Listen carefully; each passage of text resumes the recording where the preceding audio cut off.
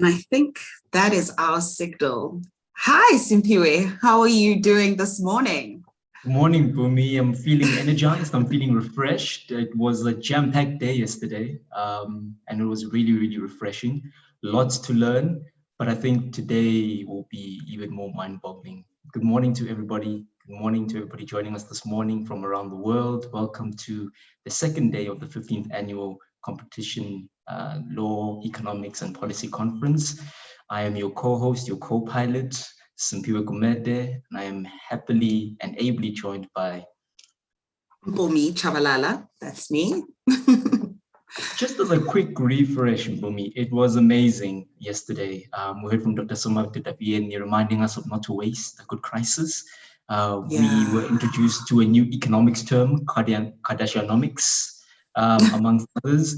And we learned how important it is to let the rubber hit the road from Yasmin, amongst other people. And there were many other academic papers. But I think today is going to be just as jam-packed, if not even more, given our lineup today. And I'll hand over to you to really introduce our program for today. What we can expect. You know, I have such a uniquely distinguished position to introduce not only who was once the judge president of the CAC, but also my former lecturer. I don't know if he remembers that I was in his classroom. So I am, so excited to have the tables somewhat turned in that he's the one on the spot today. And I'm absolutely looking forward to hearing from the minister. I humbly proclaim, or actually excitedly proclaim to most of my colleagues that Minister Patel is my minister. Okay, that he's one of our favorites, and we're absolutely thrilled that he's still with us and that he's still, captaining the ship as ably as he has been doing. We also have later on today a tribute to an amazing academic, and I think academic is to reduce her far too much, but we are looking forward to paying tributes to Miss Eleanor Fox, who, I mean, the fact that I get to be part of the program where we get to do this, at least has me very excited, and I can't wait to speak more about that. But for this morning session, we will be enjoying the keynotes from our two distinguished panelists. And to introduce them both formally and properly, I would move on to the Commissioner, Mr. Thembi Nkosi-Bonagele. We welcome you to take us forth into this next session.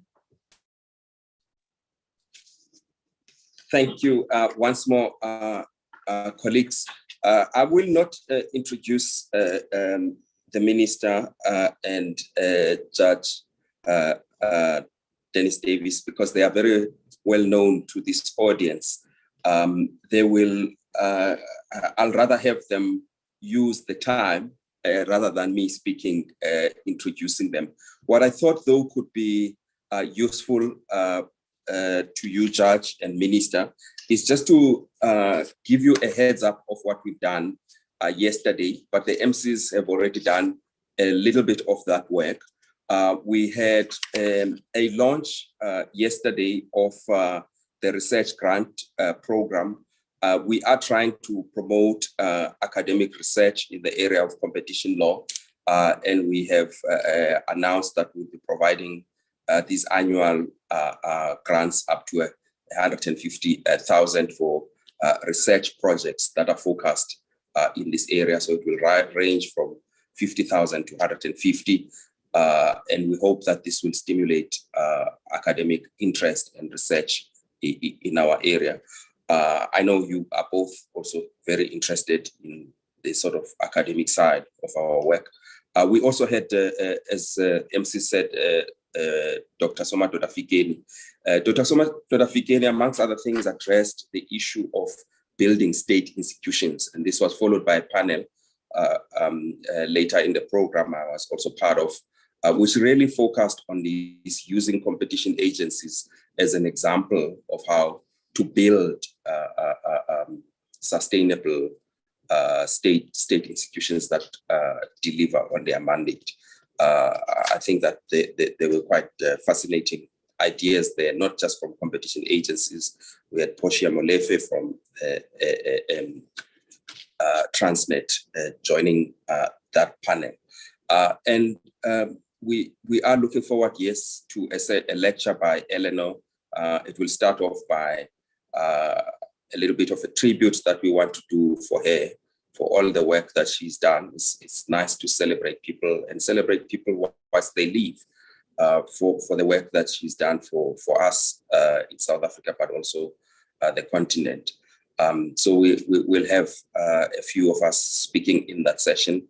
I know your time is very constrained, but it would be lovely if you could, if you were able to join that session. But if you can't, I completely understand. So that's how things are looking for today, and we're looking forward to both your talk. I didn't mention that we did review the work of the competition agencies, which Commission, Tribunal, and the courts in their response to COVID-19. And I think the major thing here was how we were able to adapt, all of us, to the circumstances and really be responsive. And at least I do want to thank the department and the ministry with all the work that they also did, because we had to change rules, we had to do all sorts of things and communicate the message. So I think we used the time to also reflect on that. You were not there, Minister, but the bulk of this work was done by yourself. So thanks for that.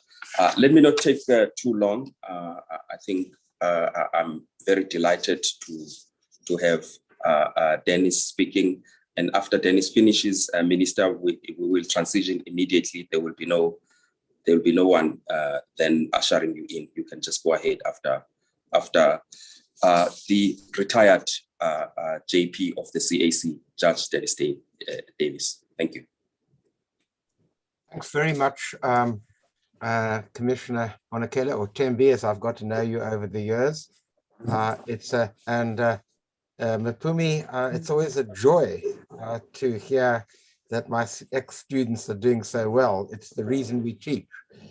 I also want to perhaps say the following, that I'm in the dangerous position of standing between the audience and the minister, who has many more important things to say than I have. And of course, it's also a joy to share the platform with Minister Patel. I should tell you, Mpumi, I also regard him as my minister.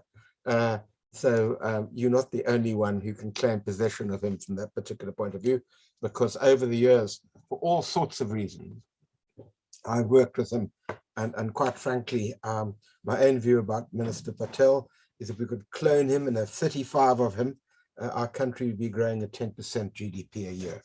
Now, I was initially asked to deal with the question of the digital economy and whether our competition law has adequate tools to deal with digital markets.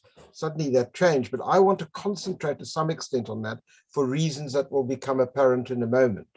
I need to some extent to be careful in this regard, because the person who now, as it were, unfortunate tragic death of Judge Jerome Nguni as the acting judge president, Justice Victor has taken over until we can find a new JP, and she's asked me to help out in the court, and I perfectly understand that. So I don't quite know what case I might land up still having to hear. In case it's a digital one, I must be cautious. But nonetheless, why would I want to choose to continue to deal with the digital market? I'll tell you why. Because it seems to me that one of the great challenges that we have faced in competition law over the lengthy period of our act now, over 20 odd years, is firstly, and I've said this many times before, a conservative legal culture, which to a large degree kind of focuses almost myopically on legal concepts without broadening the prism to think of and conceive of law in a broader social context. And what that has meant in relation to competition litigation is that lawyers who traditionally therefore have sort of, as it were, applied precedent in this positivistic way, have been ill-equipped to understand the fundamental and foundational problem of competition law. That is the way in which economic theory, as it infuses itself into the legal concepts, and that therefore competition law itself is an amalgam of both law and economics. And similarly, I want to argue that in relation to the economics profession in South Africa, and maybe this is equally controversial, but let me say it, I've said this many times before, I think with some glorious exceptions, and there are exceptions, I, over the years, have found that we haven't actually been helped to the extent we should be, because the economics profession in South Africa has not been able to lift its gaze and, as it were, transcend a very narrow neoclassical model of economics, which has therefore been unhelpful given the majestic ambitions of the Competition Act as encapsulated in the preamble in Section 2 and certain of the amendments which were now passed a couple of years ago. And therefore, it does appear to me that looking at the digital actually gives us a segue in order to analyze these particular problems. Let me explain what I mean. The past decade, and I'm not talking only about South Africa, of course, has been characterized by how large tech companies have exacerbated social tensions in their societies, widened income gaps, established monopolies that can and have overpowered national governments, and have imposed their will on markets in general and consumers in particular. Now, to understand the implications of the technological revolution, the fourth industrial revolution, if you wish, to understand, as it were, where we are today within the context of regulation, I, for one, have drawn heavily on the work of Carlota Perez, and I would recommend strongly to anybody, both the economics profession in this country, as well as competition lawyers, that they get a copy of Technological Revolutions in Financial Capital, The Dynamics of Bubbles and Golden Ages, published by Professor Perez. I myself was introduced to her work thanks to collaborative work that I'm doing with Professors Rafi Kaplinski and Mike Morris on global value chains and the implications for economics in general and competition law in particular. And I'm eternally grateful to them that a couple of years ago, they drew my attention to this work, which I've continued to read with a great deal of interest. Now, why do I mention her? Because she contends that there have been, if we want to analyze where we are now, over the last 300 years, give or take, there have been 5 technological revolutions, major ones. The Industrial Revolution between 1771 and 1829, the age of steam and railways between 1829 and 1873, the age of steel, electricity, and heavy engineering between 1875 to 1918, the age of oil and water and mobile and mass production from 1908 to 1974, and certainly from the late 1970s, the age of information and telecommunications as the microchip and other parts which are central to the latest technological revolution began to take place. Now, her argument, and I'm really summarizing this because I don't have time, all of these technologies have fundamentally altered society. Industrial revolution popularized factory production. Railways created national markets. Electricity created the power to build steel, buildings, oil and cars created mass markets and assembly lines. And the microprocessor and the internet have created the tech companies, which of course is the subject of our discussion and which is where we presently are. And the central take-home point is that each of these revolutions required both legal and policy interventions which were different from that under the previous revolution. She has contended that today the challenge is to bring about a sustainable global golden age. It must be sustainable because the environmental threats of global warming and resources and pollution hold risks. and they do not allow for a continuation and the extension of current wasteful and energy-intensive production and consumption patterns. She argues that it must be global because the information revolution has created the conditions for the globalization of the economy, but then notes that this does not eliminate, and this is crucial, the need for national and regional policy. But the point that she makes is that instead of the intelligent Keynesian way of intervening during mass production, that particular fourth revolutionary part that I mentioned, in a national context, to another similarly intelligent way of doing so, in a world of globalized, flexible, information-intensive production, most politicians the world over have decided that the state should get out of the way and let markets decide exclusively. She continues, fortunately for them and unfortunately for society, there was a new technological revolution to propagate and allow markets to be hugely successful in the 1990s and 2000s, until the two bubbles that resulted from the installation of the internet and the invention of new financial instruments collapsed. In spite of high costs of rescuing the banks and the rising inequality across societies revealed by these recessions, the shrinking of the state continued, led by the vain hope that markets will find the way of bringing a miraculous revival if left to themselves. Similarly, if she argues that our regulatory framework is totally inept to deal with the fifth revolution, if I could put it that way, which began almost 50 years ago, economics is not spared from her withering criticism. If we want to use models we have learned to understand structural change, we've got to rethink economics. Instead of pretending that economics can be a hard science, it needs to develop qualitative thinking and engage in appreciative theorizing to enrich its quantitative methods and bring them closer to the changing social reality brought about by this fifth revolution. It's interesting to note, she says, that practically all the macroeconomic tools and tools that have been used today, from GDP to the natural rate of growth, were developed between the 1930s and 1940s in the context of mass production, the war effort, and the development of the national welfare state. Now, I've gone through this very quickly, but the point I'm making is you cannot understand, it seems to me, the challenges which we face, regulatory challenges, economic challenges, without understanding this kind of broader prism which she invites us to engage in. And I do think, and I say this advisedly, that I think what COVID-19 and all of the challenges which have been posed to national states and global governance as a result of COVID-19 show us is we are at an inflection point. Are we going to embrace, in a sense, a new form of regulatory response to this era, which began a long time ago, but in which we persist in examining through the tools, legal and economic, which were born of the previous era? And that really is the point. And so when you look at the digital markets and you look at the digital economy, it's pretty obvious, is it not, that if you follow Perez, that's where the challenges are going to lie.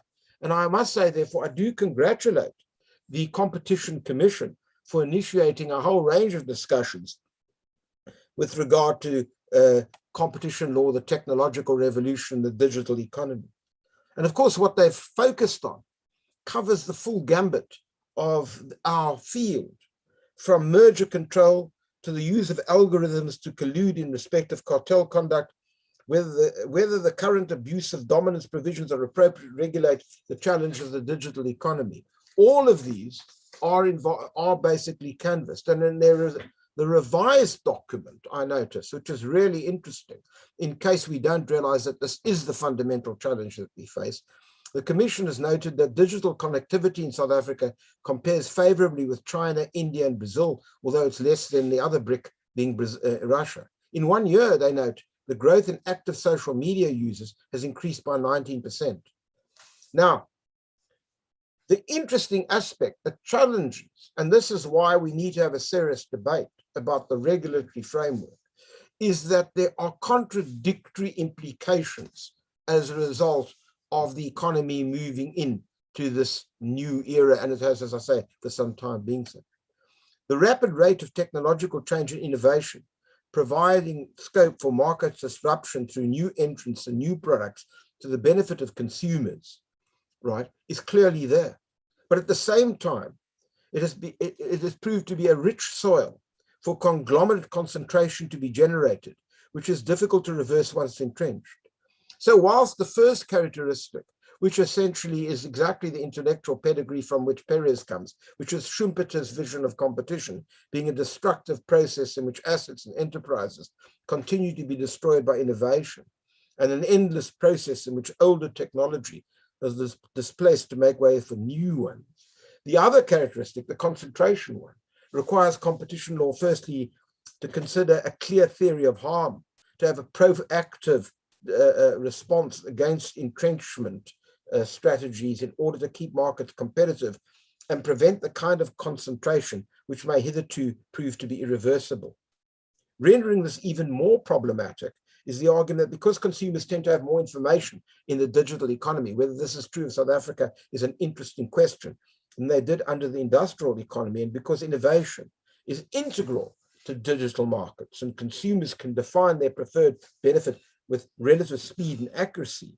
Again, seemingly paradoxically, we've then got to have an exercise a measure of caution about what forms of regulation should be initiated by the regulatory authorities. Now, if you take a couple of areas, I can't deal with them all, take mergers. It's very interesting that in a really instructive article, Motto and Pitts have contended last year that competition authorities generally are ill-equipped to deal with the competition problems related to mergers in digital economies. They contend that merger notification thresholds are problematic for competition authorities when dealing with a digital merger. A startup which operates within the digital economy may not have a significant turnover nor sufficient assets to trigger merger notification under the traditional way. It is interesting, is it not, that certainly the Competition Commission reports that until 2019, it had investigated 87 mergers in digital market space. None had been prohibited, no conditions imposed to address competition concerns. I do notice, however, the interesting prohibition of the merger between Naspers and We Buy Cars, which later was taken over under permission. But the simple proposition is that you can see how we're going to have to rethink our merger law, not necessarily in terms of content, but in terms of the way we infuse, not in terms of concept, but by way of infusing those old concepts with new content. And then there's the further problem, a problem that certainly vexed me and is a massive challenge in a world in which we want to recover from COVID and we want to move into a new path of economic growth, which is the question of how, in fact, national competition authorities are able to regulate the competitive questions within the national economy, but where they operate in a global fashion. And that particular problem vexed us in the Forex case. It is a serious problem where we found that the Competition Commission may well have jurisdiction where there's a competitive effect in South Africa on the South African economy. Of course, the implementation, the legal principles set out in the judgment still await vindication. But the point that I'm making, and it really is an important point for competition law as we move forward, is how do we actually see national regulation within this context?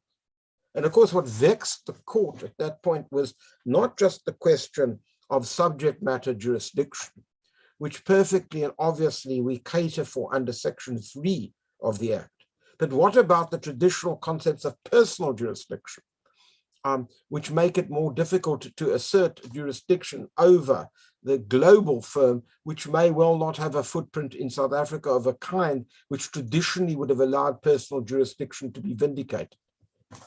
And so that's a massive challenge which we have to deal with, and which is going to face competition law in South Africa, not just in South Africa going forward. In other words, whatever that, I mean, that for me, that Forex judgment, far more than Babalegi or some of the other cases or Walmart, for me, when I look back on our time there, that is probably the single most important case because of the challenges that it had to confront with regard to the broader context in which competition law and a national economy must be located. I also want to say something, and I suppose I can't, before moving on to the digital space, I can't help but say that the latest judgment of the Constitutional Court in the Mediclinic case is decidedly unhelpful. In fact, more than just unhelpful. Whilst I perfectly endorse the idea, which is contained in the majority judgment, that Section 27, that is the question of the right to healthcare, constitutionally entrenched, together with the preamble on Section 2, need to be vindicated, need to be actually drilled down and implemented. That is not, as the late Chief Justice Ismail Mohammed would have said, a war cry. Those concepts have to be vindicated by virtue of a meticulous application of the facts. And the problem that the Mediclinic case poses, and it will be a problem which will haunt us, particularly when we've got these complex mergers, is the idea that, oh, well, once the tribunal's decided one way or another, that's basically it. Not only is it the shocking ignorance of the concepts of mistake of law and mistake of fact, and the idea that substantially preventing and lessening of competition does not in fact be at the borderline of mistakes of law and mistakes of fact. But the idea that simply because some people, I notice, can celebrate the result, which is fine for me, I don't mind that. The question is, what are the longer term implications? And those who in fact celebrated that judgment should think very carefully about institutional integrity and the longer term challenges which we're going to have in relation to mergers before proceeding along those lines. I am intending on writing a lengthy article about this, but that's another matter. In relation to the question of abuse of dominance, there of course is the age-old question which the digital economy particularly poses for us, and that is the whole debate about foreclosure. And particularly interesting to me is how far we are going to expand the concept of a central facility doctrine to deal with the modern challenges. In fact, this whole case of abuse of dominance in relation to the digital economy recalls a long-running saga involving Microsoft, which of course was the whole series of cases of Microsoft, which of course were particularly interesting to me because they posed the question as to whether Schumpeter, or as it were, competition regulation, was proved to be correct. And indeed, the Microsoft saga is well worth revisiting within this particular context. And a further question which must arise is whether the South African authorities, like any developing country, would be capable of mounting a similar case, for example, to the Google search shopping case, which vexed the European competition authorities. Eventually, it was held that Google's conduct was an abuse of dominance because it diverted custom away from competing services to Google's own comparison shopping service and was likely to result in anti-competitive effects in the market for comparison services in general search services. It raises the question as to whether a competition authority in a developing country can mount such a case, and again triggers the jurisdictional question to which I've made reference earlier, vide the Forex case. A fundamental theme which I've sought to develop is not that the concept of competition law cannot be reconfigured to deal with a new form of economy. Following Perez, each of the earlier revolutions required changes in the content of law as opposed to the contents. The contents were infused by a new content which was appropriate. The tragedy is that both in terms of economics and in terms of law, we stuck in that fourth period and therefore have not really embraced that which Perez had referred us to in relation to the fifth period. And so there really is a significant and massive problem, it seems to me, and challenge in rethinking the regulatory framework as we move into a global economy. We move into the challenges of the global economy and the challenges which are posed by the digital economy. I haven't been, of course, able, because given the time constraints, to go into the details. Safe to say that I do pay tribute to the Commission to this extent, contrary to my criticism of its celebration of a poor judgment. I do pay tribute to it for the very good work that it's been doing so far in relation to digital. So So what I'm going to say is, in relation to this, is that in my view, that why I've chosen the digital space is because it seems to me that that basically foursquare asks us to do two things. Asks us to think through whether the concepts which competition law has are appropriate, and whether we can fill that particular set of concepts with new content. Take, for example, the question of cartels. Given the level of algorithms which now dominate our world, and given the fact that we now know that insofar as algorithms are concerned, we get to the position whereby AI can almost automatically create profit maximizing algorithms that through machine learning can achieve tacit collusion, even where the program itself did not initiate that and initially foresee that possibility. That's a really difficult challenge. And whether South Africa has the capacity or the staff and a regulatory authority with sufficient data scientists with a skill to analyze these activities is a question. I should tell you that given the fact that I've been consulting at SARS, one of the issues that has really vexed my attention is the dearth of data scientists who can assist us in fashioning these patterns. And that will certainly be true in relation to the increasing cartel activity fueled by AI. Ultimately, therefore, since I've been asked to wrap up, let me say the following. There is a problem that history does not seem to provide us with an optimistic outlook to, as it were, curb the large technological companies which have dominated the digital market recently the world over. Professor Fox and Baker, and let me just put in parenthesis that I'm so delighted that Eleanor Fox is going to receive plaudits from us, because for my penny's worth, she has been absolutely wonderful in being able to assist us to carve out the competition law that we have at present, both in terms of the drafting of the act, in terms of training of the tribunal, in terms of the training that she's done for judges at the Competition Appeal Court. Really, any credit that she gets is just very insignificant compared to the extraordinary contribution that she's made. But in a recent article, she and Baker say the following: US antitrust law does not lean towards breakup for single firm monopolization. Breakup is rare. It would have been a standard remedy only when monopoly has been created by acquisition or consolidation of numerous rivals, something that no longer occurs on the scale of Standard Oil as a result of the modern anti-merger enforcement. Breakup, they write, has been effectively implemented only after extensive difficult efforts by government enforcement and judges. And they're talking, therefore, about breakups in order to curb this overwhelming influence that large tech companies have the world over. And therefore, in summary, this is the challenge that we must face in South Africa. As we recover from COVID, we have to rethink our economics generally, and we should be doing so through the prism of history, as I've indicated. There's no doubt that when we turn to competition law, the imperative of opening up markets to previously disadvantaged communities, and let me be blunt, sadly, and I say this with a great deal of sadness, that the previously disadvantaged communities are still the presently disadvantaged communities. There's the challenge. How are we going to open up markets to them? How are we going to empower small and medium-sized enterprises?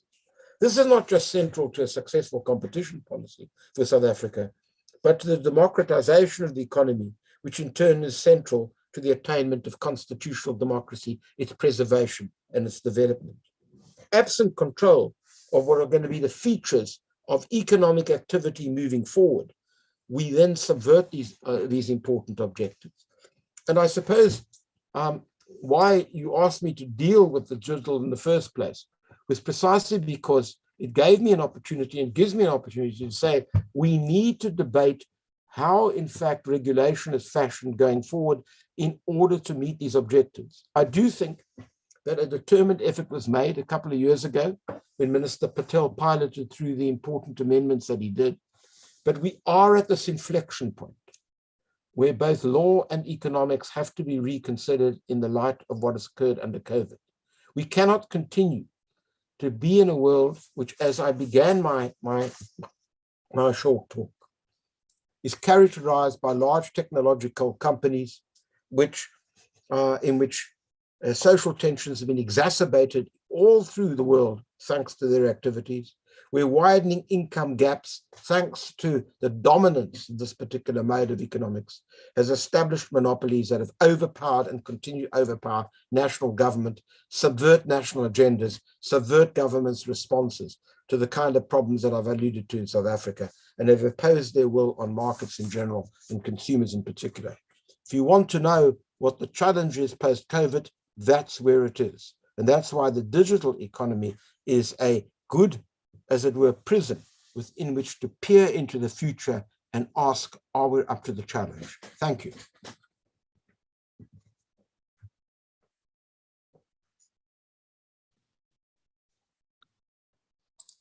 Well, thank you very much. Let me start by greeting our co-hosts, Mpumi Shabalala and Simphiwe Gumede.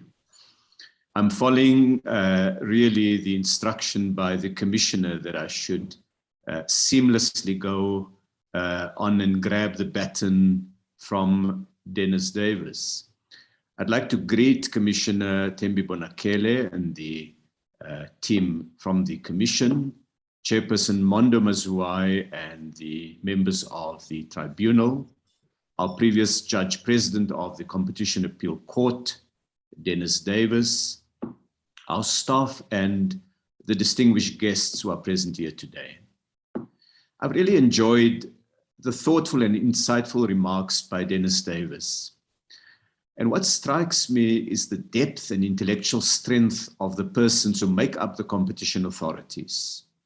From the team that Thembi Bonakele leads, the tribunal headed by Mondo Mazwai, and the Competition Appeal Court during the past decade. Thank you for the opportunity to make a few remarks at the conference. And I want to start by recognizing that societies across the world are grappling with a dynamic challenge of aligning growth and sustainability, growth and fairness, and in the context of digitization, growth and jobs. We and they are doing so in a special context. This period that exposed the vulnerability and costs to societies of pandemics in the age of globalization, but also showing the enormous power of science and technology to address human challenges like the pandemic. The deeper questions of fairness in economic opportunity and outcomes have surfaced more sharply in recent years, based on a growing trend globally of increased economic concentration and, in many cases, rising income and asset inequalities. Climate change is redefining our priorities and reminding us of the accumulated and future cost of carbon-based growth that has powered economies for more than a century and a half. So what we built so much of the wealth and prosperity of firms and communities and nations is now under the spotlight. There is a new focus, a focus in competition policy globally on these areas, and this has been complemented by a big rethink on industrial policy and increasingly on trade policy. Old orthodoxies are being questioned and some new thoughts are emerging. In trade policy, the economist Danny Roderick has characterized the shift from efficiency and growth as the sole focus to economic resilience, caused among others by the disruptions of supply chains and the shortages of basic goods within national economies, so starkly underlined during the pandemic, and in fact continuing right now. Many of the audience members may not know, but that South African companies themselves have been disrupted by significant shortages and gaps in global supply chains, as if you like the aftershocks of the pandemic. I have seen to a new interest in industrial policy among decision makers in many parts of the world, as countries see that resilient economies are ones able to produce critical goods in times of disruptions, and that special measures are needed to unlock the opportunities in the green economy and address the real and pressing challenge of climate change. There is now an increased focus on supply chain reviews to address the concentration risk. Yes, you can get enormous efficiencies from making one part of the world your factory base. But when disruptions take place, as they did over the last 18 months, the cost to societies and communities are stark. So policymakers are taking these issues. We're talking trade, industrial, and competition policy. What needs to change? What needs to be retained? It's part of a wider rethink of economics. In the South African context, in May this year, we published a statement setting out more explicitly what our competition policy is about. And we called it Competition Policy for Jobs and Industrial Development. It was done in part in response to a request for greater clarity by practitioners. I recall a few years ago being asked by members of the legal profession to set out the approach of the ministry on public interest matters. On a further occasion, I constituted an advisory panel to provide the ministry with some practitioner feedback on the work of the competition authorities. The panel members in that particular discussion made a similar point. Clarity to the market would be very helpful because we recognize that our competition policy is undergoing quite significant change. Rob Lee was one of the members of that advisory panel, and his death marked the loss of an exceptional lawyer. The untimely death of Judge Nguni has also been a blow to the Competition Appeal Court. I would like to extend my sincere condolences to families and friends who lost loved ones during the past year.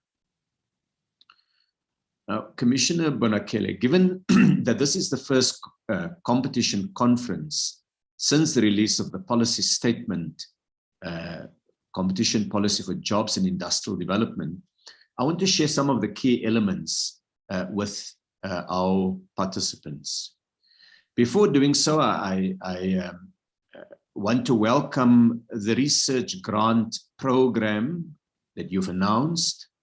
We need more rigorous research to underpin and support the work of the competition authorities and to assist us all to rethink how the practice of competition can live up to the realities and challenges that South Africa and indeed the African continent faces. Policy is not some abstract that you pluck from the academic shelves and apply irrespective of context. Consider the following. Africa accounts for 17% of the world's population, but less than 3% of global GDP, and tellingly, less than 1% of global steel and auto output. Yesterday, African trade ministers met with members of the US administration, and this afternoon we'll be engaging with members of the US Congress. And the message from African trade minister after minister is that the fundamental challenge, economic challenge that Africa faces is that of industrialization. Our competition policy statement makes the point that South Africa's competition regime blends traditional competition concerns with developmental outcomes appropriate to our national context. The practice of competition has to meet what Dennis Davis has so memorably just a few moments ago described as the magisterial ambition of the Competition Act. Our policy aims to address high levels of economic concentration and to provide effective competition that supports industrialization, that builds dynamic firms, that protects and creates jobs, and promotes economic inclusion and transformation. So for societies where these challenges have to a significant extent been met, the focus of their competition policy may be somewhat different. One of the visible features of the South African economy is that it remains characterized by a racially skewed spread of ownership and high levels of economic exclusion. The costs to societies are well understood. Concentrated markets tend to inhibit new entrants, to limit investment and employment, and to stifle innovation. Dominant firms are able to charge higher prices and exclude rival firms, disadvantaging, of course, consumers who pay more for inferior quality products, and reduce the competitiveness of the economy more generally. Standard textbook stuff. This results in increased imports, depriving the local economy from expanding industrial output and jobs. So in that context, our competition policy provides a range of tools to increase competitive dynamism, including through the regulation of mergers and acquisitions, new provisions to tackle high concentration, measures to investigate abusive behavior by dominant firms, provisions to assist with opening markets, particularly to small and medium-sized businesses, and to assist in a more inclusive and transformed economy, and specific measures to advance the public interest. Now, I want to recognize that competition policy, of course, cannot carry the full weight of all of our economic challenge, and has to complement other tools, industrial policy, trade policy. Finding the right balance of what one policy measure can achieve is important. And that's going to be an ongoing, it's an iterative process of seeing what impact policy has, making the necessary tweaks, getting the balance constantly reviewed, and getting that balance right. The policy statement looks at new areas for competition. So let me start, because Dennis ended with digital markets. So I want to focus briefly on digital markets, cross-border coordination, and a new area, national security considerations. Policymakers across the world have increasingly focused on the growth in digital markets and the challenges that these create. They include market dominance by platforms characterized by the network effects and winner-take-all markets, which of course are particularly underlined when we talk of global markets. And of course, the intersection between competition law and privacy. Many countries, notably in the European Union, have proposed laws to enhance competition for the so-called gatekeeper firms. China has ordered the separation of tech platforms and payment services. Australia is spearheading policy to force revenue sharing between platforms and traditional media houses. So in different jurisdictions, everybody is confronting similar problems and thinking through the appropriate responses. South African policymakers are seized with this, and government has prioritized digital markets as part of the post-COVID recovery plan, with the aim of understanding the impact that these have on SMMEs. These markets will be watched closely from a regulatory point of view to avoid late interventions where markets would have already reached a tipping point. This, of course, will require us to use all areas of competition policy, including mergers, abuse of dominance, market inquiries, vertical restraints, and cartels. Global economic integration requires competition authorities to coordinate more effectively on mergers and acquisitions that impact multiple jurisdictions. There have been examples in Southern Africa of close coordination between different national authorities on mergers that impact on more than one country. One clear example of that was the Walmart acquisition of Massmart a number of years ago. In the context of the African Continental Free Trade Area, consideration is being given to a competition protocol to complement the new trade integration measures that have been agreed by a number of African Union member states. Policymakers will focus on the appropriate content of such protocol and the opportunity for deeper levels of information sharing and regulatory approval coordination. National security is a growing concern of every government, and societies expect that executives take steps to protect the sovereignty and national security of countries.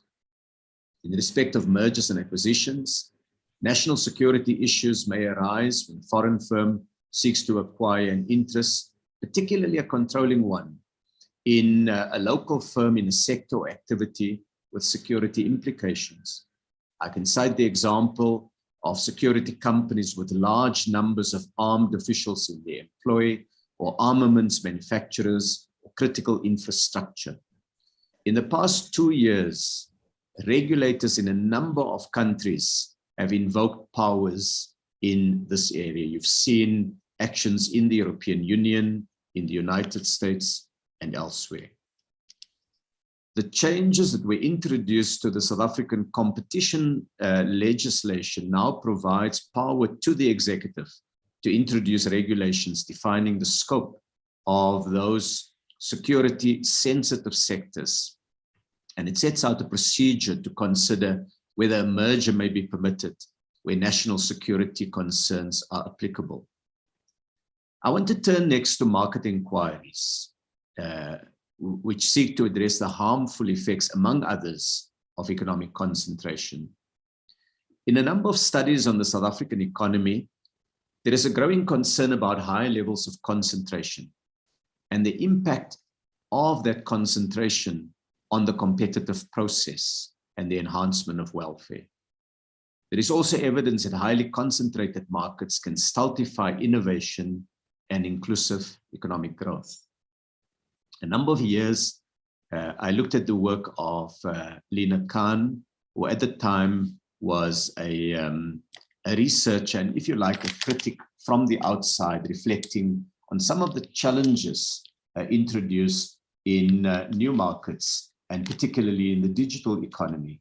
Today, of course, she's the chair of the Federal Trade Commission, responsible in the US administration for precisely the work akin to the work of our competition authorities, and bringing some fresh insights and new approaches to looking at the experience in the United States. By concentration, I refer to what all of the competition practitioners would be familiar with, namely the extent to which a small number of firms account for the overwhelming share in a given market. I mentioned earlier that the South African economy is characterized by unusually high levels of concentration. This is due in part to pre-democracy policies, to strategic barriers to entry created by incumbents, including, by the way, companies that were previously state-owned, but subsequently privatized, but gained huge market share by virtue of state largesse. Also, one of the challenges has been low rates of business formation, the small size of the domestic market, and the cumulative effect of mergers and acquisitions. Concentration at the levels observed in South Africa is not adequately explained by improvements in efficiency, nor is it in many cases driven by innovation. Let's call it the standard explanations that are put forward. The Competition Commission is finalizing a study on economic concentration that will provide a factual basis and a baseline to measure the extent of concentration and enable society to measure how well the new legislative and other measures will address this reality in the years ahead. Recent amendments to competition legislation provided for the remit of market inquiries to include issues of industry structure, including the level and trends of concentration and ownership in a sector. So to that extent, structure matters, not just conduct, but structure too.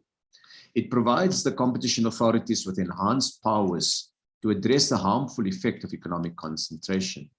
And that is critical. It's not concentration per se, but the effects thereof. The development of more dynamic firms must be supported by active measures to open the economy through market inquiries, which examine the dynamics in the sector and make recommendations to enhance competition, industrialization, and transformation. We've had a number of recent examples, the data market inquiry's impact on lowering data costs and providing zero-rated access to educational and government services at a critical time when the pandemic forced learners and citizens online. The grocery market retail inquiry that resulted in agreements with some large retailers, which we hope will end the practice of exclusive leases and enable small grocers, butchers, and others to access retail space in malls. It is recognized, I think, not only globally, but also in South Africa, that concentration in some instances may be unavoidable given a combination of scale economics in production and the size of the domestic market. However, even in those instances where it's necessary, the regulatory regime should ensure that that concentrated market power does not result in either the exploitation of consumers, or your welfare issue, but also the exclusion of rivals. And particular attention should be paid to ensure that Black South Africans are not excluded. I want to share the approach in the policy statement on cartels and abuse of dominant investigations. And that's really about addressing anti-competitive behavior by large firms. Cartels and highly concentrated markets can limit market access for new players and impede the opportunity for previously excluded South Africans to enter the formal economy. We don't start with a blank sheet ever. We start with what is on that sheet. And cartels, as a particularly harmful form of coordination, further curtails innovation and investment. Abusive behavior by dominant companies is called out in our law, and it's strongly challenged by the competition authorities. We have a successful record of tackling cartel behavior in some sectors, such as construction, primary steel, and bread. Excessive pricing by dominant firms has resulted in significant administrative penalties, such as the fine imposed in the steel sector.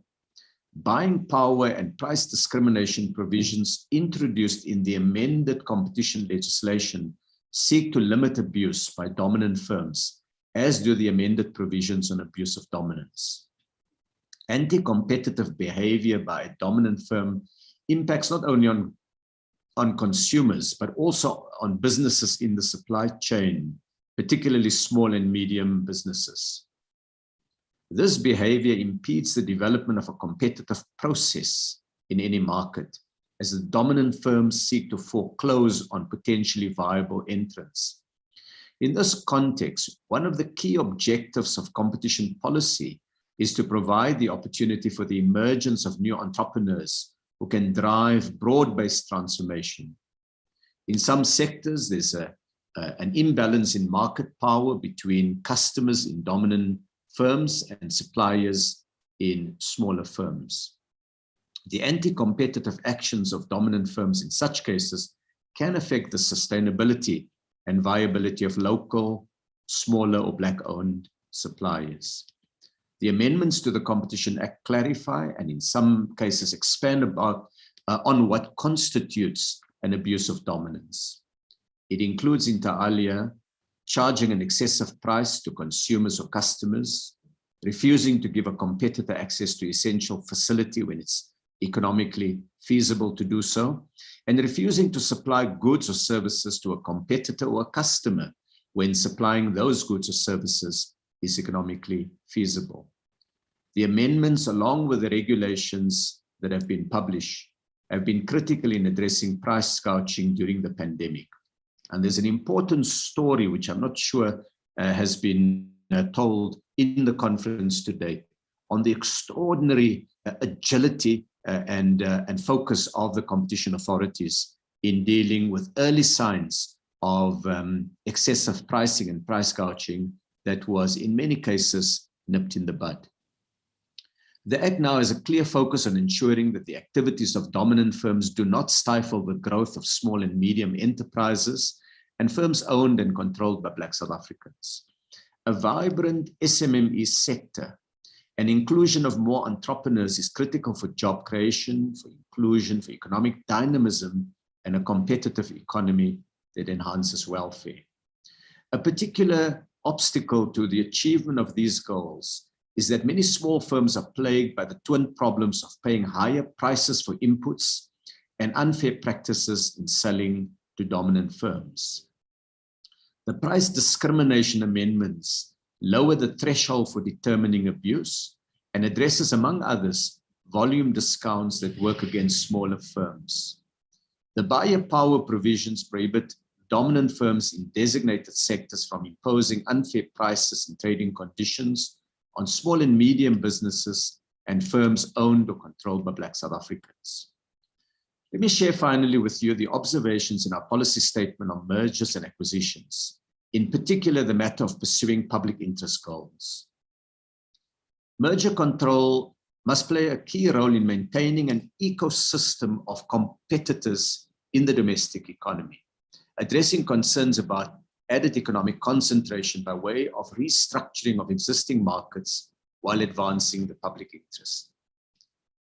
Of course, the Competition Commission, the authorities more generally, evaluate mergers not only on competition impact, but also on the impact of the proposed merger on the public interest. And this is a particularly important innovation in our legislation, underpinned by the jurisprudence that has emerged here.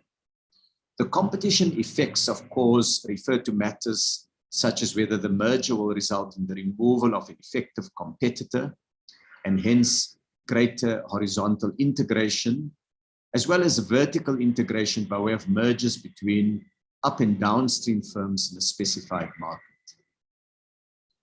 The public interest is defined in the Competition Act and includes 5 key effects which the authorities must consider when assessing a merger. You will know that they include considering the effect that a merger will have on a particular industrial sector or region, on employment, on the ability of SMMEs or firms controlled or owned by historically disadvantaged persons to enter into or participate in or expand within a market. But it also looks at the ability of national industries to compete in international markets, and crucially, the promotion of a greater spread of ownership, in particular to increase the levels of ownership by historically disadvantaged persons and workers in firms in the market. A number of proposed mergers have been prohibited on competition grounds, and where mergers are approved, numerous examples are found where conditions attached to the mergers seek to promote these public interest considerations. One of the things that we've done is to facilitate a dialogue between merger parties and the authorities and policymakers. And we've reached agreements between merger parties and governments using the provisions of the Competition Act that have produced significant developmental outcomes in a range of areas. And they provide a guide to the market of the kinds of concerns that policymakers will explore with merger parties. There are many areas. I want to highlight 5 areas. First is on employment. Policymakers will seek to avoid retrenchments that are merger specific and where feasible require merging firms to commit to maintain aggregate employment levels for a defined period. These have often ranged from 3 to 5 years. And in some cases, companies have agreed to an indefinite commitment that there would be no merger-specific job losses. They've maintained aggregate employment levels. It also provides for the necessary flexibility to effect changes to the shape of employment in a merged firm, for example, addressing duplication in key functions. In some instances, agreements have been reached with merger parties to actively expand the total employment of a firm following a merger. So not only retaining employment, but seeing mergers as an opportunity to grow, with numeric targets agreed between the state and the firm affected. This ensures that mergers are, as far as possible, capable of producing pro-employment and pro-growth outcomes. Coming back to that phrase that Dennis Davis used of the majestic ambition of the Competition Act. Policymakers have considered the expansion of education and skill development in firms and sectors, and some merger commitments have included quantified financial support for skills development in a firm, providing opportunities for interns, making bursaries available in key scarce skills areas linked to the business of a merged party. The second area would be broad-based ownership. During merger proceedings, account is now being taken of the impact of a proposed merger on broad-based ownership of a firm. If we want our economy to be inclusive, we need to take action to enable that. Policymakers will therefore seek to have a greater number of Black South Africans drawn into ownership of firms. Following the amendment to the Act in 2018, there's now a greater focus on promotion of employee or worker ownership arrangements in merged firms. One helpful innovation has been the agreement by firms to enable board representation for persons nominated by workers in a company. The competition authorities led the way through the landmark agreements with PepsiCo and Coca-Cola that secured in both companies significant worker ownership stakes and worker representation on the company boards. It was wonderful to hear the stories of Coca-Cola, for example, doing a ballot of 8,000 workers to choose the board representatives. Merger agreements and settlements have resulted in introducing or locking in shareholding arrangements for workers. Indeed, through the settlements involving Old Mutual, PepsiCo, Coca-Cola, AB InBev, Comair, Burger King, and Astron, about 50,000 workers and shareholders of companies they work in. We did a study to look at the broader worker ownership now in the economy, not only those facilitated or encouraged by the competition authorities, and our register shows more than 250,000 workers across the economy are shareholders in their own companies. This is a solid start to rethinking BEE to make it more effective, broad-based, and strengthen the nexus between empowerment and growth. Recently, the Competition Commission came under some criticism during the Burger King transaction from investment analysts and some CEOs. Aside from the irony that the Commission was criticized for applying the law by parties that proclaim the importance of rule of law, what was lost in the process is that the Commission, through its advocacy and the work it did, secured a deal that would see R500 million of new investment by the new owners, creating 1,250 new jobs, that 5% of equity would be set aside for workers at the company, and that one operation would be sold off to Black South Africans. Other commitments included supplier development and localization measures. Now, I make the point that mergers and acquisitions in themselves do not generate a growth in a country's GDP or in employment levels. In fact, as competition authorities across the world have seen, M&As can have a positive, a neutral, or even a negative impact on growth and on employment. Economic inclusion, what in short is called inclusive growth, in turn is not simply an outcome of generic growth strategies. And surely we should move away from using inclusive growth simply as a slogan. Economic inclusion is secured through a careful blend of measures that enable both commercial viability and social impact. That seems to me to be precisely what the competition authorities are doing when they evaluate mergers and acquisitions. The third area is supplier development and localization measures. Competition policy, while tackling concentration, also lays the basis for increased industrialization and the development of a more inclusive, transformed, and vibrant economy. This includes the promotion of greater localization and active support and development of small and medium-sized businesses. So let me set out the problem. South Africa has an extraordinary propensity to import goods which could otherwise be produced locally. Every year, the South African economy spends a sum equivalent to close to 25% of the national wealth created on goods imported from other countries. Peer and even developed countries have a significantly lower propensity to import.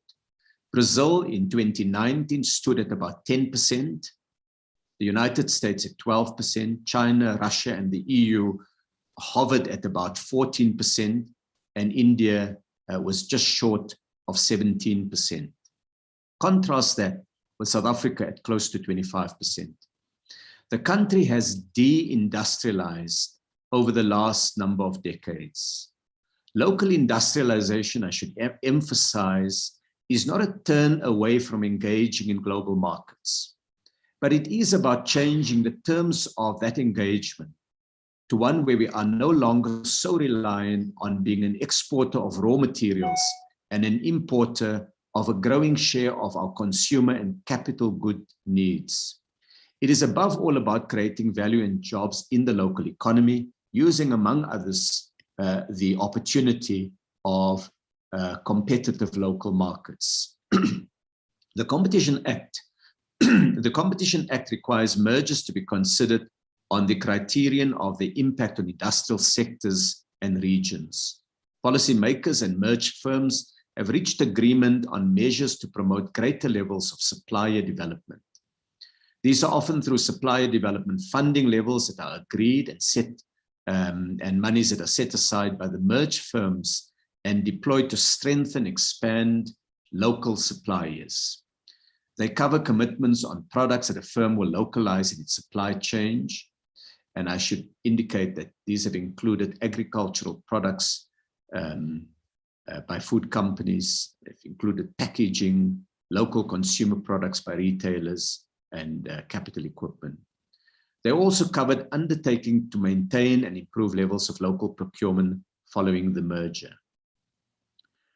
In some cases, these commitments include greater partnerships between public entities or partnerships with public entities and private firms to promote joint efforts to deepen the dynamism and the competitiveness of supply chains. The overall impact of a merger on employment and development of suppliers and related industries are often enhanced by the proximity of firm-level decision makers in the local economy.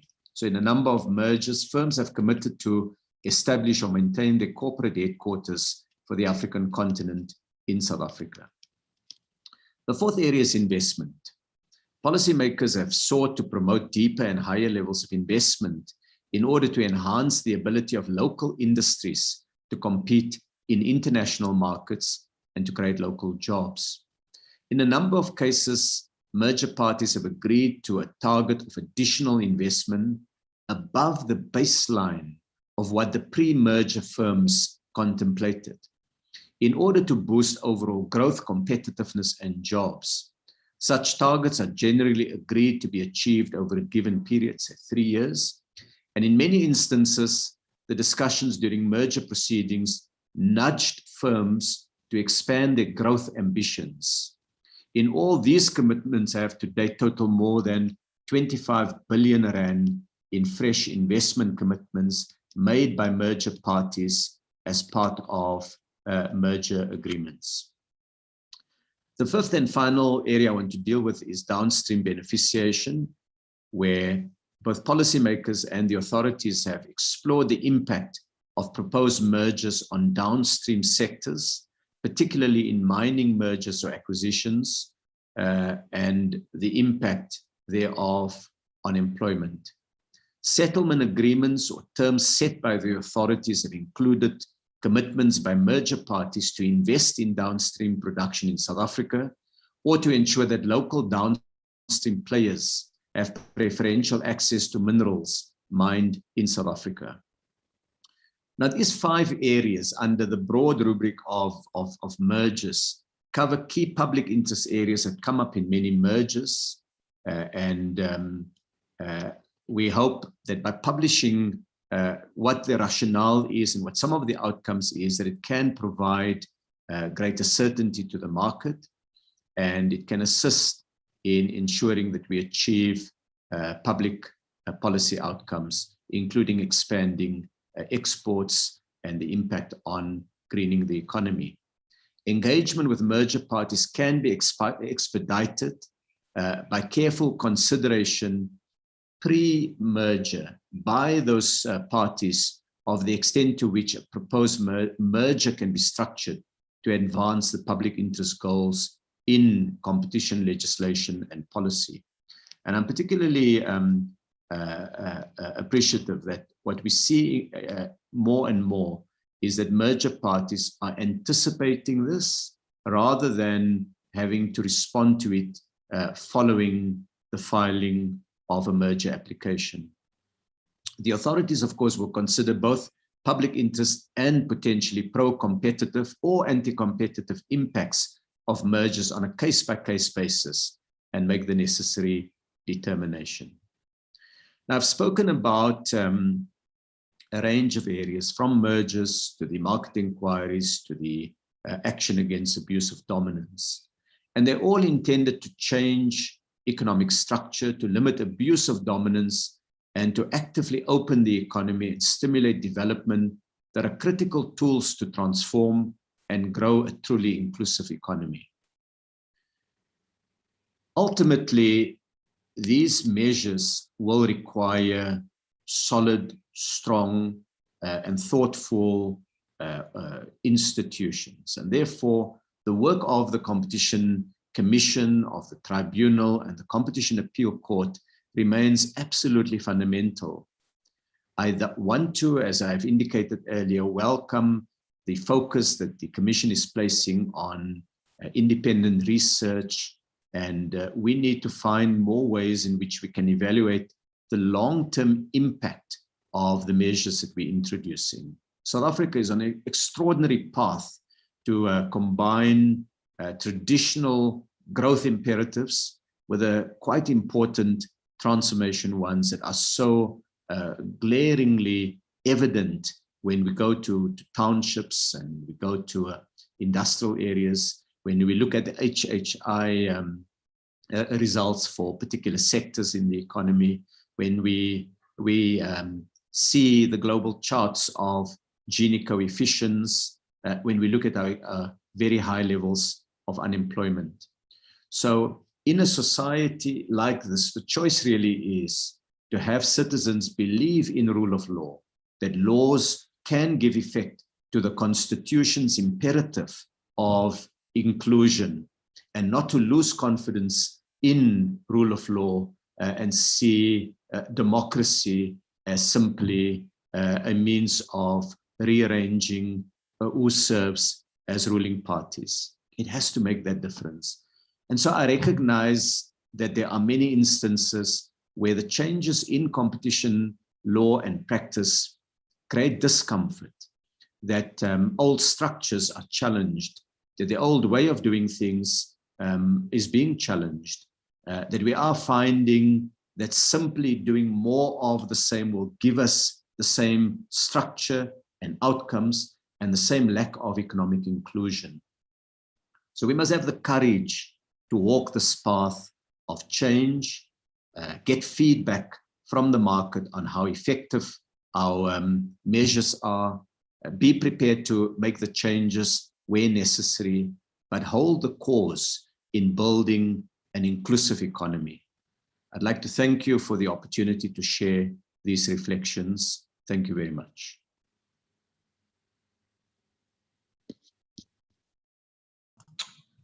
Thank you very much, Minister. We sincerely appreciate that. We appreciate your sentiments to us this morning, especially reminding us of the journey that we've walked and how far we still have to go in order to really transform our economy. We sincerely thank you for your time, and we thank you for being our minister who boldly leads from the front. At the same time, we'd also like to thank Judge Dennis Davies. I think he's now dropped off, but his sentiment and his reflections also reminded us of where we are moving to and how much more we still need to do, and how important it is for us to really take this moment to transform and to really change the economic structures of our economy. and to move those who were previously disadvantaged into a much more advantaged position today. Ladies and gentlemen, I think we'd like to take this opportunity once again to thank the Minister and to thank Judge Dennis Davies for their reflection this morning. We are running a little bit ahead of schedule, so I think we'll take this opportunity to take a tea break. Our next session is scheduled to start promptly at 11:15. So if everybody can just be back in this platform at that time so that we can begin promptly at 11:15 for our next session. Thank you very much.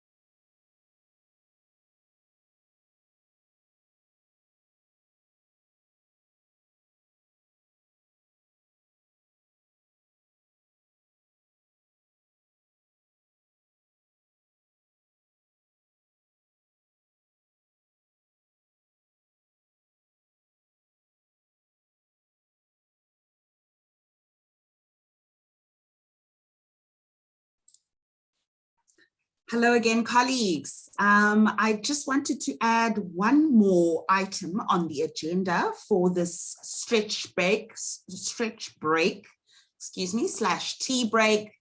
We're actually going to also be streaming the lecture by Bill Kovacic during this time, and feel free to enjoy the streaming that'll proceed from this platform. So you don't need to go anywhere or do anything. The lecture should be streamed through seamlessly in short order. So while you're on a break, meditate on some further words, I'm sure, that are going to be wise and helpful. And I hope you enjoy what is to come. Thank you.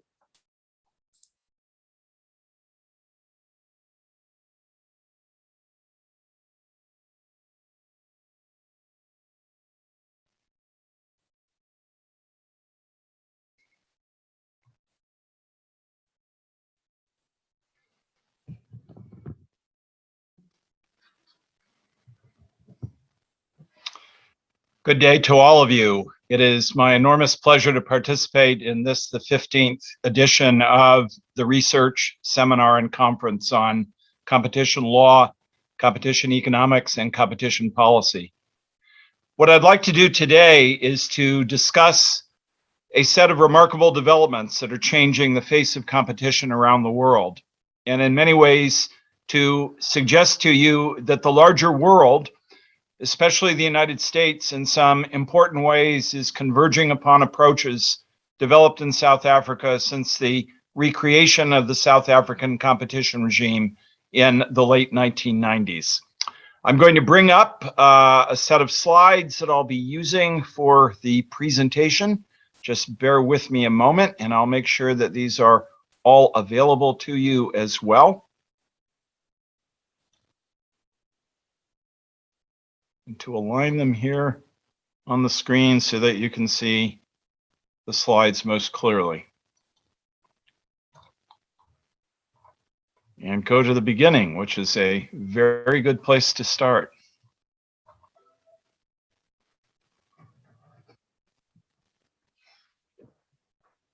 In talking about the repositioning of competition law, and in many ways its transformation, I also want to talk about what it means for competition agencies.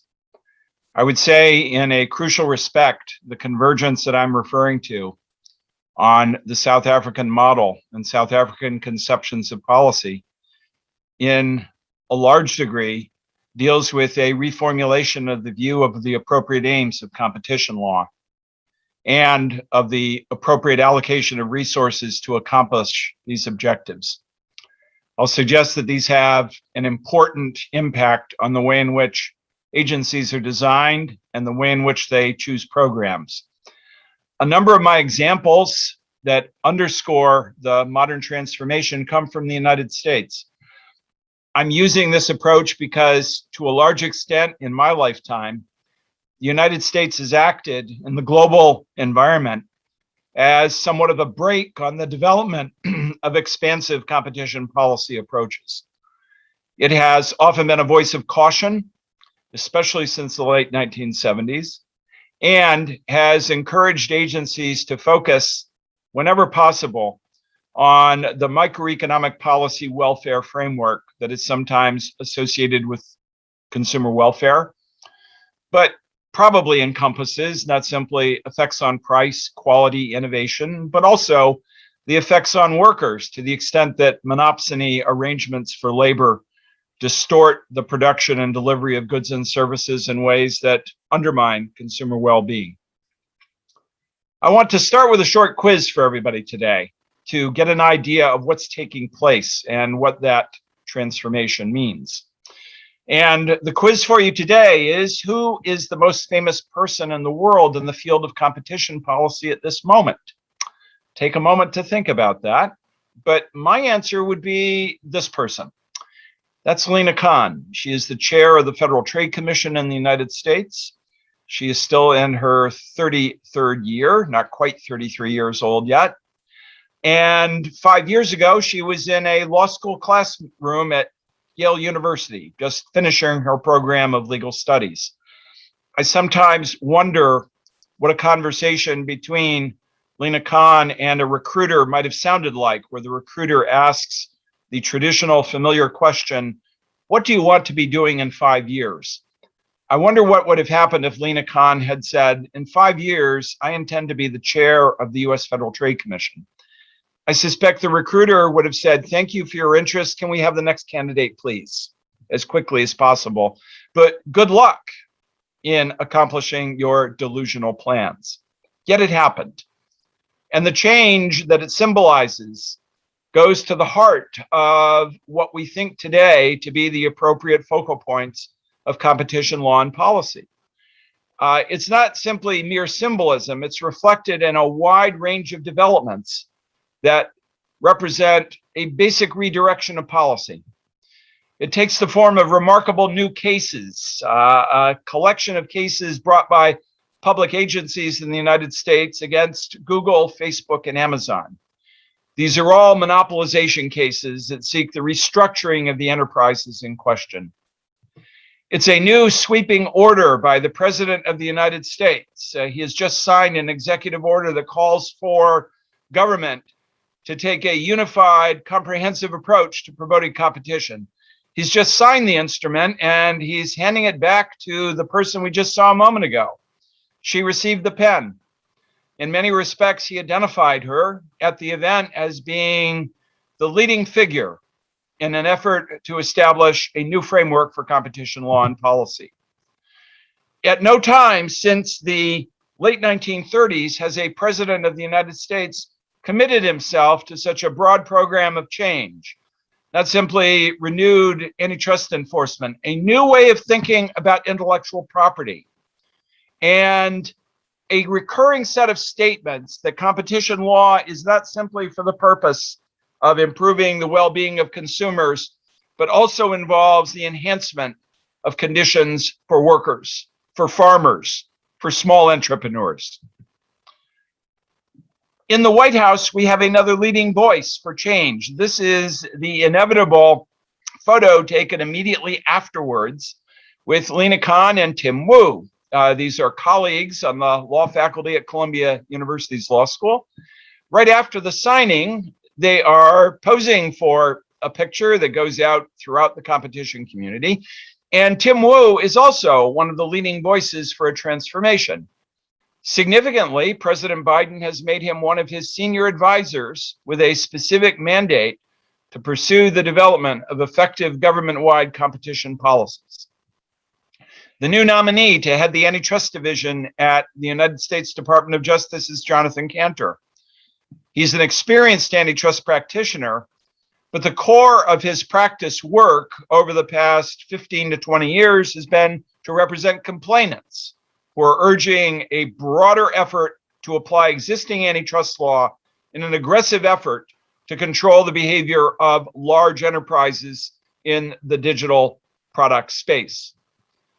And the new nominee to become one of Lina Khan's colleagues, Alvaro Bedoya, an academic specialist in privacy data protection at Georgetown University's Law Center, is the latest suggested addition to the Federal Trade Commission. Not altogether clear when Professor Bedoya and Mr. Kanter will join their respective agencies, but at some point before the end of this year, that's likely to happen. And it represents not simply a change in ideas themselves, but a generational change that foreshadows new attitudes towards how competition agencies should do business. Lina Khan, the chair of the FTC, is 32 years old. Her most senior colleague among the Democratic coalition on the board is Rebecca Kelly Slaughter. She's the old person at 39, and Professor Bedoya is 38. At no time in the history of the Federal Trade Commission, a history that goes back 107 years, has the commission been guided by such a youthful team. Now, if you look globally, this is not a startling development. There have been many instances around the world since 1990 in which very young people have headed very significant agencies, especially new agencies created to establish new competition laws and policies. Examples abound. Among my favorite are those in Brazil in the 2000s, where Danny Goldberg became the chair at 29. His senior leadership team, I think, had nobody older than 33, yet enormously successful in promoting the development of a more effective system in Brazil. Numerous examples exist, but it's not simply a change in ideas. It's almost as though an older generation became tired, became stale in their attitude, and they are being replaced by a new generation of commentators, policy advocates who mean to do something differently with the competition policy framework. We see this reflected also in startling legislative developments. The man in the middle of this photograph is David Cicilline. He is the chair of the Subcommittee on Antitrust, Commercial and Administrative Law on the House of Representatives Judiciary Committee. Just over a year ago, he had a set of formative hearings on big tech and competition law. The person who put that together for him is seated over his right-hand shoulder, and there she is again. Yes, Lina Khan's previous significant appointment before joining the FTC was to serve as the leading staff person on the development of Cicilline's hearings, which ran for a period of over a year. Those hearings featured a dramatic moment in 2020 in which the chief executives of the four familiar leaders in the tech sector brought together for a single hearing, appearing in a virtual format. And the hearings, instead of being laudatory and gushing, were highly critical. 10 years ago, these people would have been seen as national idols, global idols. They would have been asked very soft touch questions in which they were urged to recite the basis for their remarkable accomplishments. And then immediately the legislators would have swarmed around them for photo opportunities. This hearing was different. Mr. Pichai, the CEO at Alphabet, that is the parent of Google, was the first witness. And the first question that the chair of the House Judiciary Subcommittee, that's Mr. Cicilline, posed was this: why are you stealing? You don't have to know a lot about the custom of American legislative hearings to realize that that is not a friendly opening gesture. And throughout a 4-hour period, the four executives were subjected to a true grilling, not simply from liberal Democrats and centrists, but from conservative Republicans who've come to regard tech as a menace, big tech, for an entirely different set of reasons. But we now have a coalition on the left, right, and a bit of the center that is actively considering fundamental legislative proposals for change. Not just a dramatic boost in resources for the two federal antitrust agencies in the United States, but laws that would create much tougher controls on mergers, dominant firm conduct, the establishment of a US ex-ante platform regulation regime that borrows elements of the DMA in the European Union and the Digital Markets Unit in the United Kingdom. And member states in the United States are looking abroad for models to enhance their own competition laws. The state of New York is actively considering a proposal that would essentially embed in the laws of New York State the approach one sees in the Treaty on the Functioning of the European Union, Article 102, controlling abuse of dominance. In other words, New York imports the European regime for controlling dominant firm conduct. I'd like to talk a bit about how this happened and what it means for the larger global context. To give you a bit of sense of the intellectual debate, the broader global agenda for change, and then to focus especially on what it means for individual competition authorities, what it means for their ability to construct a program, to ask the question, in the face of demands for a more ambitious framework and a more ambitious agenda, do the agencies have the ability to deliver? I'm giving you my own perspective, not the perspective of the Competition and Markets Authority, where I sit on the board in the United Kingdom as a non-executive director, but also a caution. In many respects, I am a representative of perhaps an older age. The advocates for transformation regard the last 40 years of competition policy, not simply in the United States, but in older jurisdictions like the European Union, as having failed and having failed badly. That's the era in which I have done most of my work in the field of competition law. So in many respects, I am a subject of the acute criticism. In my presentation today, I'm not giving you my normative assessment about whether I think the criticism is invariably correct. I'm trying to give you a positive description of how it happened and where it's going. But just to note, in a sense, I have a horse in this race, and I'm not ordinarily fond of regarding my career in the field as having been a wasteland. But I'll put those personal concerns aside and try to describe what's happening and what it means.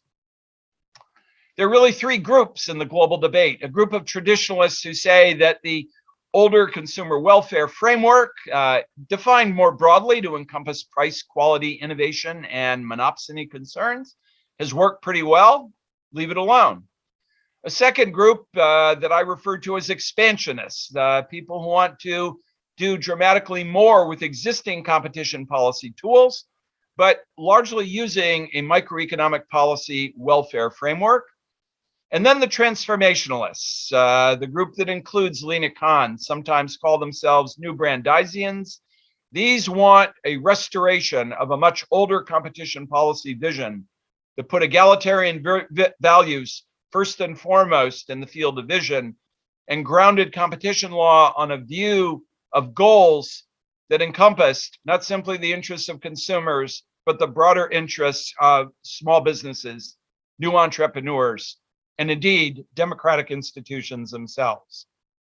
Again, the traditionalists basically would defend the consumer welfare framework and do it with enthusiasm. They decisively reject a broader goals framework. I would say in their eyes, the public interest approach that's embodied in the South African law leads to mischief. Too hard to apply, too difficult to implement in practice and looking at individual transactions, and as a consequence, lends itself to impressionistic application over time.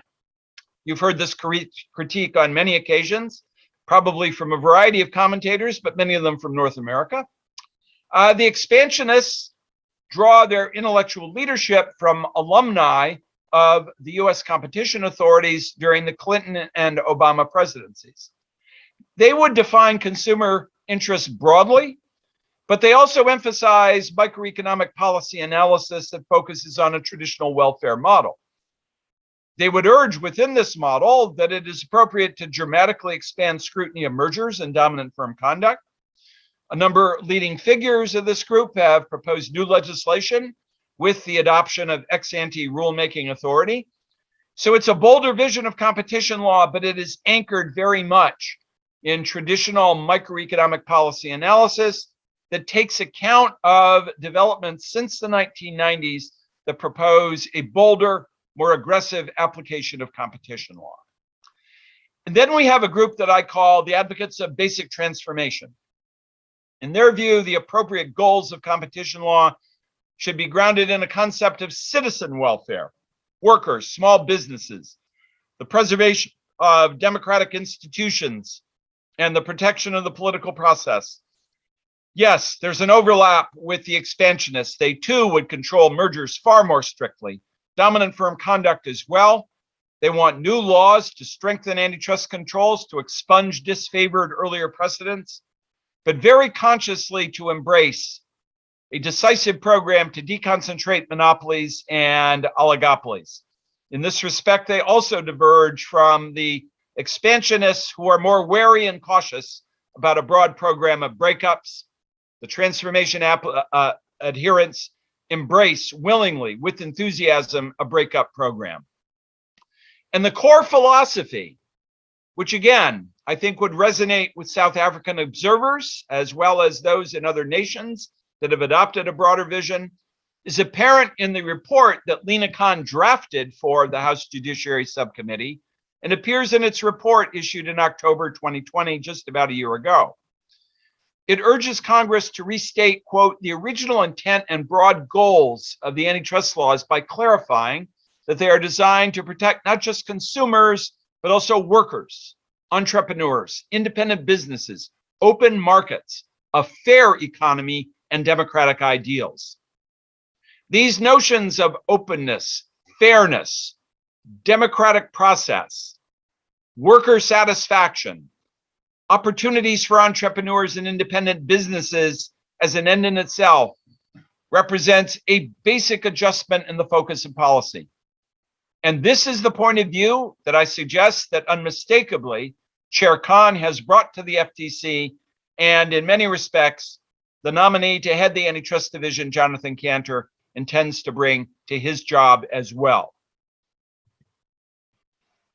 For a large period of time, the advocates of transformation thought that this was the bad guy. If it was the new James Bond thriller, he would have been the arch-evil genius. It's Robert Bork, seen as the embodiment of the consumer welfare standard and the exemplar of a Chicago school of antitrust thought. And for a long time, the transformation literature focused on him. But there's been a major change in the attitude of the advocates of basic change.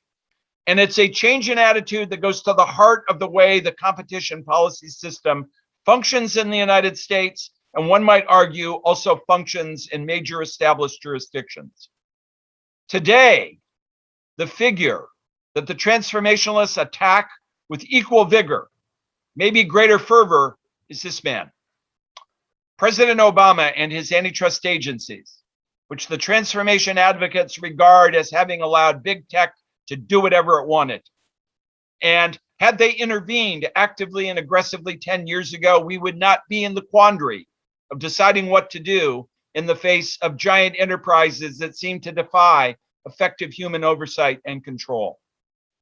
And his administration, which appeared liberal in the sense of more prone to impose intervention-minded policies for regulation, to encourage a greater role of the state, is damned by the transformationalists for being altogether too timid, raising expectations to the sky and not fulfilling them.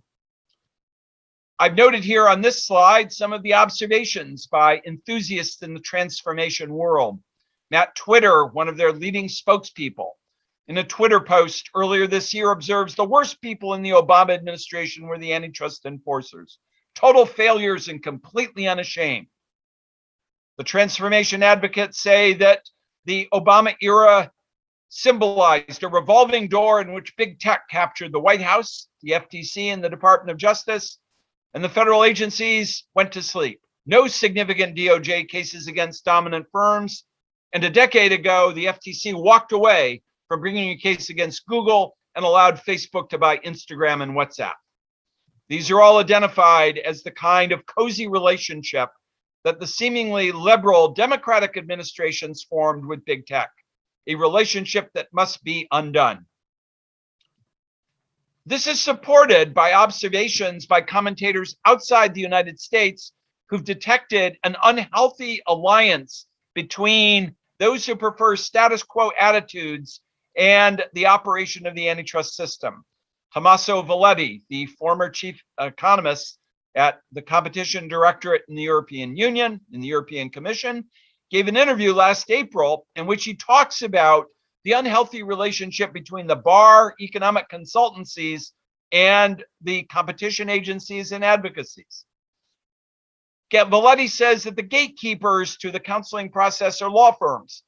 Clients establish relationships with big law firms, and the relationships continue over time.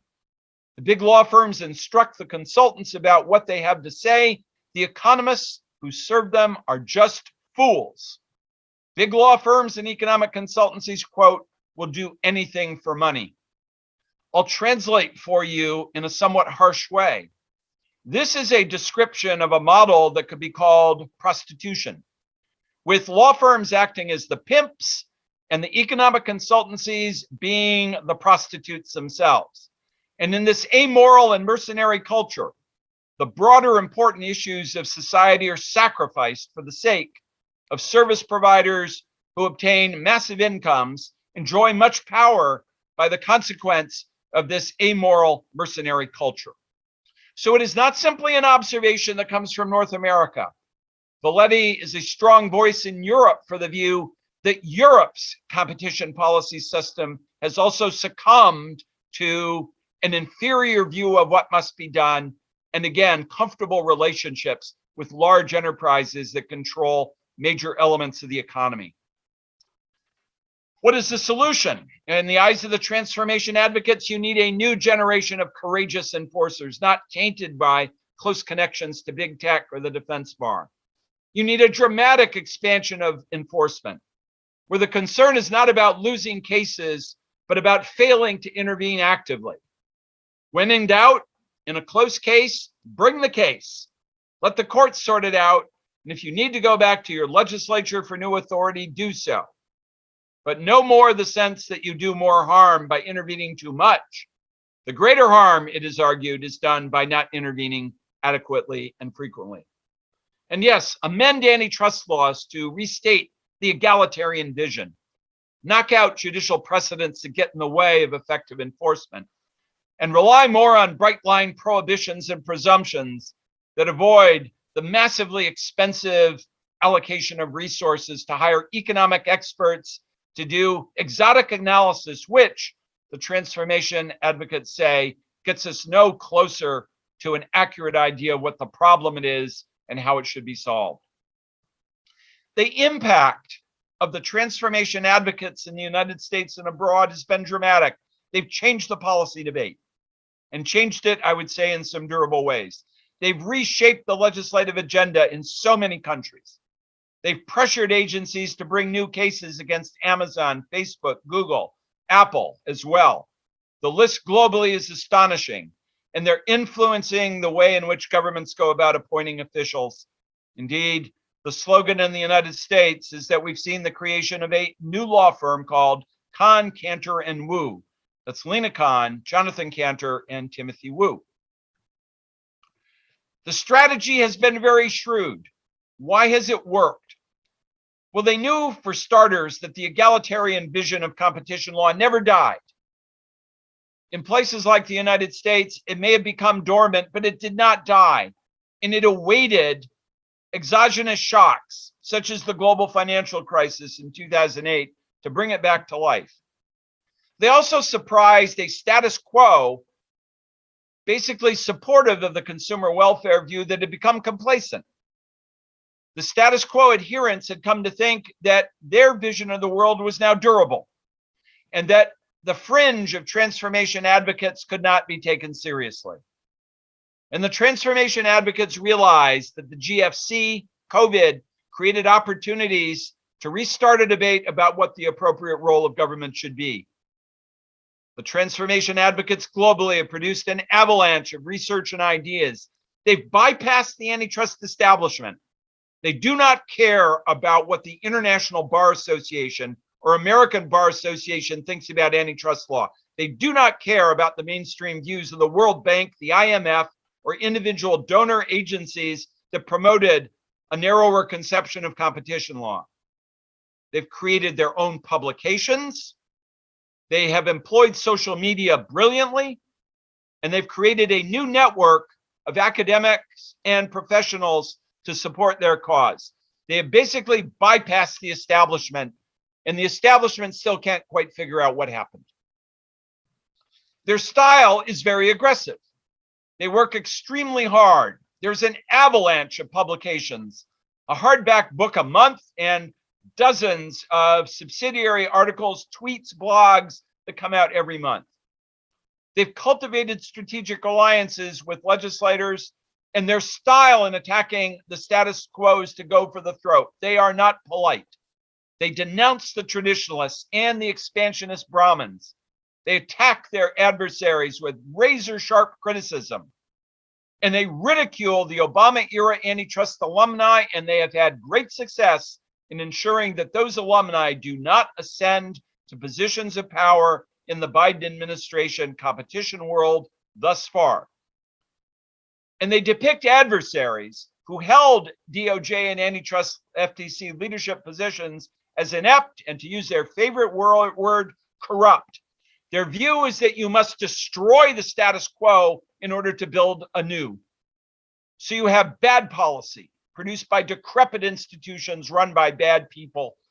This is not merely a case for a minor remodeling along the edges, but a fundamental transformation.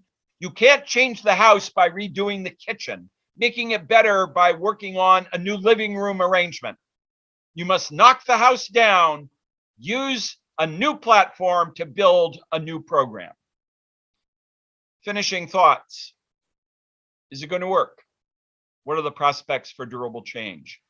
I'd suggest to you in some ways durable change has been accomplished, certainly for the coming few decades. We have a global debate again about first principles. What are the correct goals of competition law? What are the appropriate means for carrying out a competition law program?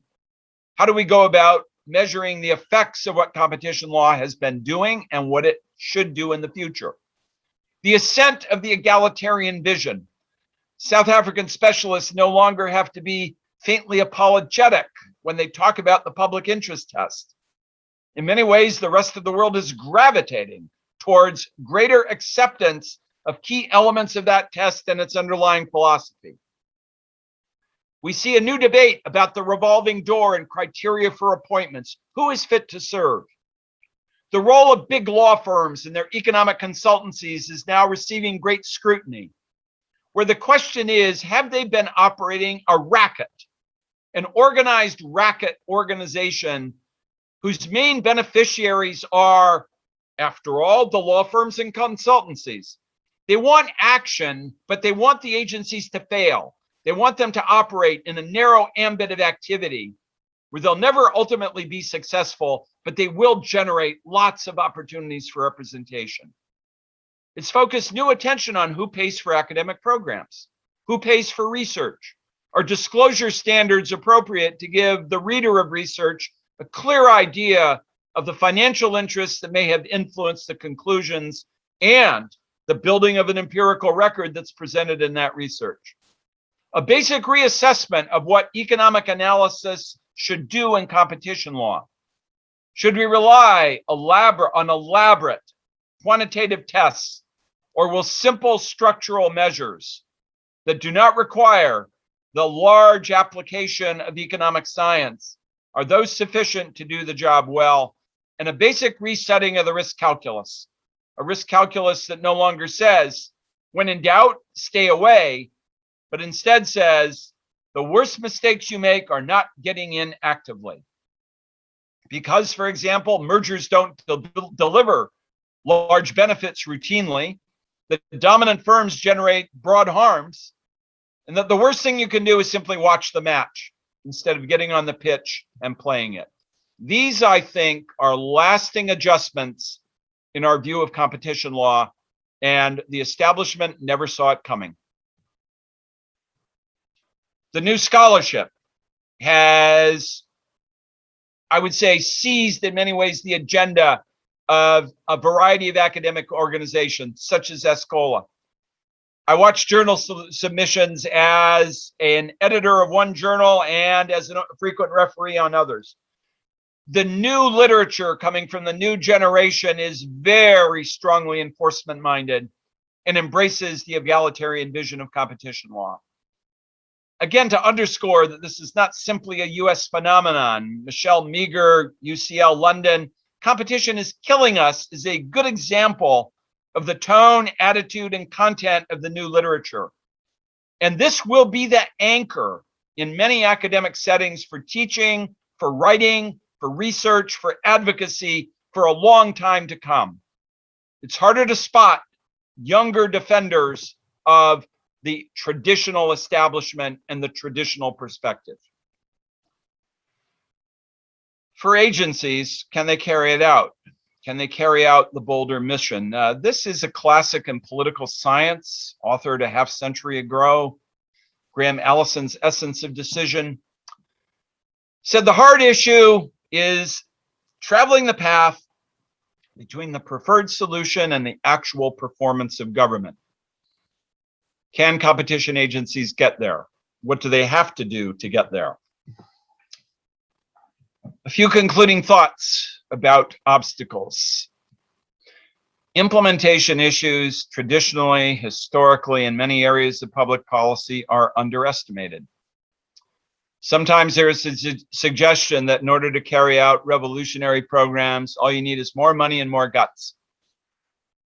I think we've learned in many instances that you need a lot more attention to how you're going to do it than that. And with the ascent of a new vision comes, in some ways, impossible expectations. I would suggest that is the case among legislators and perhaps ministers in South Africa. Their view comes to be, and I have both ends of Pennsylvania Avenue, that's the US Congress and the White House, that if we give you more money, more power, with a broad mandate, you can solve all problems right now, if not yesterday. And the pressure to do much more, stop fishing for minnows, go fishing for whales, can create a massive mismatch between the commitments that are made for policy and the capabilities of agencies to fulfill them. And judges are not entirely on board with the idea that a basic transformation is necessary or appropriate. And I think there's a tendency in throwing out the past 40 years or so to ignore valuable historical lessons about how to do it. That is, if the past 40 years is an absolute catastrophe, why study it? When in fact, I think there are lessons there to be learned that are beneficial. It will take a great sustained effort to set priorities in a way that bring about basic change in many systems. And this will be a slow growth.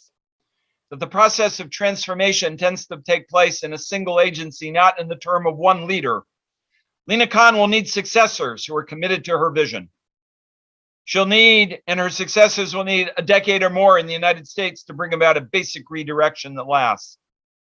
And it requires ruthless discipline on the part of any competition agency to decide what its main goals are. To be effective, an agency cannot have 50 major goals. It can have 5. And in my study in the United States, effective leaders, and in other countries, one earmark of effective leadership is to have a clear idea of what those top 5 goals are.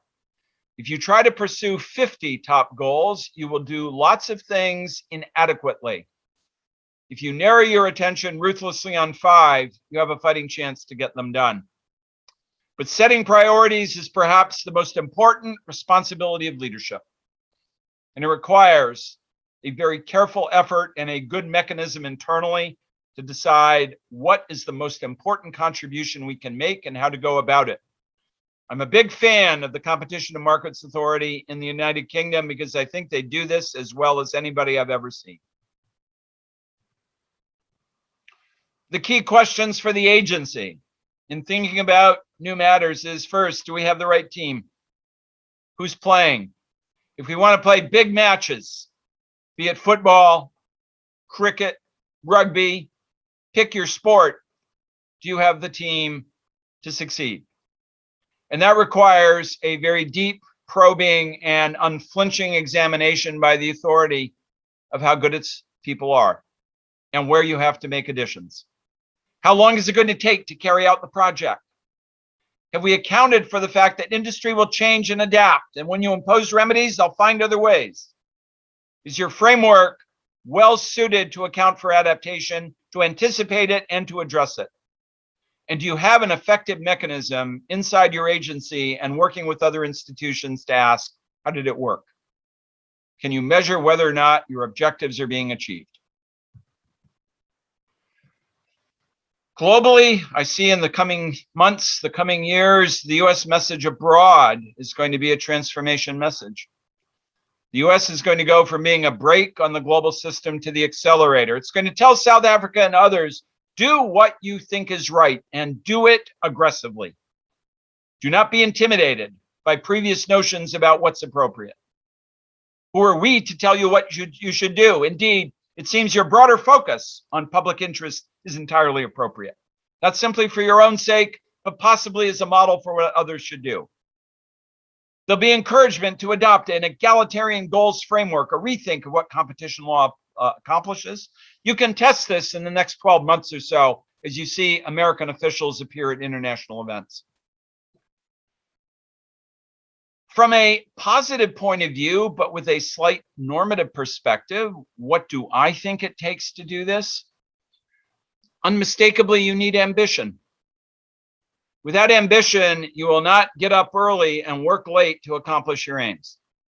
You also need realism, though, that takes account of the weaknesses and limitations of the competition authority, of the courts, and to think about ways of accommodating those weaknesses or overcoming them.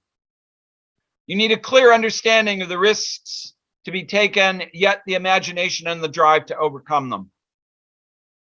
If I tell you, as you say, I want to swim across the river, that river is filled with crocodiles and hippos, and they're not friendly. That may tell you you should not swim. Maybe you should take a boat. Maybe you should build a bridge. Maybe you might feel, I'm going to swim anyway, but if you're going to swim across the river, wouldn't you like to know that there are crocs and hippos? And they're well-minded to gobble you up. If you don't have a clear understanding of the risks, you may not develop a strategy to evade them. And I think last, that our collective history about enforcement is an underrated element of good analysis. If we write off the past as being useless, and as a normative perspective, I think that's a grave mistake, to study what happened, to study carefully why it happened. Why do new ideas come into the system? Why do they fall by the wayside? And to ask, how do we know what worked? And is there a way to emulate it effectively in the future? I think the continued operation of academic endeavors, conferences such as the 15th annual conference, the collaboration between academic institutions and competition authorities, the devotion of effort to a research agenda are ways to go about ensuring that these balances are struck correctly. So I close by ending where I began. It's a great privilege to participate in the conference.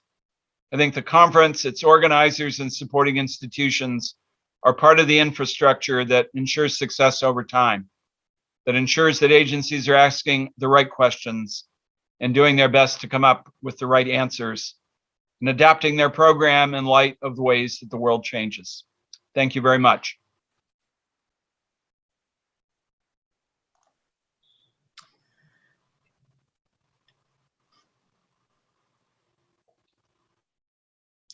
In absentia, I'd like to thank Bill Kovacic for the wonderful presentation that he just gave us. To everybody who sat and listened, I'm sure you were all just as inspired as I was. It was extremely powerful and moving, and really, really took us deeper into our analysis and into our conference and into some of the challenges that lie ahead. Without any further ado, I'd really like to now invite Professor Trigena to put on her camera as we begin the third plenary session of the conference. And I welcome her as she is about to moderate a very important plenary session, which looks at and is going to be looking at competition enforcement in sectors that are critical for economic recovery. Dr. Figen yesterday reminded us of how many more challenges we still have to go, and that we do not need to let a good crisis go to waste. And I think this session will really dive deep into what it really means to revive the South African economy. Just as a reminder to the audience and to the participants, the chat function on the platform will be there with all of the bios of the presenters and the panelists. So at your leisure, please go into it and have a read and have a look at what the panelists and the moderators have done. And then the Q&A function on our platform, that is the function that we will use in order to direct questions to any one of the panelists and or to the floor as a whole. Without any further ado, Professor Trigena, I'd like to welcome you. I have known you as the kinder one on the tribunal panel. And so I would like to welcome you to this plenary session number 3. And thank you very much for moderating. Over to you. Thanks, Impero, for that kind introduction. Welcome everybody to this panel session. I invite all of the panelists also to put on their video cameras. The topic of this session is a really current and important and impactful one. Competition enforcement in sectors that are critical for economic recovery, including the digital economy. I think it's a topic which is going to remain relevant for some time to come. And we have a really high-powered panel this morning of people from different backgrounds and different institutions. From my side, I'm really looking forward to hearing what each of them has to say and bring to bear on this topic. So I'm going to introduce each of them very briefly. As Impero said, the full bios will be posted in the chat function, but just to highlight something on each of them before we go ahead. And after that, I will invite each of them to make their opening inputs. So our first speaker this morning will be Ms. Khanyisa Qobo. Ms. Qobo is the Divisional Manager of Advocacy at the Competition Commission, and she heads up several departments, including the Screening Department. And in this role, she was instrumental in overseeing the investigations of the thousands of price gouging complaints that the Commission received during South Africa's state of national disaster. The second speaker will be Ms. Tanya van Meerlis. Tanya, you can, I don't, Tanya's so busy putting her camera on. She has a background working on industrial policy and development issues in the trade union movement and the financial sector. She holds a master's degree in industrial sociology from WITS and a postgraduate diploma in economics from the University of London. And she joined government when the EDD was established, and she's currently the acting DDG of Competition Policy and Economic Policy branch at DTRC, as well as serving as a part-time commissioner on ITAC. The third speaker will be Mr. Tembani Mbiam, who is a 33-year-old tech CEO, an e-commerce strategist, an on-demand logistics specialist, and a turnaround plan practitioner. I'm not sure what all of those are, but they are very impressive. And as the CEO at Orderin, he leads a team of more than 120 people across a whole range of domains. And he is also responsible for organizational goal setting, organizational design, and culture building. The fourth speaker will be Dr. Thando Vilakazi, who is the Executive Director of CRED at the University of Johannesburg. where he works in research, teaching, and policy engagement. He also serves as a part-time member of the Competition Tribunal. And Thando holds a PhD in economics from UJ and has published very widely, including co-editing a book entitled Opening the South African Economy, Barriers to Entry and Competition, which I think is also relevant to this morning's panel.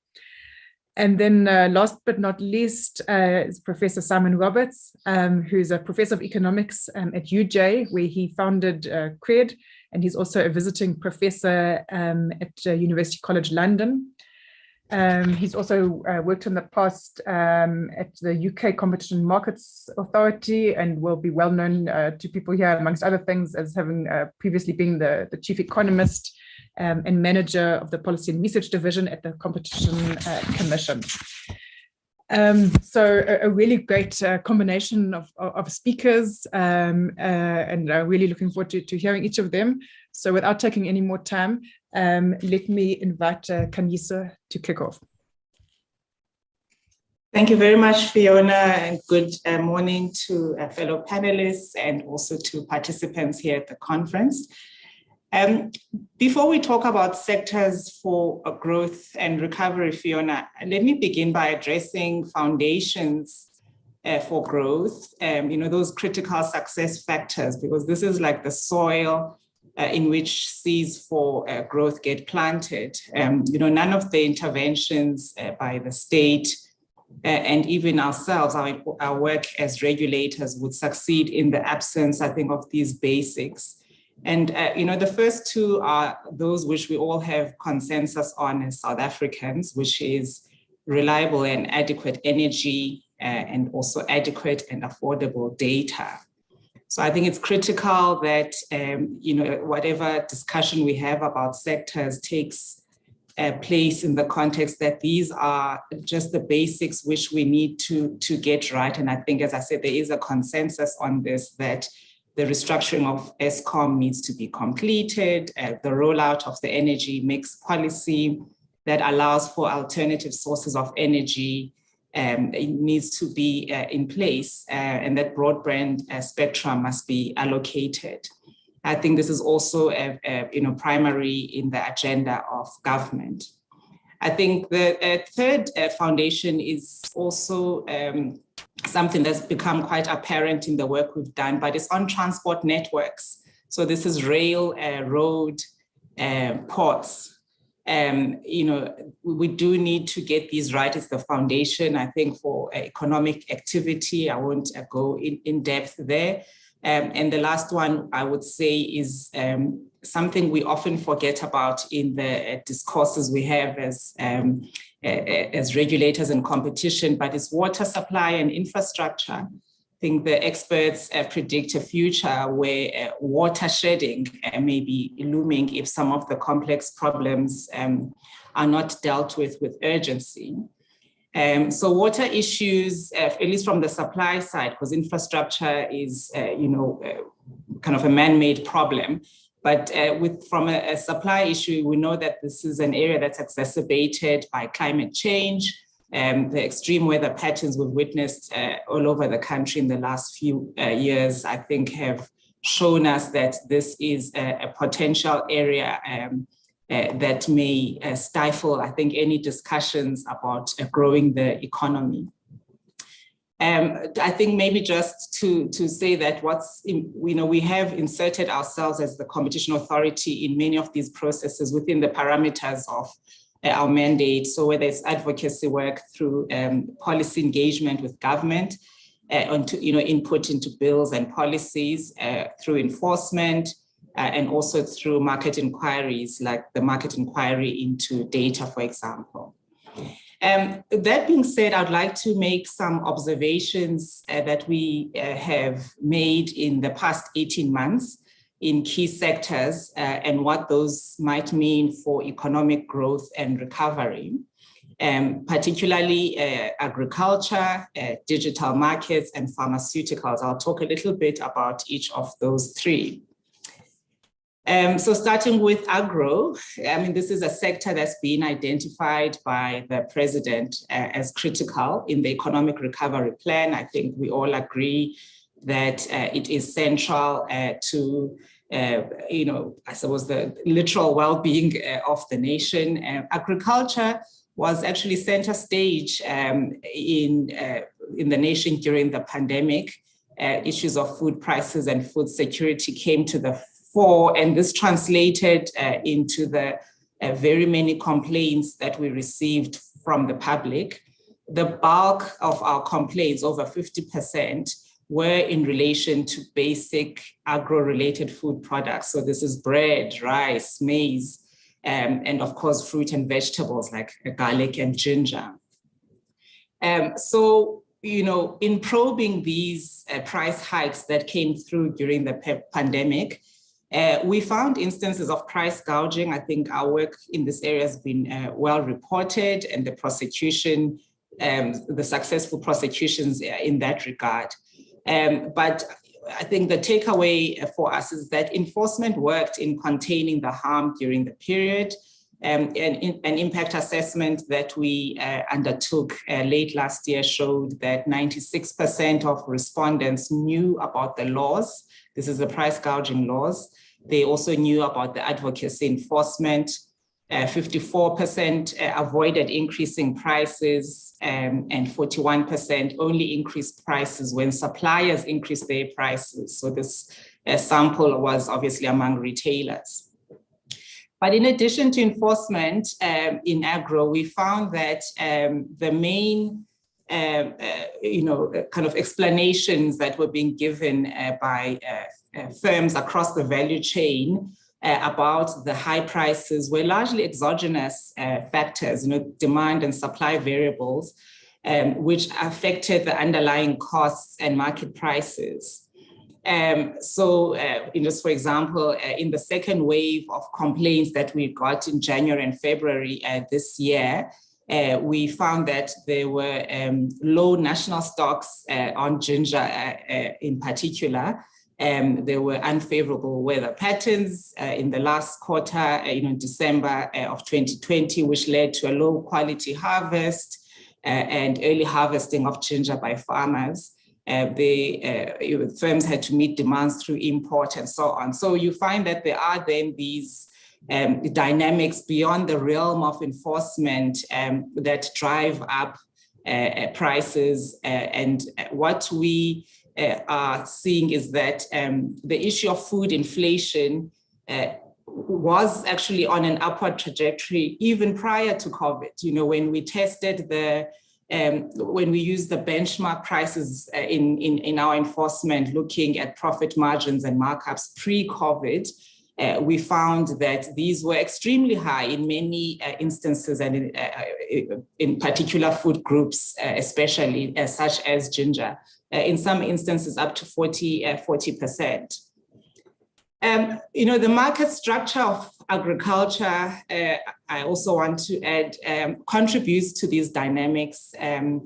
Our previous research as a commission in this area has showed that Black farmers face multiple barriers to entry, and we've published a study on this.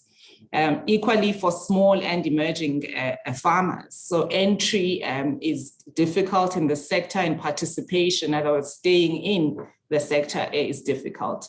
Our recent study on concentration levels reveals alarming and decreasing levels of participation in the sector in important value chain. So it's very clear that there's a need for concerted and strategic effort to address some of these structural issues. And I think, I'm sure Tanya will speak to the initiatives by the department, but the Sugar Master Plan, I think in part seeks to address some of these issues, at least within the sugar value chain. And we provided an exemption to the SA Sugar Association in this regard, and also published some guidelines. If I may move on, just still on digital platforms, I think it's the next sector I'd identified that came up. Sorry, can you say, will you move towards wrapping up?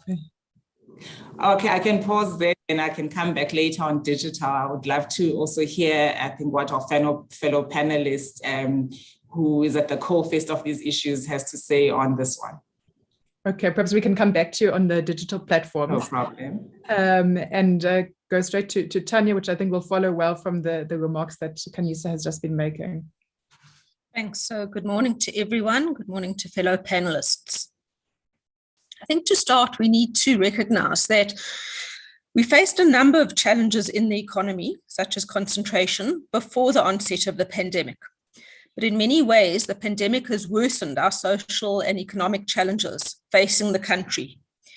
And there are growing concerns about rising inequality, rising unemployment, poverty, and increasing concentration in the economy. We're starting to see some green shoots of recovery. So in the last two sectors, growth rates have been improving. But the problem is they're still not high enough for us to meet our developmental objectives. And we need to ensure that as we grow, we do so in a way that transforms our economy. We can't just build back to where we were. We'll have the same problems as before. We've got to build back better. In building back, we need to not only promote transformation and inclusion, which would be promoting a greater spread of ownership, including SMMEs in the economy, but we also have to do it in a way that's going to address social cohesion. Not only in looking, for example, at mergers and market inquiries, but also looking at people who feel they don't have a stake in the economy now and are subject to rising prices, on how to address those concerns as well. So there are a few areas that I think we can address.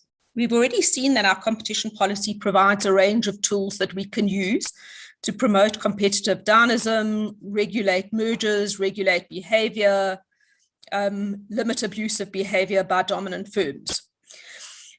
What we've also seen is that the amendments that we made to the Competition Act are quite pertinent and tackle some of the key challenges we face. And they help us sharpen our tools in addressing these challenges. So the amendments to the Competition Act had started being implemented when COVID hit. And in fact, if we look at the situation we face now, they're ever more relevant. I'm not going to speak about the range of initiatives that have been undertaken by the Competition Commission in the pandemic, other than to point out two key things. The one was that there was decisive action taken against food price increases, and that's an area that particularly hits hard at the poor, and that's something that we would want to continue. A pro-poor growth trajectory would look not only then at food prices, but at a range of goods that are bought by the poor, in which they spend a larger portion of their expenditure on. The other area that was quite good to see was increasing cooperation among competitors to chart the trajectory forward. And in moving forward, we would want to see sectors being chosen, and within those sectors, increased cooperation where it's feasible, where it's necessary in order to grow those sectors. If we look at how we're going to change the structure of our economy going forward and what we need to do about sectors, the first area that we engage heavily in is mergers. And to some extent, the mergers that come before the competition authorities are led by the companies themselves. So we can see trend in sector mergers, but ultimately it's a company decision. The key challenge for us is during the pandemic now and into the future is to retain very strong merger control. And increasingly so, where firms come with a failing firm defense for mergers. What we don't want to see is we don't want to see an economic structure that's already disadvantageous to the economy being perpetuated going forward, only serving a failing firm defense. So the public interest issues that Minister had spoken about earlier on are absolutely critical because they allow us and give us space to change the structure of the economy and the way participants behave in the economy going forward. So, for example, there's the emphasis on looking at employment. There would be the emphasis on increasing localization, building supply chains, promoting broad-based Black economic empowerment or ownership, and a specific focus on increasing worker ownership. The kind of conditions that we'd be looking for, as Minister had said, would be an investment is promoting deeper and higher levels of investment, specifically also then downstream, so that we can start looking at downstream beneficiation. So that's one key area that we can look at to try and say which sectors do we engage in and how do we transform them.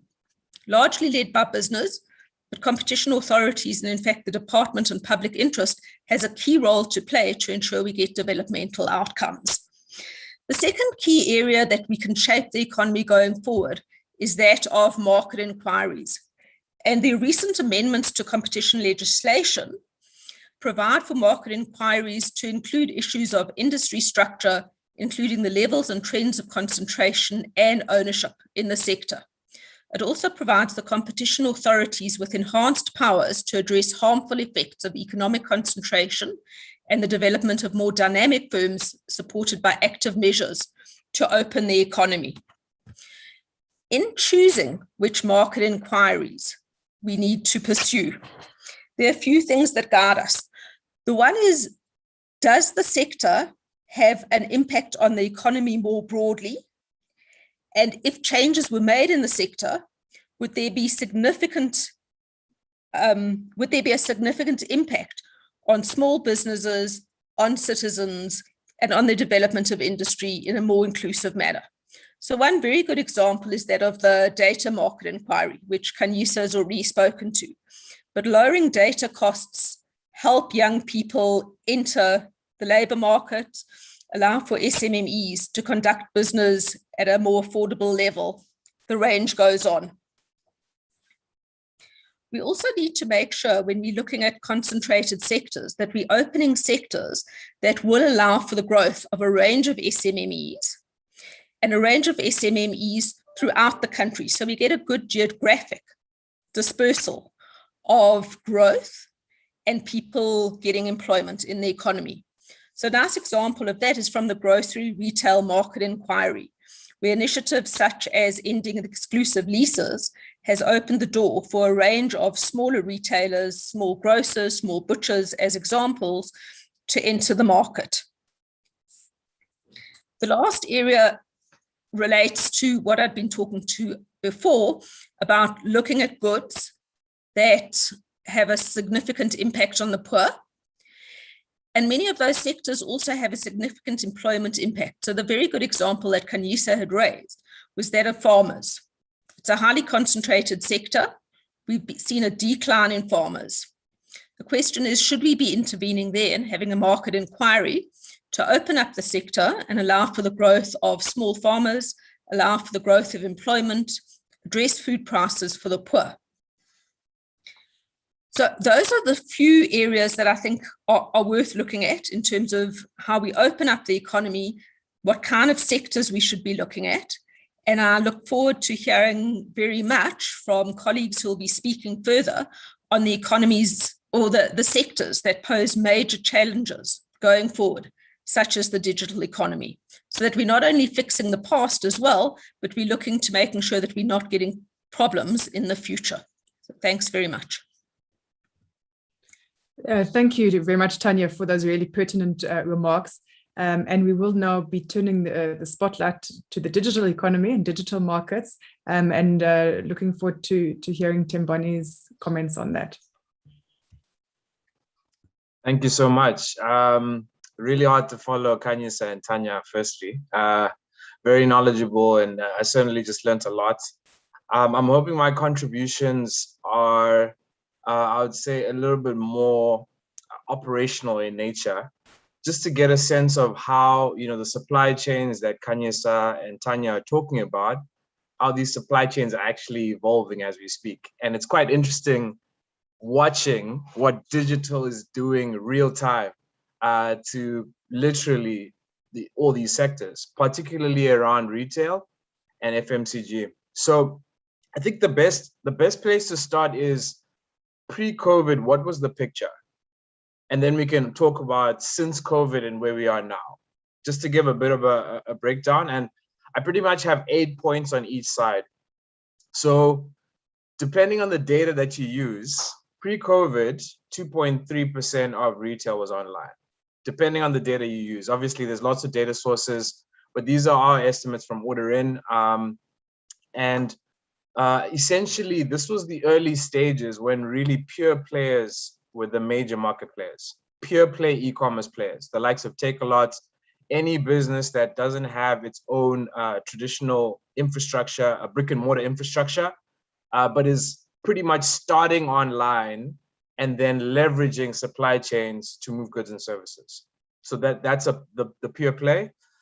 You know, in these stages, people are getting their goods and services somewhere in between 3 and 7 days. That's the average. And the reason why is because you're providing a service that is economically, let's say, well priced enough to create adoption. But still, you know, pre-COVID, the concentration is really in aggregators. That's really where a lot of the digital activity is happening. Again, coming back to Takealot, coming back to, you know, Superbalist, Uber Eats, Mr. Delivery, there's a lot of aggregators. And then obviously the budding aggregators like Order-in at the time. This was just before I joined at Order-in. Other budding players like Zulzi. So it was mostly aggregators and not many retailers that decided to go directly to their own customers. And, you know, in that process, you know, aggregators are like we talked about, pure play players. And so the investments aren't going into the supply chains. In fact, the investments are going into the technology only. And so what happens is you have a bit of an arbitrage effect, right? The arbitrage effect is you're pretty much moving money from one place to another, right? From some of the supply chains into the technology space. As this is happening, you know, online payments is still in infancy. So there's not too much happening in the online payments world, but, you know, the aggregators are driving that innovation. The aggregators are driving the need for real-time digital payments, credit card payments, EFT, instant EFTs, wallets. All that stuff is starting with the aggregators, but it isn't widespread. It's still early adoption phases. And of course, you know, besides the big aggregators and the retailers, your SMEs are still relying on foot traffic. That's the big caveat, right? So everyone's moving somehow, some way. The aggregators are usually partnering with the big retailers. The retailers are learning, right? Because it's a really long learning process. They're learning and learning, but the SMEs still rely on foot traffic. And there lies part of Pandora's box, right? It's a bit of a ticking time bomb if the investments are only moving in one direction.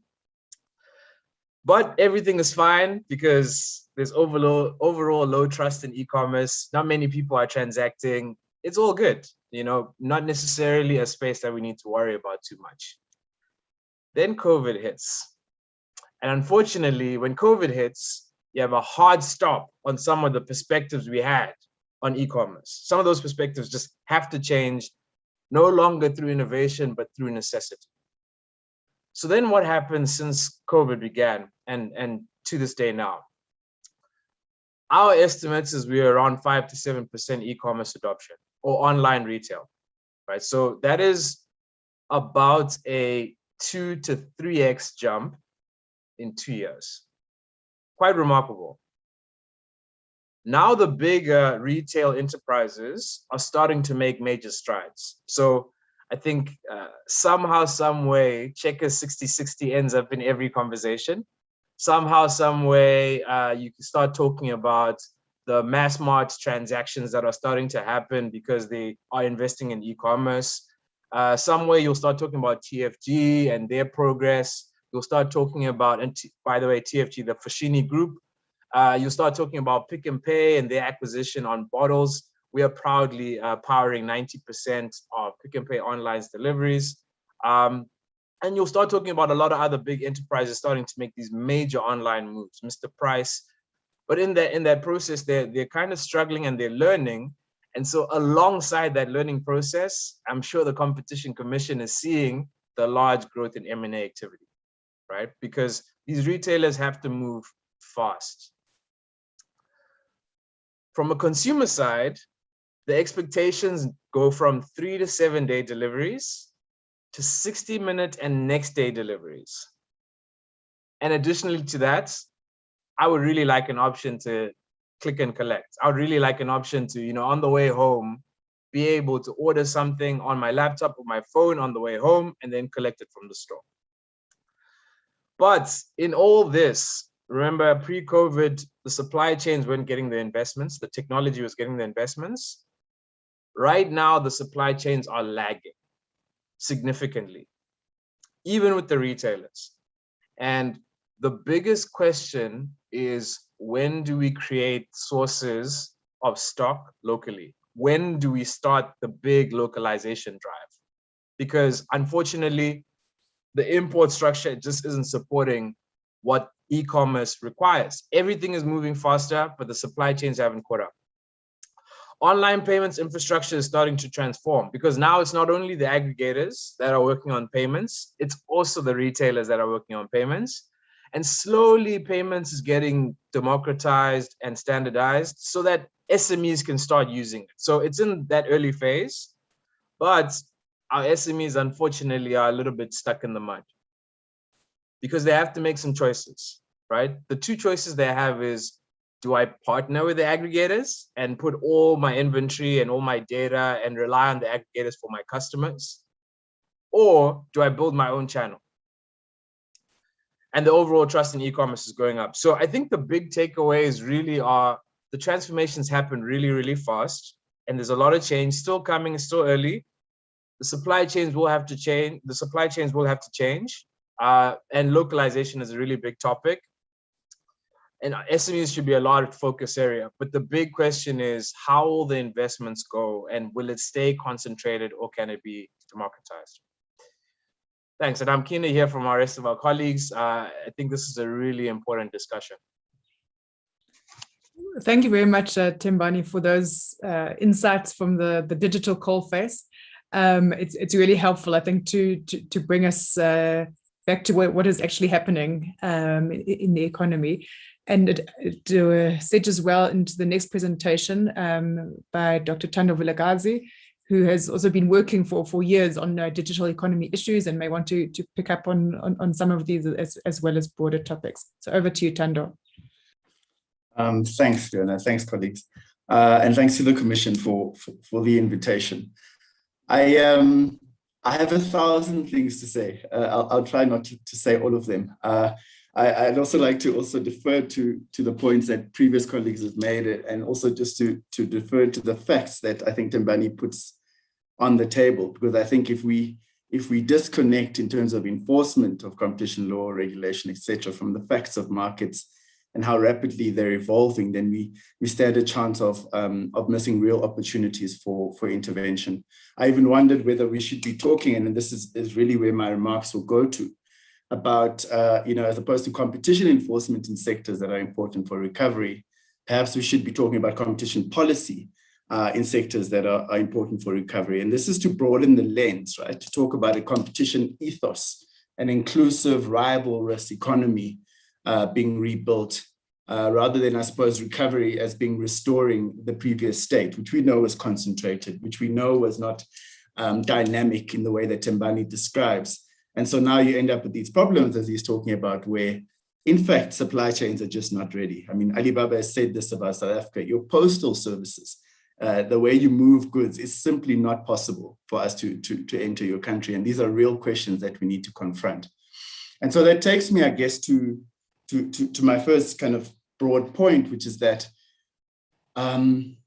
even as we think about specific sectors for intervention, I think there's a real opportunity, especially given the kind of social and technical positioning of the competition authorities, to also play a wider role in terms of broad sector regulatory engagement. I think that there's a set of tools that lie in the hands of various sector regulators, which could be very important for unlocking rapid, inclusive economic recovery. There's real questions about why issues such as spectrum, ports and rail pricing, the postal and kind of logistics infrastructure, the pricing mechanism in liquid fuels, for instance, why those issues haven't been addressed. And that may well be that even as sector regulation is doing its part, they are enforcing their existing mandates. It doesn't mean that they have an eye on the same type of inclusive dynamic economy that we are talking about here within the kind of competition space, right? And I must note also, of course, that these remarks are in my personal capacity. It may well be that given the knowledge base that the Commission has on different sectors, the workings of markets, the mechanisms in which competitors, challenger firms, or their ends are being kept out or restricted from growth, are better understood in this space, right? Through cases, through enforcement, through inquiries. And so there might be a role, certainly for Kanye and her team in the advocacy space, to really start talking across regulators and talking across policy departments. And I think it's absolutely critical that Tanya is here, because I think the DTIC is now sitting, looking at these issues and saying, we have a toolkit, a wide toolkit, not only the competition authorities, how do we use it to shape the outcomes that we want to see? Otherwise, I think, as I've said before at the Commission conference, we may well be looking back in 10 years' time at an economy that still has the same fundamental characteristics that it has today. And that will not be one that has growth, that has Black participation, that has inclusion. The second issue, I think, is that I think there's some obvious sectors where we kind of chime on about the same issue, but it's important to keep putting it on the table. So I think the potential for online routes to market, the potential for supermarkets as routes to market to really stimulate particularly food and agro-processing value chains cannot be understated. And I think this is precisely the space in which Thembani and his team are looking at, right?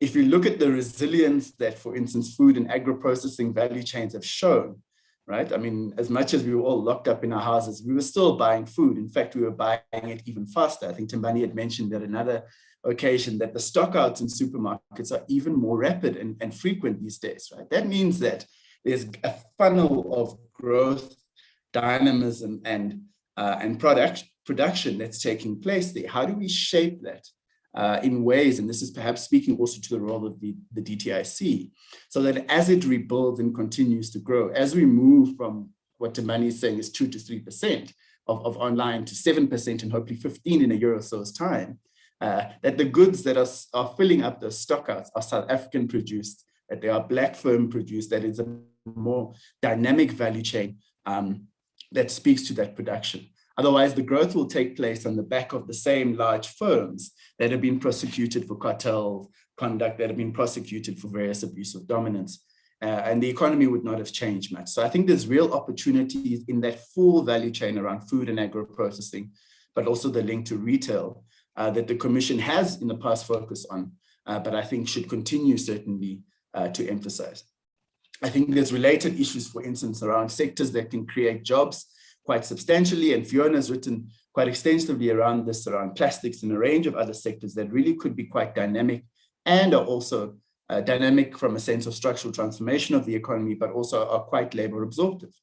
What are we doing, I guess, around the input price issues in those value chains, without even mentioning firms? But I think there's potential for policy and regulatory solutions to some of those issues, even as the competition authorities, certainly in the past, have had challenges in addressing those issues. And I think those are like kind of low-hanging fruit that could produce quite a dynamic labor absorptive outcomes in the economy.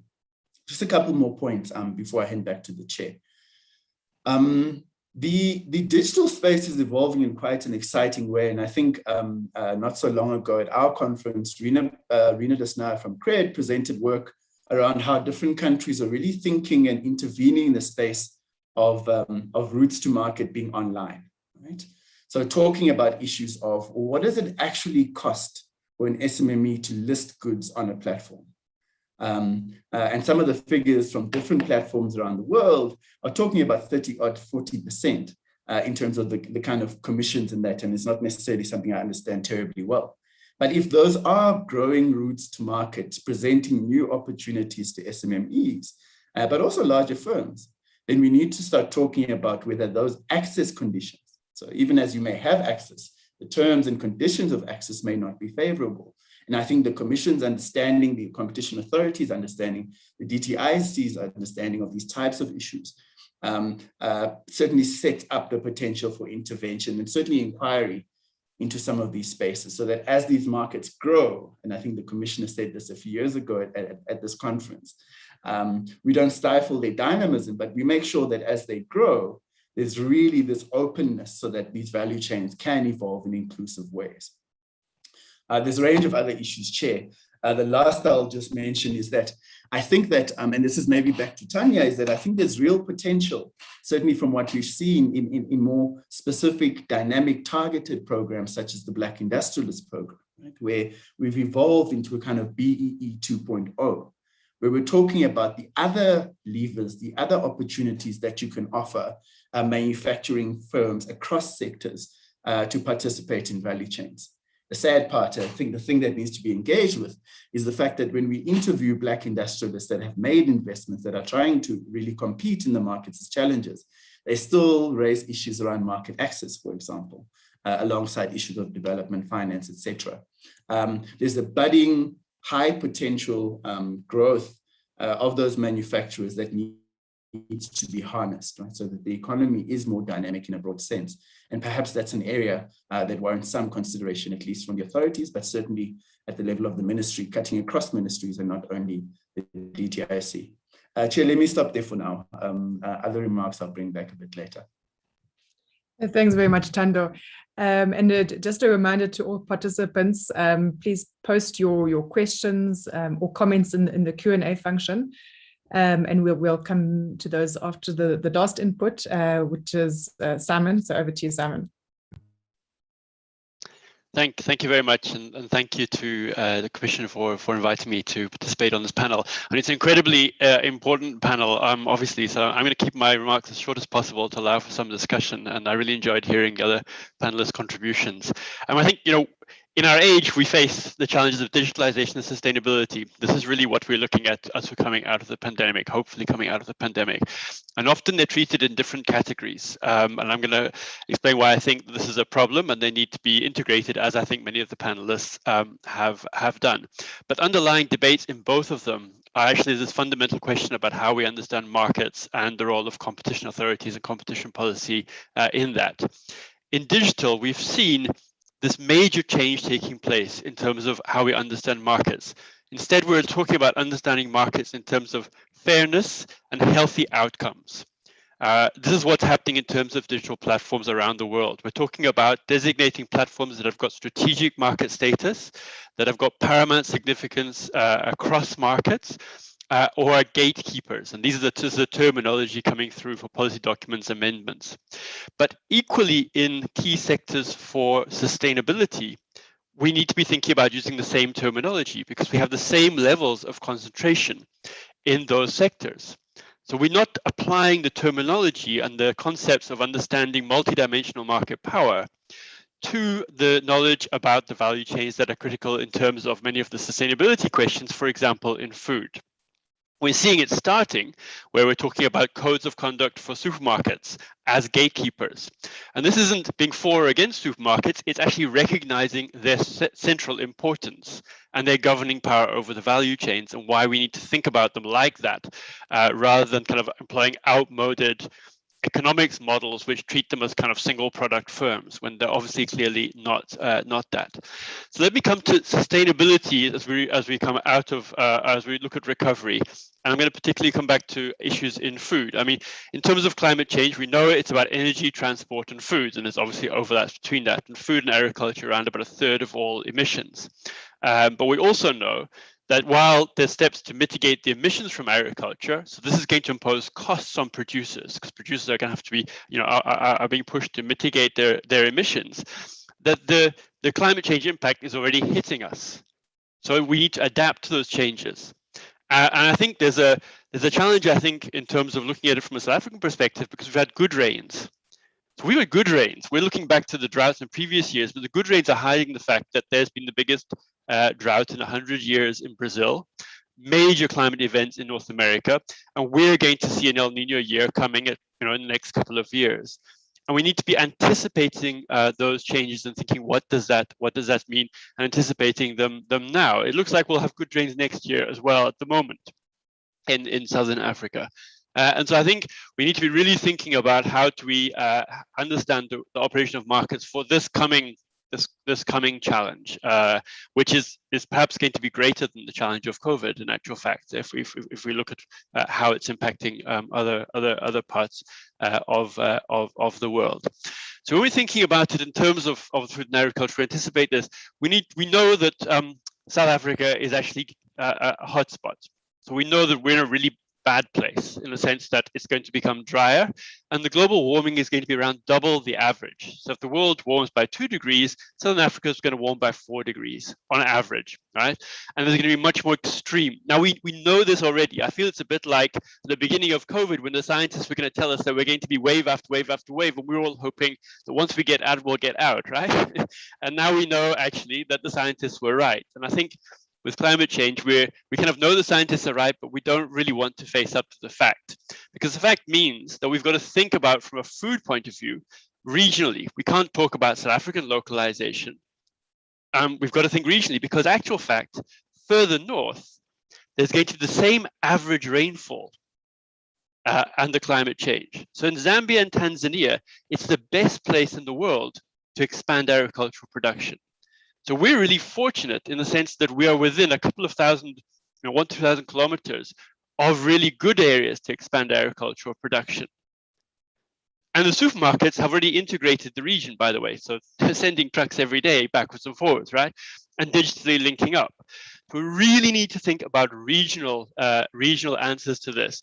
And industrialization is going to be critical to this, because part of the water management to expand that production is investment in the digital technologies, investment in irrigation, investment in the cold chain, investment in logistics, lots and lots of employment opportunities and knowledge-intensive employment opportunities in making those investments.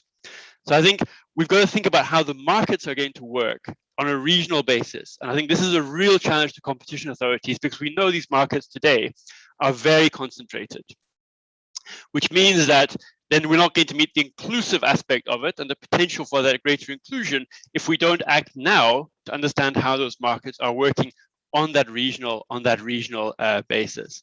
We do have the knowledge already in, I think, a lot of the competition cases and in the competition authorities in the region who have been looking at these markets over time.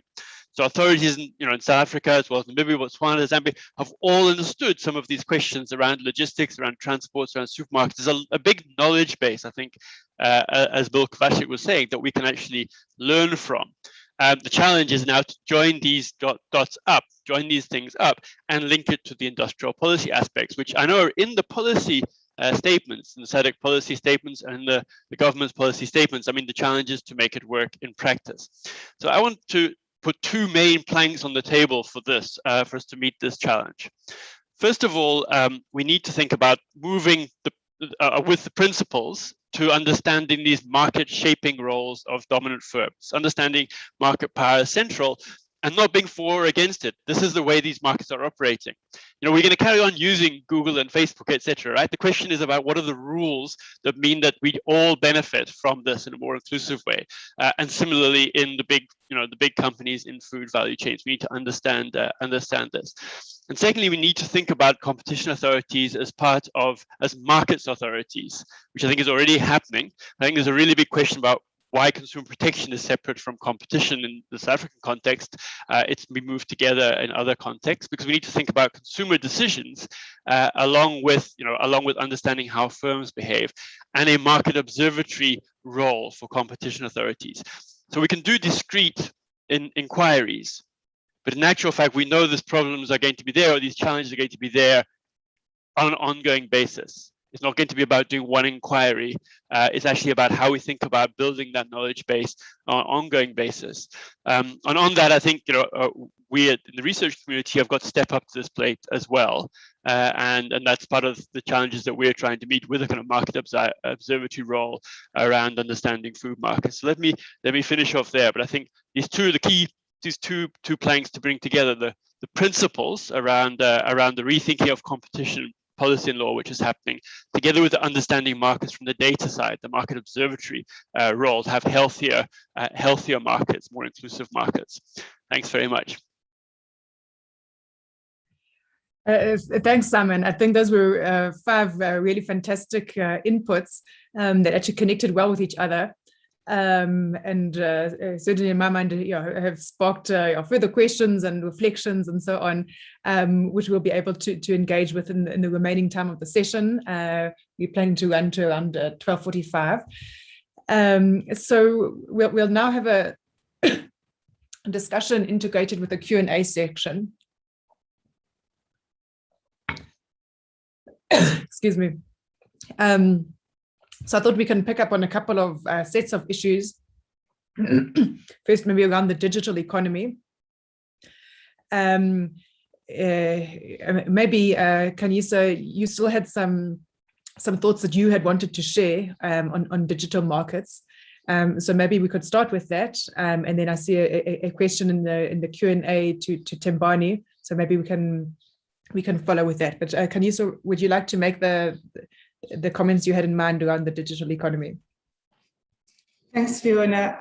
I found Tembani's perspective, on the ground very interesting, and it really confirmed what we'd been hearing on the ground, especially during COVID, the complaints we were getting, particularly on this, the online shopping and also delivery services. So, the inquiry is really framed around the issues that he's raising, because there's an element of, business to consumer, in terms of the platform and the way it's designed, but there's also an element of business to business, right, in terms of what happens on these platforms.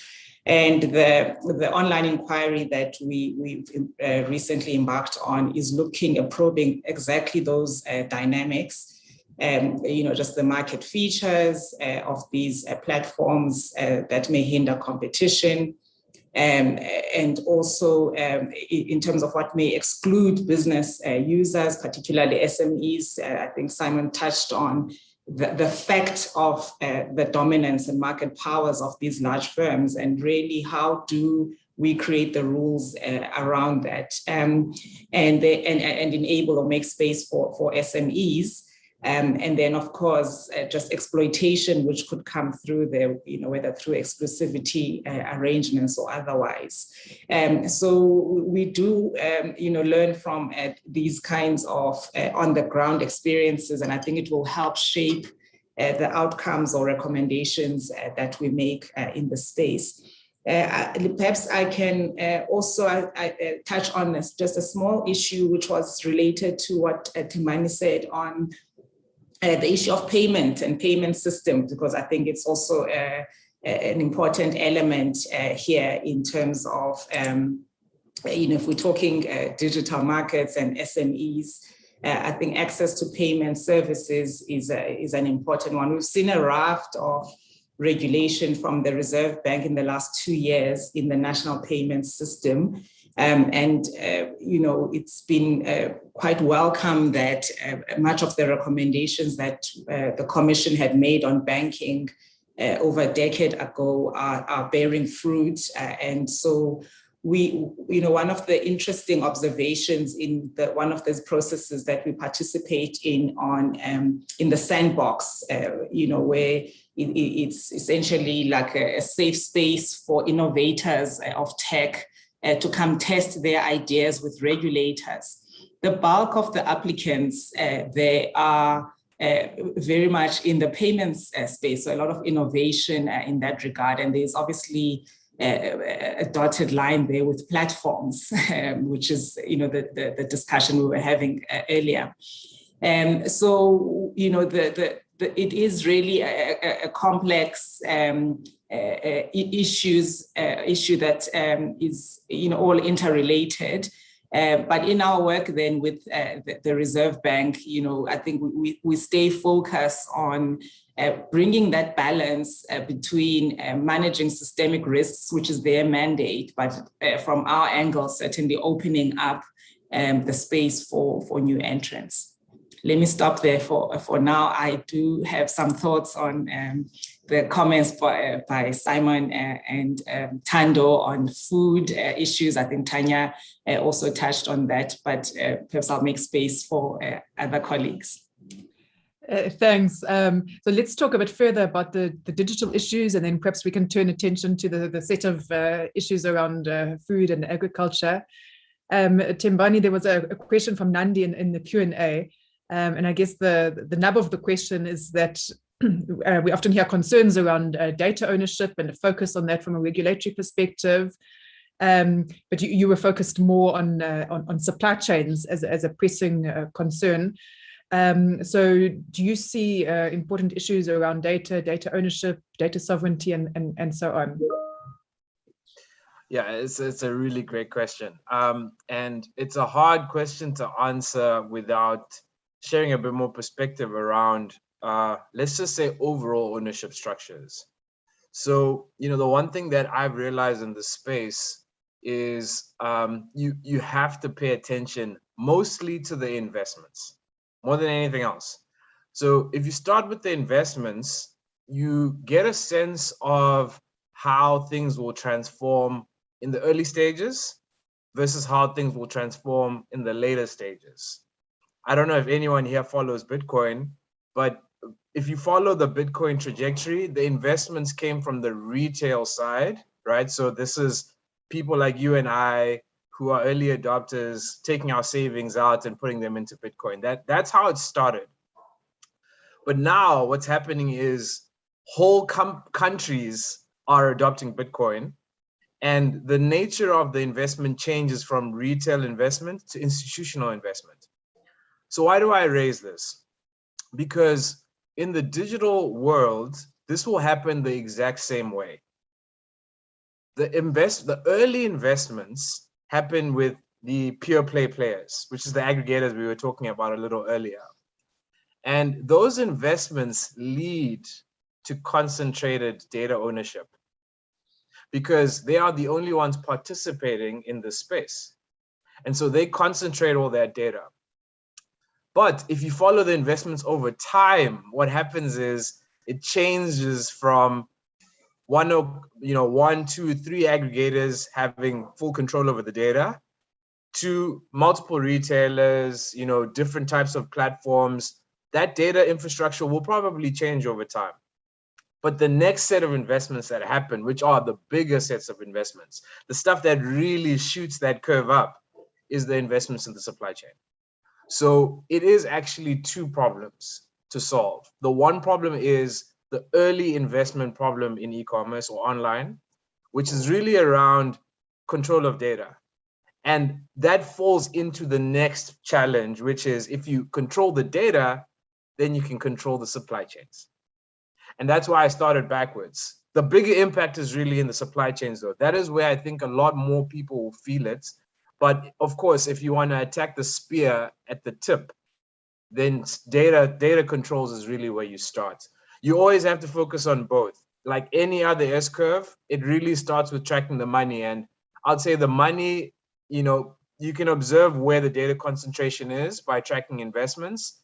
The next stage is what's really going to happen when those investments transform into using that data to adjust supply chains, and how does concentration change then? Interesting question.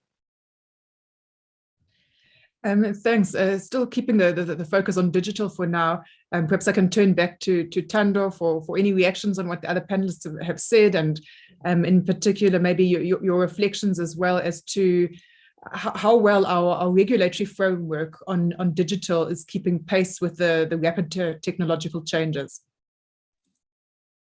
Sure, thanks, Fiona. I mean, I think this is also a question, of course, that was addressed by former JAS president as well, around kind of the impact and evolution of digital markets. And this question, I think, was discussed yesterday also about, well, are our tools adequate to deal with this? I have a certain view, which is that it may well be that our tools are entirely adequate, certainly within a kind of competition law space, insofar as even as the markets are new, the way in which they work is new, etc.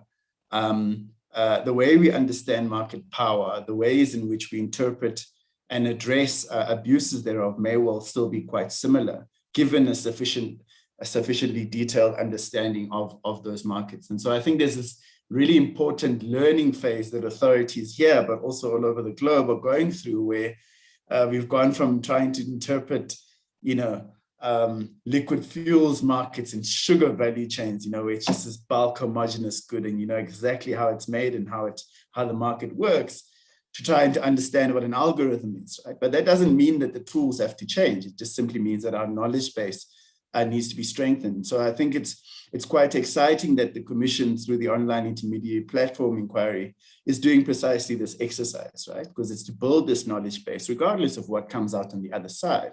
But we will know a lot more from talking to people like Tembani, from talking to market participants, for the purposes of enforcement going down the line. And so I think that's quite powerful. I think what's interesting with the developments in digital is that, let's flash back to the example raised around the kind of significant impact that the data markets inquiry had here, which is a slightly different issue, of course, that's mobile telecommunications. But even as the authorities achieve significant gains in terms of engaging with the market and the firms there with a kind of pro-consumer view, as I recall, it was the citizenry that said, we are tired, and certain DJs and other people that said, listen here, we think data costs are too high, right? And that prompted the state and various agencies, the ministry and everyone to pull themselves together and say, we need to look into this issue. Now, unfortunately, that doesn't always happen. As citizens, as consumers, we're not always going to hit the streets and burn things to raise issues about how markets are not benefiting us, right? And that says to me that the pressure, therefore, is on ministry, it's on authorities to be vigilant in these types of markets, right? What is the next key enabling intervention in a sector like data, right? Where you know that if you unlock data prices, as Kanyisa was saying, you could have very broad, significant positive impacts through the economy as a whole, right? And so this idea that I think coming from the UK and other agencies, that you've got to have these kind of digital markets, or at least strategic market status issues around regulations around digital markets, is quite important, because it means that you're then vigilant and you're watching the evolution of these sectors, and to some extent, where possible, then also shaping how they evolve without restricting the incentive of private entrepreneurs, Tembani and the like, from wanting to take those risks and making those investments, right? So it's not to say that the state or regulators must get in the way, but it's to say that it's important to be vigilant about the new ways in which consumers could be getting undermined down the line, or at least certainly opportunities where efficiencies do in fact pass through to consumers. I think we forget also the issue of pass-through, right? And what difference it's going to have to the man or woman on the street, as it were.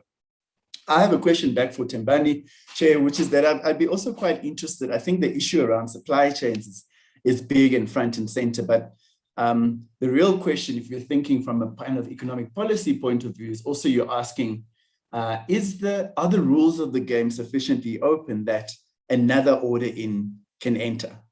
Or can there be a South African or a Zimbabwean Uber Eats that evolves and starts to compete in the South African markets and gain scale, right? So there's a real question there about, of course, as a firm, you want to make sure that no one gets in the ring so that you can make all the money, and that's perfectly fine. I think that's how markets work. But I think the more serious question for policy practitioners, for Tanya and her team, is thinking about, is our rules framework sufficiently open that the next ones can evolve and compete and become effective rivals as we understand it in the competition sense? And so I'd be curious to know, what are the kind of other barriers to entry, challenges and issues that might be standing in the way? Because that perhaps then is a clue to the types of issues that this session seeks to address, which is, well, where else should we look to have this kind of inclusive economy? Thanks, Chair. Yeah, that feels like a tricky question to get, Tando, to be very honest with you. Sorry, Chair, I might have interrupted. Do you mind if I answer, or do you want to? Please go ahead. Okay, cool.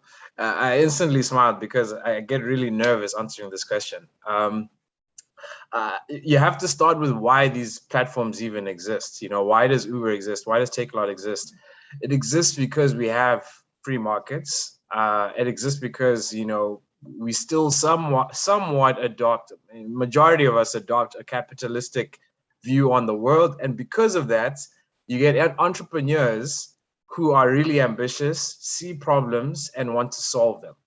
And somehow they figure out that as long as they have enough money to solve this problem, they'll solve this problem.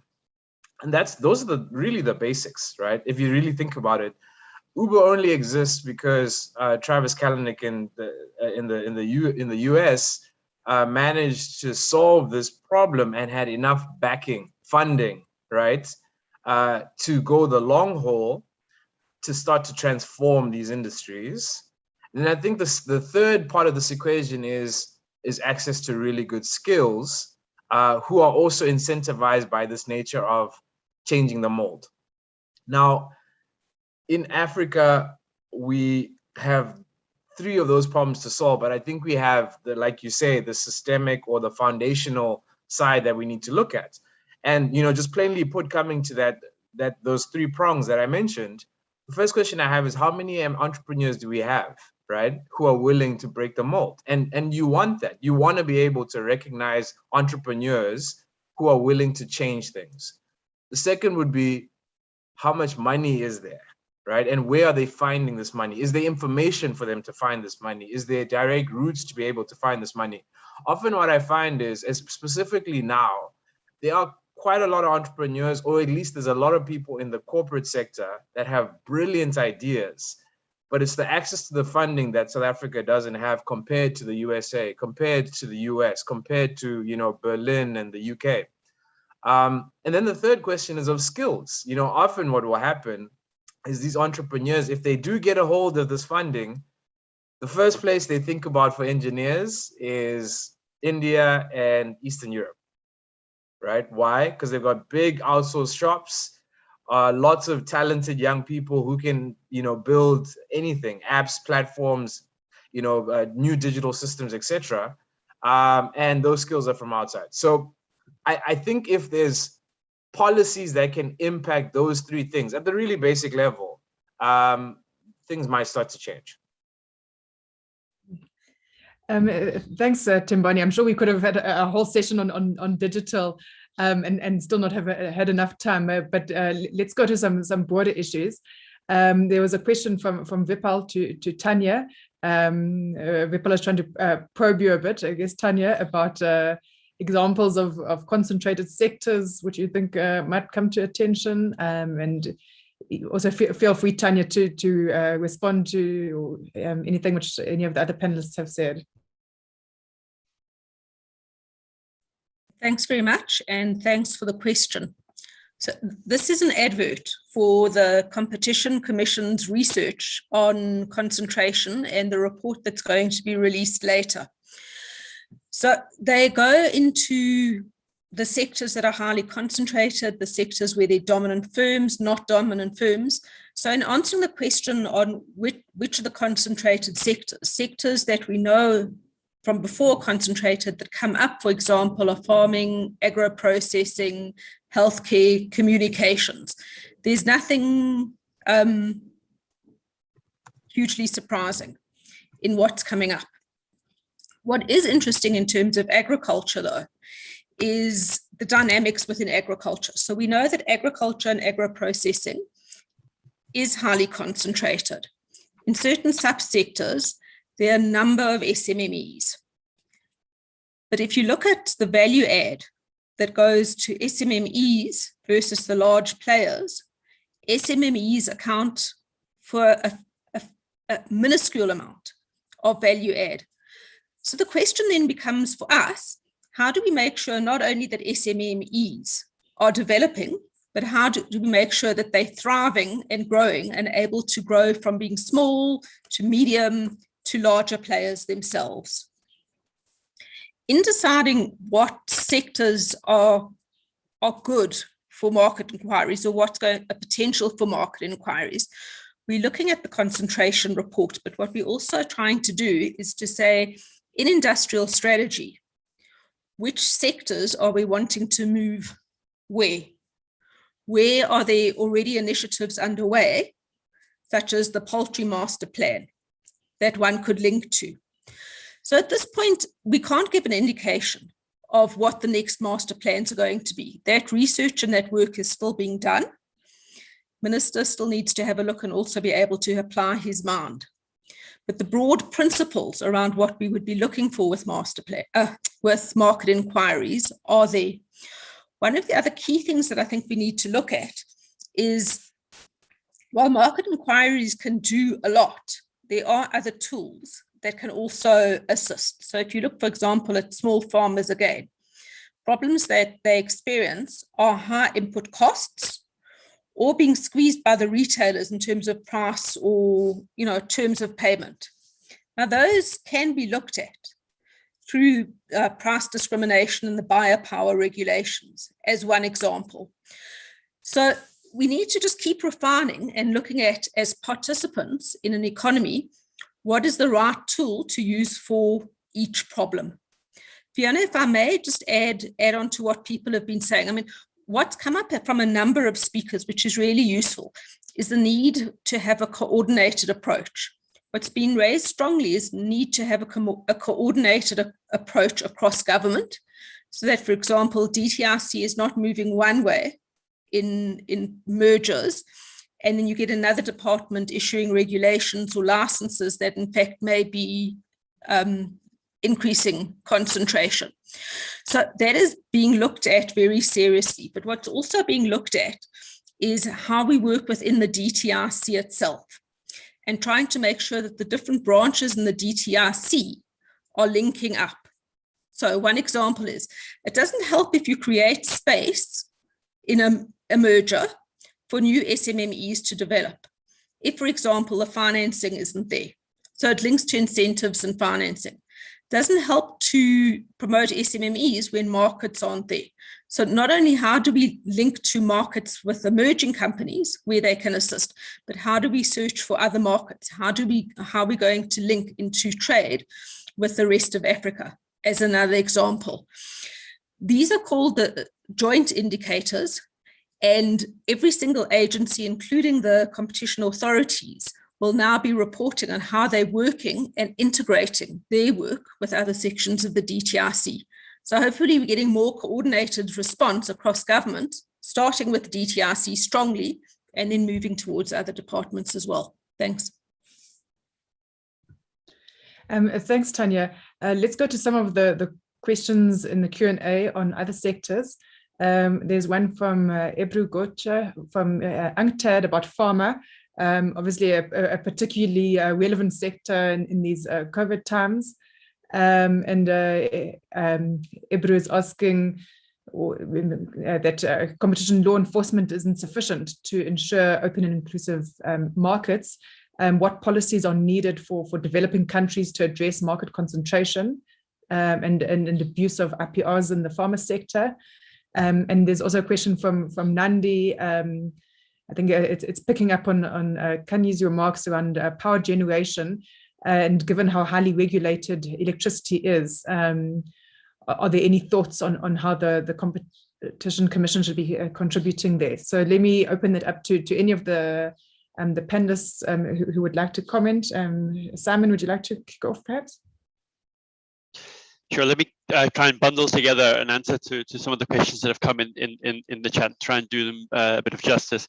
I think let me start with the energy one. I think, because we've been down this road for quite a while, and the Competition Commission, when I was there, commented on the Independent Systems Market Operator Bill, and in hindsight, that would have been a good thing if we'd had it at the time, to separate out the natural monopoly grid elements from the generation elements. It's nothing to do with privatization. It's just about allowing for a plurality of generation opportunities. And I think this points to the problems of having separated regulation and competition, when in actual fact, in many of these systems and the platforms, they're combining together. And we need to understand how the platform, where the bottleneck points are and the gatekeeper points are. And we need to be able to understand how those things link together with the potential for disruptors to come in. Because what we really need is the potential for different business models and disruptors with the opportunity to fail. They don't need to succeed, but they need to have the opportunity to succeed so we can see which ones are going to play out. We need to maintain that open space. And that's really critically important in pharma as well. So we've seen the different business models. We've seen models where the states subsidize pharmaceuticals research across the board anyway, right? The question is who captures the rents? And the question is whether there's conditionalities in place that have a fair sharing of the returns from that, and also a pricing through to end customers. And this is where I think we, in terms of COVID, obviously these points have come very much to the fore. At the same time, you've got competition authorities taking on excessive pricing in pharmaceuticals. The UK CMA has taken on this across a succession of drugs, but also the government supported AstraZeneca with Oxford University and provided it at a price, but that needs to be on a much larger scale, and we need an international approach to that. So I think this poses a whole set of questions. The one thing I think that I would want to finish off guarding against is the answers to a lot of these challenges are being posed by large incumbents saying, let us essentially self-regulate, give us exemptions and allow us, and this is the European, I'm talking very much about how the European food companies are operating. They're saying, give us exemptions and we'll solve the issues around climate. These are the same companies who have actually lied quite frequently in terms of emissions or on regulations, etc. So I mean, I think we need to be really careful of this. That's why competition authorities really have to step up with the skepticism and with the ability to gather information, private information, to verify how companies are actually conducting themselves. Otherwise, we wait for whistleblowers to leave the companies and tell us what was happening 10 years ago. And we don't have that luxury, I think, in terms of where we stand in these critical markets at the moment. Kanye or any of the other panelists, would you like to comment on pharma or power? Yes, thank you, Fiona. I mean, the question from Nandi, she's a colleague, is certainly, I think, reflecting our pain point. And Simon put it, very articulately that fundamentally it is the separation of regulation and competition, because the priorities typically of policymakers, would maybe otherwise, and competition could be kind of bottom of that list. But in the specific case of energy, we do advocate that competition be prioritized in the balance of issues that are taken into account in remodeling and coming up with solutions in that space. If you're talking restructuring, unbundling, or any of those initiatives around ESCOM, that does speak to market structure issues, which is a competition issue.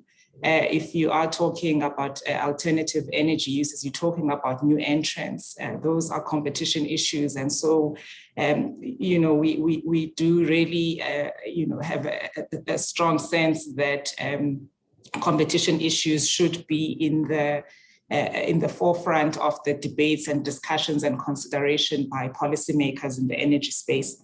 On pharma, I like that question because as much as we're talking about high growth sectors and economic recovery, and perhaps pharma may not necessarily have those characteristics, but it's a priority because I think the after effects of COVID will linger for at least the next 5 years, both in terms of the disease burden and of course the economic impact. So we must have a conversation about pharma. So I won't dwell on the upstream issues related to, vaccine manufacturing, IP, and so on. We had block exemptions for the sector during the pandemic, just to allow healthcare sector to coordinate on just managing the immediate issues around containing the virus in South Africa. There's been some enforcement on the upstream of that value chain. I think someone alluded to that. But what we've been picking up more recently are activities downstream pharma, actually. So in the complaints that came through last year, naturally, on, if you're talking sanitizers and face masks, a lot of the respondents were pharmacies, retail level. But also with merger activities in the last 18 months, we are seeing some concerning dynamics of a duopoly forming in the retail pharmacy sector, just a shrinkage in the number of independent pharmacies and increasing market power of the main two players. I think this came through in the Dis-Chem merger and also the Clicks merger, this is respectively. So we are finding that there are some activities happening in terms of acquisitions in the space, some of which did not meet notification thresholds that have fundamentally changed the dynamics there. It is something that we are observing, and I think in how we decided on those two particular mergers, we are looking to at least contain some of those problems or concerns that we picked up. But certainly it is an area upstream and downstream that should remain, I think, as an important sector of focus for government and certainly for us as regulators in the next few years. Thanks, Fiona. Thank you. So we'll go to one final round of closing remarks to each of the panelists. In that you might want to pick up on some of the remaining questions. There was a question from Mark to Thando, about is a national big tech regulator enough? There was a question from Udi to Tanya asking for more information on the monitoring of local prices to ensure that consumers won't end up cost subsidizing the master plans. There's also a question from Mochao as to the role of the digital revolution in addressing challenges faced in particular by small farmers. I guess a challenging and cost-cutting question to everybody from the Commissioner, that if we are to unlock growth and transformation, what is the one cost-cutting competition issue that could move the needle? I think that that question would be a good note to wrap things up on.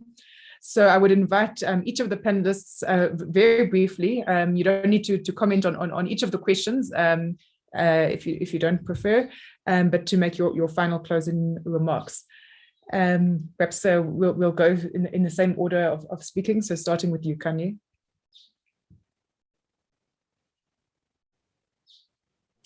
Sorry. Thank you. I mean, just in conclusion, before perhaps I touch on that singular magic bullet, I think we hear the point. I think it's been coming through as a common theme about the centrality of food and agro going forward. So I think from our side, as the authority, it will probably remain a priority sectors in the next or in the strategy period that we are in. Also, with all the work that's been done historically, I think we acknowledge that there are all these dynamics which we've been discussing today, which I think do call on us to continue looking at these at the different aspects of agro with a new lens, be it digitization or climate change. So, I mean, in terms of the broad cross-cutting issue, it probably goes back to digitization. I think it's come through from today's session that it's disruptive in every sector. Whatever sectors, even those that we didn't discuss here today, this would be coming through as an issue. And I think it's just incumbent upon all of us to adjust our tools to respond in the way in which we view these markets with that lens in mind. Thank you. I'll stop there. Thanks. Tanya? Thanks. I'll speak briefly to the issue of price monitoring. So there are a few mechanisms in which price monitoring is taking place. The one is the Competition Commission itself does research and monitors prices on foodstuffs, as an example. But another area where information on prices has come through has been from citizens and companies. So if you look at the action that's been taken against excessive pricing in terms of the face masks for COVID, I think until March this year, the Commission had received 2,200 complaints about excessive pricing. So I think the more people on the ground and small companies, the more you're experiencing problems around prices, around entry, the more you can bring them to the fore, bring them to the Commission, the easier it is for us to start taking action on those issues. I think the last thing is, and it worried me a little bit, the notion that we cross-subsidizing master plans. When we look at trying to increase local production of goods and services, it's tied often in the merger negotiations, for example, to increasing investment through the supply chain, so that companies that are supplying become increasingly efficient, employ more people, and are able to meet the prices that are needed at the time. The last issue I wanted to address was what I think is key to unlocking growth in the economy. And I think the key is deconcentrating the economy. It's not to say big is bad. In some cases, we need large industries. We benefit from economies of scale. But to the extent that we can crack open the economy to greater participation, to making sure that smaller businesses are more sustainable, the more we'll benefit in terms of innovation, new products, higher employment, and benefits for consumers. Thanks. Thank you. Timbani? Yeah, thanks. This has been an incredible conversation. Also, first time I'm really conversing from this lens, and for that reason, you know, maybe I can tackle Mogao's question with a really positive ending to the story. And you know, when we do our research at Order In, we focus a lot on the countries where this is working really well. Like, where is the high growth coming from, and where is digital and digital value chains, how are they really impacting the country? And, you know, Khanyisa and Tanya have already touched on this topic around digitization to deconcentrate the supply chain. In our world, it's the exact same thing, but we talk about democratization, right? If that makes sense. And to Mogao's question, how this happens is through digitization. There's a whole new layer of infrastructure that can successfully change supply chains, data sovereignty, data ownership. That infrastructure can empower many small businesses to participate and transform the economy at the exact same time, right? I'll give you just one example as a parting shot. And we can use the pharma industry. As this concentration happens, there is nothing stopping any entrepreneurs from building an infrastructure layer that starts to transform the supply chains to get certain goods and services to customers faster, right? And if you can do that, you can spread the concentration of certain over-the-counter drugs getting to customers. If you have micro distribution points that SMEs can own, if you have micro manufacturing points that SMEs can own, that all filter up into the customer, but with a change in the infrastructure. And that can happen across all sectors. It's not just retail, it's literally every single sector where there's a supply chain that needs to move goods and services. I'll really focus on the investments in the infrastructure. And I think that way you can democratize the economy and really power inclusive growth. Thank you. Okay, Thando? Yeah, very briefly. I mean, maybe just on Mike's question first. I think that, and this is quite a difficult one. Thanks, Mike. I'm not sure that a kind of mega regulator approach is necessarily required. But I will say is that I think that certainly observing at least these markets in our country, in Kenya and others, that there is a tendency, certainly in the policy evolution, not to treat the digital space as markets, right? And I think this is similar to the way Simon is talking about climate and renewable. These are markets, right? There's firms involved, investments, etc. And I would certainly at least argue that the authority to observe the evolution of digital markets as markets should be quite centralized, right? And perhaps that lies in the kind of equivalent of a digital markets unit or whatever it might be. Because then you can get into the detail of data as a kind of fundamental access parameter. You can get into the detail of whether privacy is a competition parameter, etc., and how you make sure those markets remain rivalrous and competitive.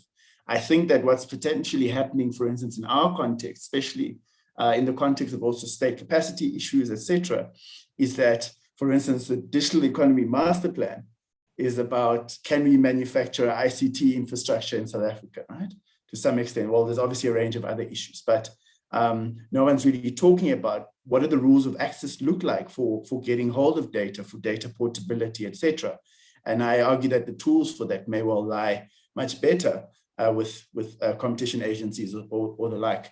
I also think there's, in terms of international cooperation, I wouldn't argue for kind of global cooperation, but I certainly think there's real potential for Africa-wide cooperation here, where we have a lot to learn from Kenya and where the issues will be far more similar in terms of the types of digital market issues that emerge.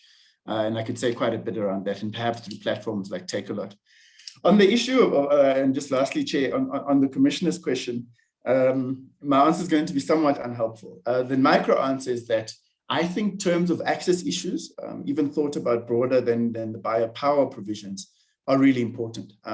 This issue of market access, this ability here, we're talking about the ability to actually get on a shelf of a retailer, for instance, and retail markets broadly, clothing shelves, etc., is still a fundamental barrier. In fact, you have entrepreneurs, you have investments made, but when they get to that final hurdle, they're not getting in there, and the Commission might be quite well positioned to deal with that. More broadly, I think the issue of entry and rivalry and the type of economy that we want may well best be addressed by finding a way to put rivalry at the center of the economic policy agenda, which is a far more difficult thing to do, but I think would have wider impact.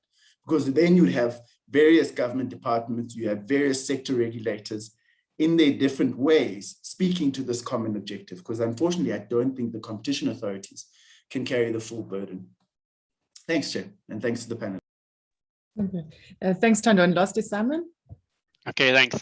Luckily, I can pick up from where Thando left off, not surprisingly, because we'd recommend our Opening the Economy book from last year, which has got concrete case studies of how to kind of open up markets. But I think so there's no silver bullet to answer the Commissioner's question, but I do think we need to be thinking about regulating for rivalry and disruptors. And that needs to lead us towards a path for transformative industrialization. And Fiona hasn't got airtime for her own work on this, and this is what she's looking at. And transformative industrialization means actions much more quickly following the words. We don't have the time that we've had in terms of the data prices or the supermarkets to make the kind of investments to realize the Green Deal. So we need these disruptors around things like hydrogen for green steel. We need these investments to be happening very rapidly. We need the investments in the food supply chain around managing the water, the storage facilities, the irrigation. There's lots of opportunities here, and actually there's lots of finance available. What we need are the policy actions to open those spaces up for those disruptors, those ideas. The danger is the incumbents who've got a lot at stake because they've got stranded investments, taking a long time to pivot themselves.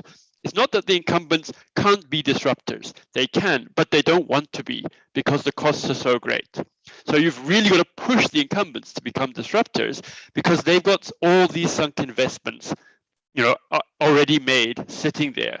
Just like the banks have got all their ATMs, they don't want to go to mobile money, right? But they could do, and some of them might make it. So we need to have a transformative industrialization agenda which builds those capabilities and rewards the effort and creativity and starts to make these investments. South Africa is the best place, one of the best places in the world for renewable energy to be used to manufacture hydrogen, right? I mean, many countries, you can't put up wind turbines because people don't want, there's no space or solar power. But it's a massive opportunity here. And on a regional basis, not South Africa, but further north, we have some of the best opportunities to respond in terms of agriculture. But South Africa is in a really bad position for agriculture. So this is the transformative industrialization agenda that we need to place at the center and allow for those disruptors to come forwards and with those investments. Thanks very much. Well, thanks to the panel, and thank you also to the participants for the very pertinent questions that were raised. Unfortunately, because of time, we're going to have to leave it there, and I'm not even going to attempt from my side to pull things together. But I think we've had really fantastic insights from, as I said at the beginning, a high-powered panel with the comments very analytical, very policy relevant. And I'm sure that they're going to be pursued further in different sessions of the conference and in different fora. So thank you again to everybody. And let me hand back to Simphiwe and the organizers in case they have any housekeeping announcements. Indeed. If the first housekeeping announcement is going to be, well, my first housekeeping announcement will be, I think this conference is going from strength to strength. I thoroughly enjoyed yesterday, but it's like today, the volume is even higher. You know, it's just been amazing. From our sessions and more formal lectures into this interactive session, based on the comments and the questions, clearly, you know, our observers and our attendees are really, you know, getting the most out of this topic. And one thing that I'm really struck by in the balance that I've experienced in today's conversation is kind of how important it is to have all people around the table. What I've loved about this discussion is not only have we heard from regulators and from researchers, we've also, in order to keep the alliteration, heard from realists, people on the ground, people actually doing this work. And what I can say to you, Tembani, is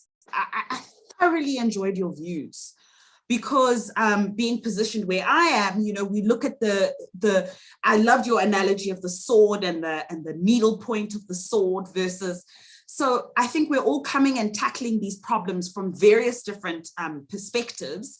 And it's at times like these when we can really brainstorm around, you know, moving the needle that little bit further. I loved what I heard about rivalry. Obviously, I endorse fully what we heard about concentration. And before I start my own panel here, I'm just going to tell you a little bit about what you can expect for the rest of the day. So at 1:15, we've got lunch scheduled for 1:15 to 1:45, which means we're a little bit ahead of time. And we will actually give you the benefit of that. Enjoy a long, lengthy lunch. I'm sure some of you have some other work commitments to catch up on in the background. So this is the opportunity to do that. This is a comfort break until 1:45, where we will be coming back to our celebration of Eleanor Fox, which, as I've intimated earlier, this is going to be such a great time of reflection about the work that this incredible, incredible person has done in our community, for the South African competition authorities and the world. And then, as you are aware, or perhaps you may not be aware on account of the fact that the program has changed a little bit over time, is we have a number of signing ceremonies this afternoon, as well as the launch of the ACF aviation report. So after our lecture with Professor Eleanor Fox, we'll be going into some more landmark moments for our competition authorities, as well as the ACF this afternoon. But on that point, I think I'm going to release you all for us to just digest what we've heard this morning. And yeah, it's just so great to be among a community of people who are just trying to make this country a better place. I think that's just what it comes down to, how inspiring it is to be in a room with people who are trying to find solutions. So on that note, I hope you can find a solution for your midday hunger and we'll see you at 1:45. Thank you.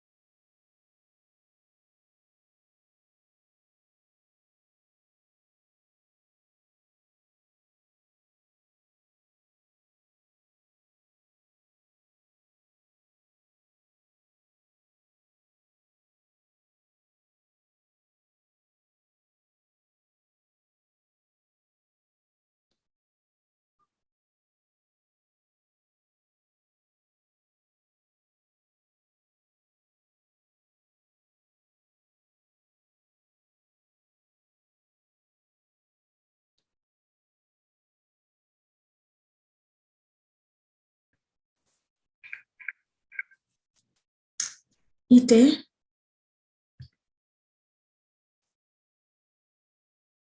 Are you here?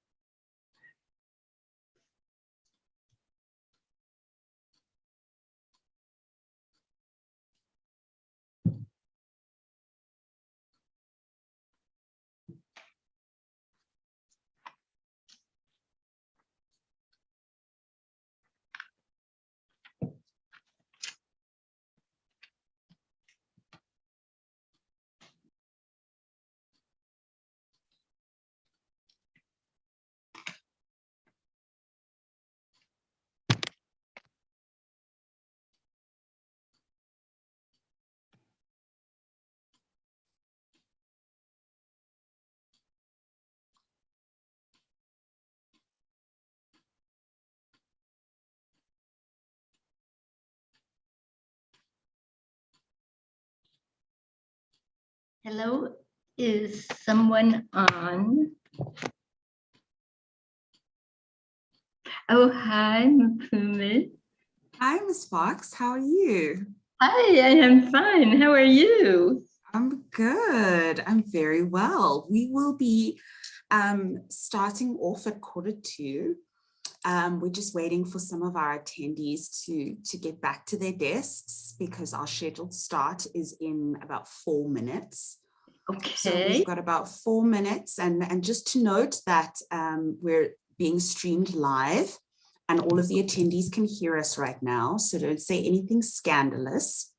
This is not a private room for the two of us.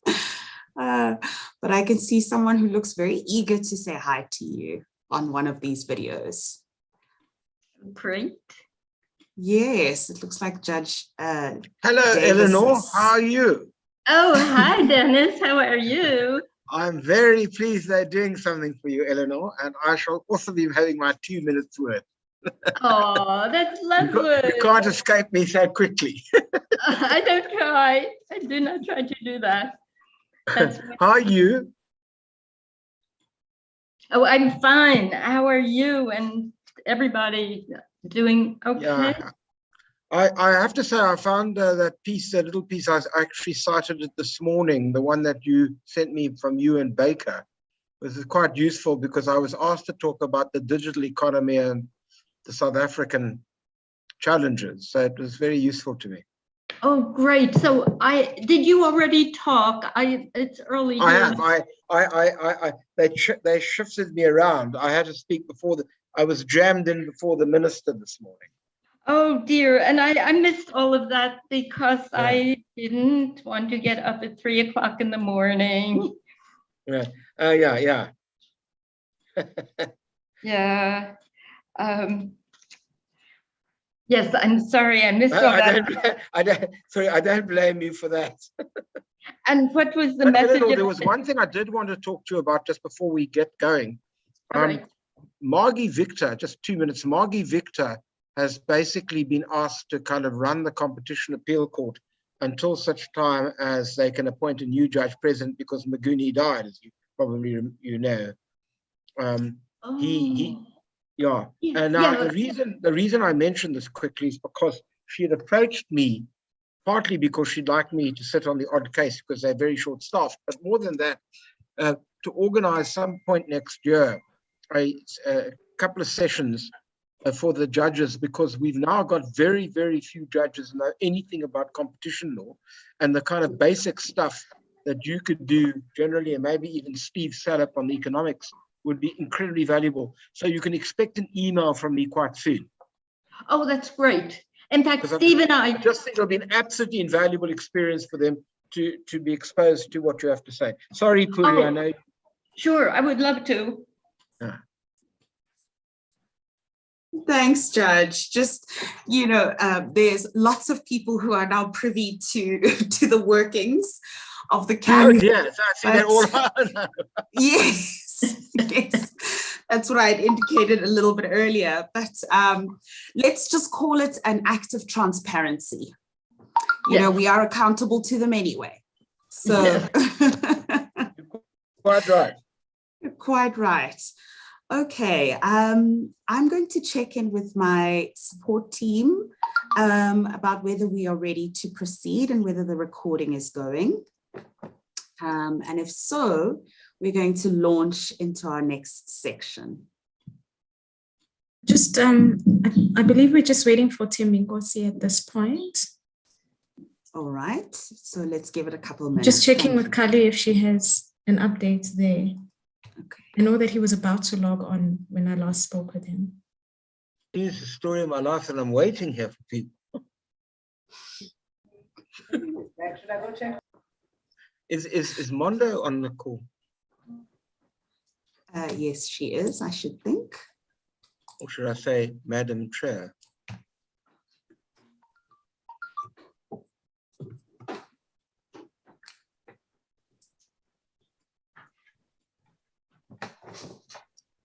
Hello, Dennis. Yes, I am on the call. Oh, hi, Mondo. Nice to see you. Oh, hi, Maya.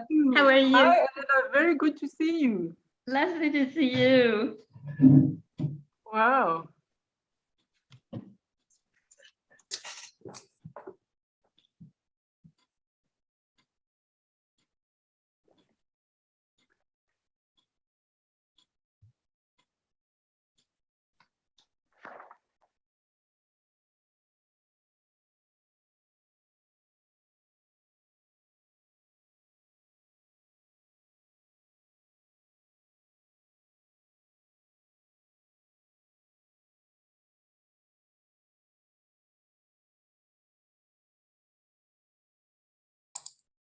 We're just going to make sure that we're correct before we start. So please give us a couple minutes.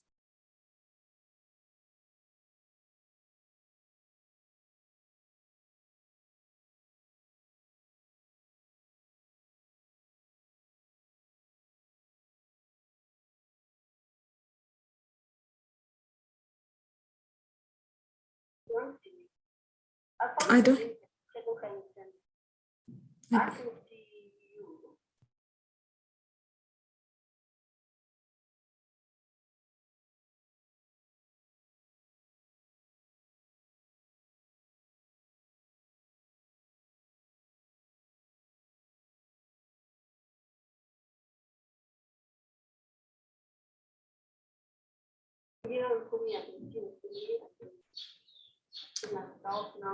Okay.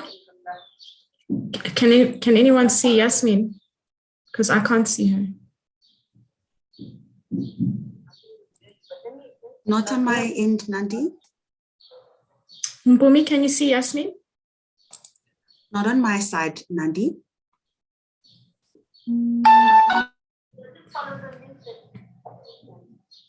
Yes, maybe it's best. Which one did you use now? Join as a panelist, please. Yeah, thank you. Yes, thank you.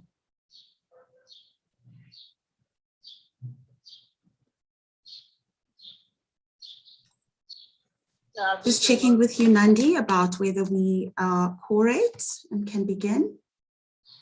We're just, I believe Yasmin is coming on now. Yes, I can see, your she's just name joined now. us. Oh, but I think she got disconnected and I can see her again. I can see you. Okay, Yeah, Yasmin, I'm here. I'm just checking in with Thembinkosi Mpumi. I'll get back to Okay. you now.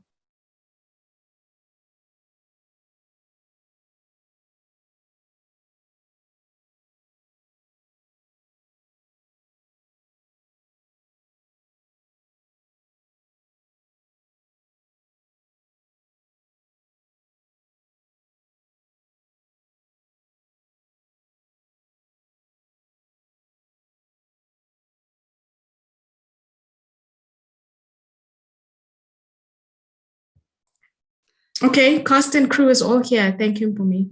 Thank you, Nandi. It's good to take the baton. And we are now at something I have been looking forward to since I saw it on the program, because anecdotally and personally, what I will say about the distinguished Professor Eleanor Fox is that my early readings of competition material felt a bit foreign to me. It felt disconnected from my lived experience, a little bit abstract, and not really concerned with my position as a Black African woman in this globalized world. I can't say that I even saw a part of myself playing a role in the community. And that's actually until I read one of your papers, Ms. Fox. I read many of your writings subsequent to that, and particularly the tone with which you make the clarion call that competition should be about ordinary people that it serves, that competition is not an island, that competition can assist with regional development, that competition is a tool that can be used on the African continent. These ideas captivated me. They were the ones that made me think, okay, you know what, I can make a difference here. And so I share that personal anecdote because I know that many of our speakers today, and we've got a very distinguished panel who will be giving all the props that are due to you. So I thought that, in fact, what's best is to offer up my personal insights. And those personal insights have been followed up with a personal touch in the fact that I was able to be party to one of the training sessions that you gave at the tribunal in this past year. And what I can say is that getting to know you personally has been as invigorating as having you travel through my mind through your writings. And with that opening, I'm going to ask our panelists who will be giving a token to Professor Fox to turn their cameras on. And I think I've just been informed that the commissioner is in the room. If he can also turn his camera on, as he will be facilitating the glorious tributes that we look forward to hearing now. Commissioner Bonagele, are you able to hear and see us? Can you turn on your camera, please? I am.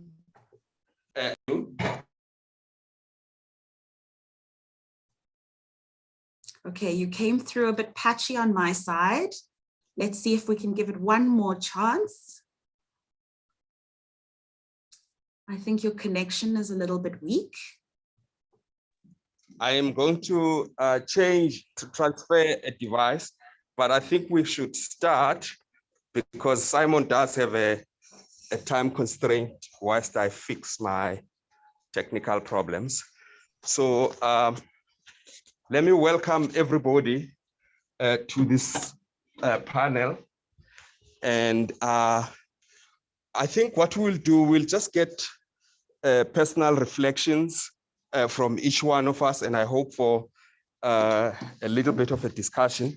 But just to give you a background on why we are doing this, we heard that concurrence, or concurrencies as we call it in the English world, is planning a huge celebration of Eleanor's legacy in a couple of weeks' time. And I was a little bit jealous when I heard this. And since we were planning our conference, really as a last-minute thought, I thought that Africa should really come first in celebrating Eleanor, or the developing world, so to speak, because she's done so much for us that I felt it will be remiss if we were to be beaten in this by the so-called West. So I'm the culprit for this, and everybody has been called at a fairly short notice, and thank you all for agreeing to do it. And welcome, Eleanor. Thanks very much also for gracing us at our conference. I know you'll be giving a lecture now. So I'm going to give Simon an opportunity then to just make his personal reflections, and then we'll get to everybody else because he's got a class to teach, I think, in a couple of minutes. So Simon, if I may hand over to you. Thanks very much. Yes, and apologies, I won't be able to stay for the whole session. I'll just have to jump off in a few minutes' time. I think I'm really happy that the Commission and Tribunal has done this and made sure that we claim Eleanor for the continent and developing world over Conquerons. I think it's a very, very good and very important move indeed. My few words very briefly, and I'm sure other people are going to echo much of what I'm going to say, if not all, is, and it's difficult to know where to start, of course, in terms of recognizing all of the contributions that Eleanor has made. But first is really as a friend, in actual fact. So Eleanor was my friend and our friends, I think, whenever we went to international forums and we're trying to work out how to position ourselves and the different things that were going on in the room, but also a friend, of course, on navigating through the subway systems and public transport networks of different cities in the world as well.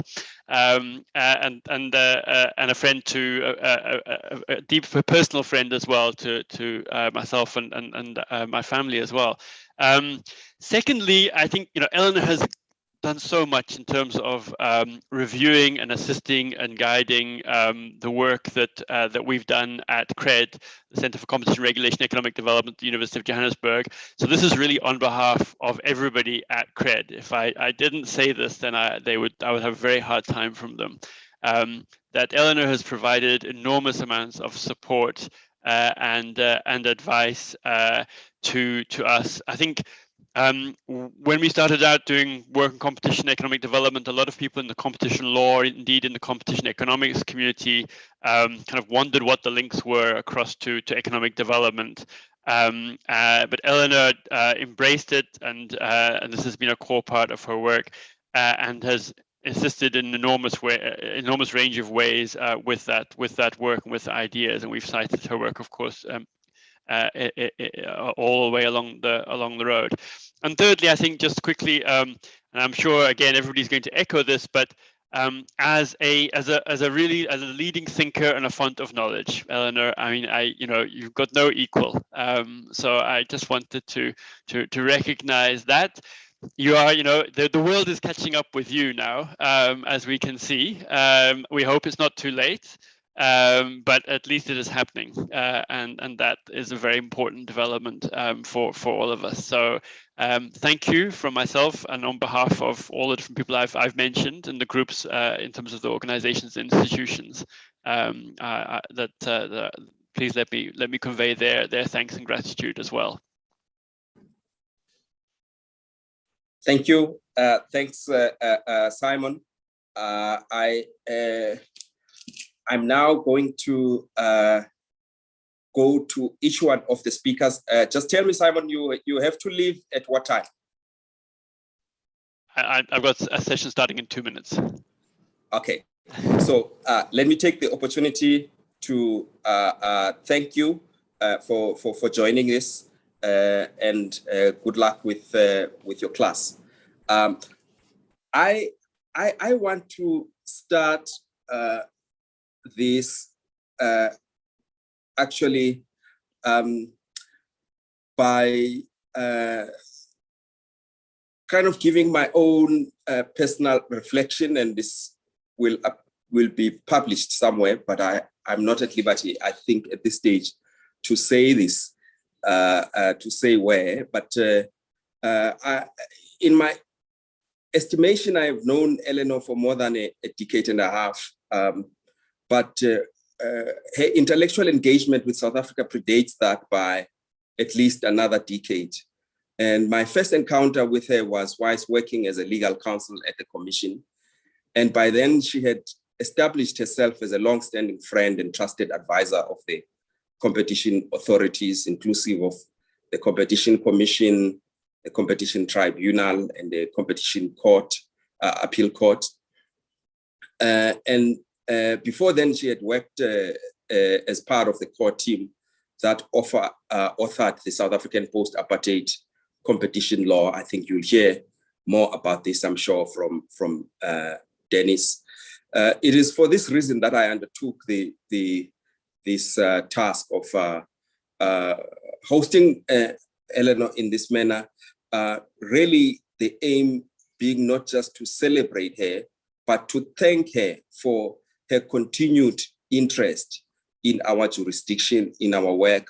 And this, for many people, has transcended beyond the personal relationship into quite a deep friendship we have with Eleanor.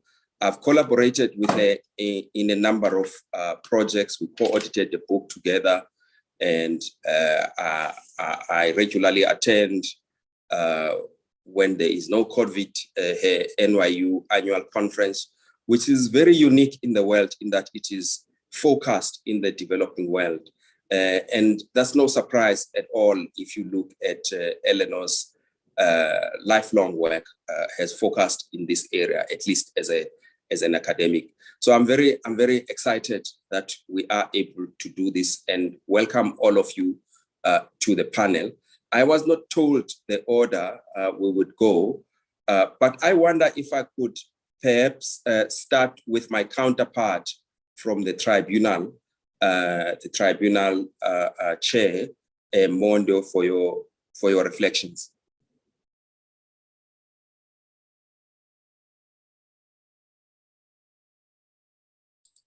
You're on mute.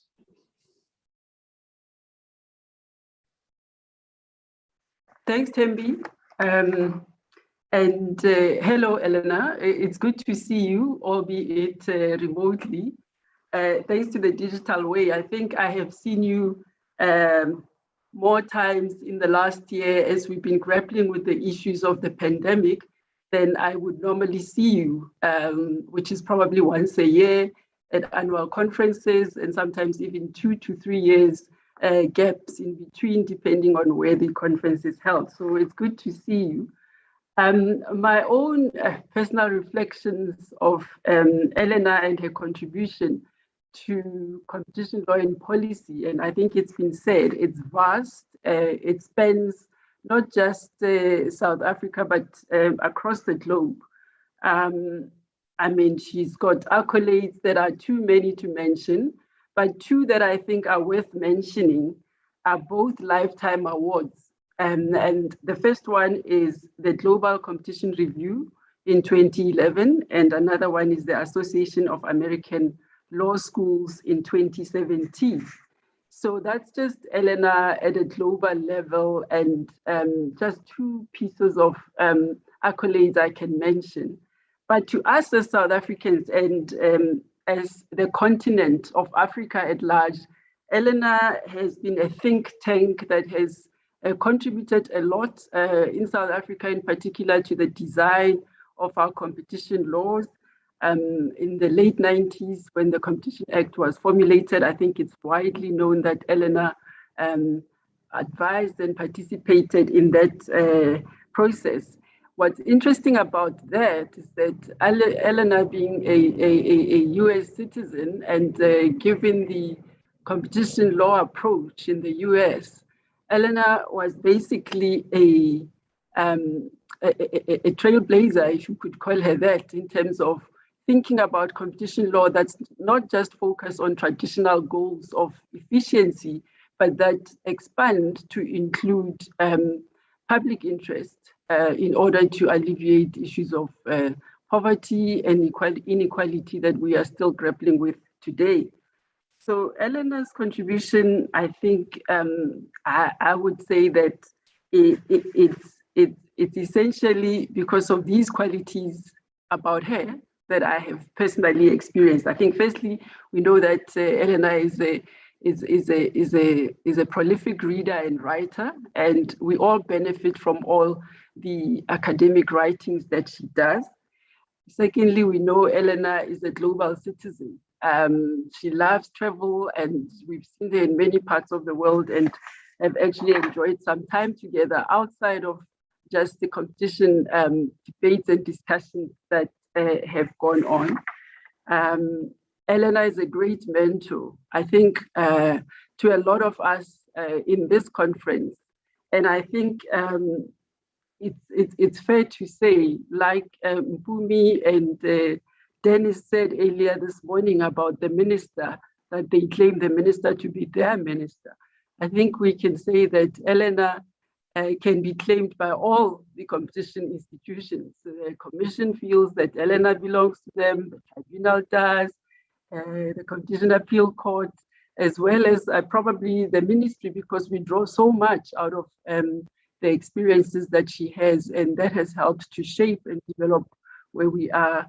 I know when I was at the commission, I was a beneficiary of her training. I have been a beneficiary of her training as well while I'm at the competition tribunal. I think, Elena, your contribution around the how Africa should be thinking about competition law and policy and the work that you've done there is going to be quite a useful guidance as the continent looks to implement the African Continental Free Trade Area elements, and we thank you so much for that contribution. I'll stop there for now. There's a lot more to say, but let me stop there. Thank you very much, Mondo. I feel like I should also quote from one of Eleanor's friends, best friends in South Africa, the founding chairperson of the competition tribunal, Dave Lewis, whom we would have liked for him to be here. But we had interviewed Dave Lewis for this publication I spoke about, and this is a very short quotation from that. Eleanor's humanism is another unique characteristic of hers, both in her work and in her personal life. This is not to say other competition practitioners are less so, but rarely have I seen such activism and compassion come together through in their professional work as it does in Eleanor's work.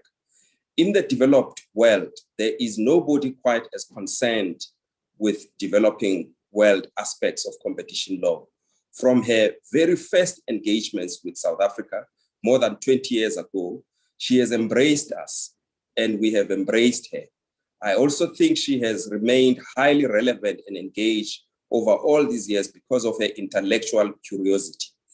Even with all the knowledge she has gained over time, Eleanor is still a very curious human being. And with that, I'd like to then call upon another member of the tribunal who has worked for a very long time with Eleanor, Yasmin. Thank you, Thembi. And hello, Eleanor, it's lovely to see you. I'm going to keep my reflections to slightly personal experiences because everybody's already spoken about your immense commitment to developing competition law in developing countries. So I met Eleanor first when she had come to do some training in my early days at the tribunal. And I wasn't quite tuned to all the differences between the various jurisdictions on competition law and competition policy. At that time, when I encountered her, she was amazingly inspirational, humble, and completely approachable. You felt like you could ask her any stupid question and she would still engage with you. And that's how I encountered her. But then when I listened a little bit more to her, I realized that she was really an activist, passing off as an academic. And that suspicion of mine came to be true in subsequent years, because Eleanor showed that she, in fact, was a proponent of promoting relevant competition law in developing countries. She was one of the earliest and I would say probably the strongest dissenting voice on the American approach or the US approach to competition law, where they use the shorthand convergence to try and get other countries to adopt the same standards that they had. And maybe just to give some context, I remember one particularly divisive ICN conference where the US was planning to get the conference to approve this notion of convergence. And as you know, at that point in time, there was a big difference between the European approach to competition law and the US approach to competition law, either in relation to merger control, concentration, and abuse of dominance. But we're also seeing the growth of a lot of agencies in the developing countries. Competition agencies were mushrooming across the globe. And the US was concerned that you would have too many different localized competition law frameworks, which make it difficult for the global companies to obviously operate in. Needless to say, all the lobbying, and I'm sure there was a lot of back-end lobbying from the commissioner and Dave Lewis at that time and Eleanor, the conference did not approve the US drive to have this convergence. Of course, that debate has gone on for a while, and as you see, things have changed. And as Simon said, the world is now following you, Eleanor, because Bill earlier told us in a lecture how the appointment of Lina Khan through Joe Biden's policies certainly changed the US approach. And the US is looking at convergence with South Africa. Never mind the other way around, because looking at competition law as a tool of developmental, as a tool to achieve developmental objectives and not just ensure competitive dynamics. So Eleanor, as the activist I always suspected you were, you befriended us, and you have shown your commitment to developing countries over the years. You crisscrossed this continent. You came to support us at the drop of a hat, and you have remained a strong supporter of promoting competition law for developmental objectives. So for me, you have also done something else with your approach, your commitment, your integrity, your honesty. You've also built trust between agencies and their political heads. One of the things about competition law regulation is that it's very important to have trust between the agents and the political head, the agencies as inter se, and agencies in the region. So I just think your personal touch and your personality have contributed to that, and I thank you for that.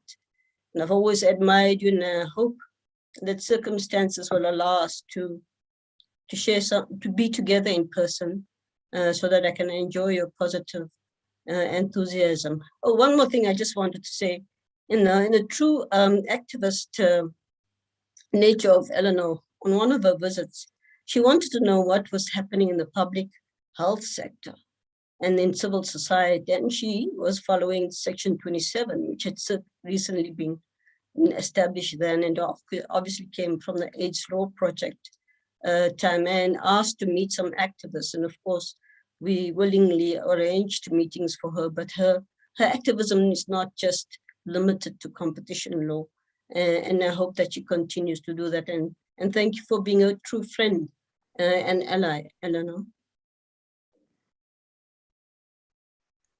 Thank you, Yasmin. I think we're all going to be echo same things in different words.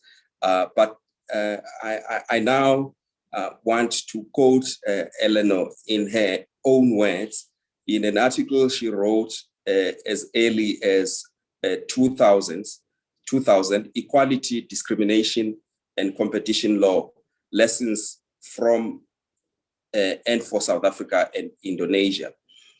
Again, displaying her partiality to concerns of developing countries. Eleanor had this advice for us. The experience of mature market economies is highly useful, but may not be wholly transferable. Whilst the American determination not to mix equality with efficiency may work for the US in year 2000, it may not be an obvious truth for the world.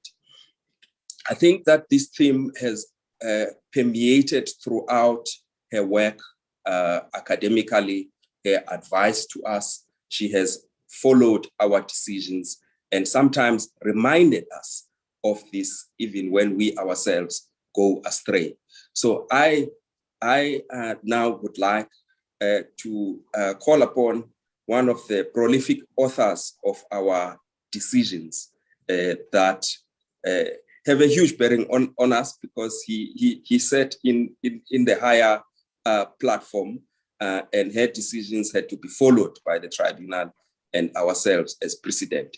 The former president of the Competition Appeal Court, Dennis Davis.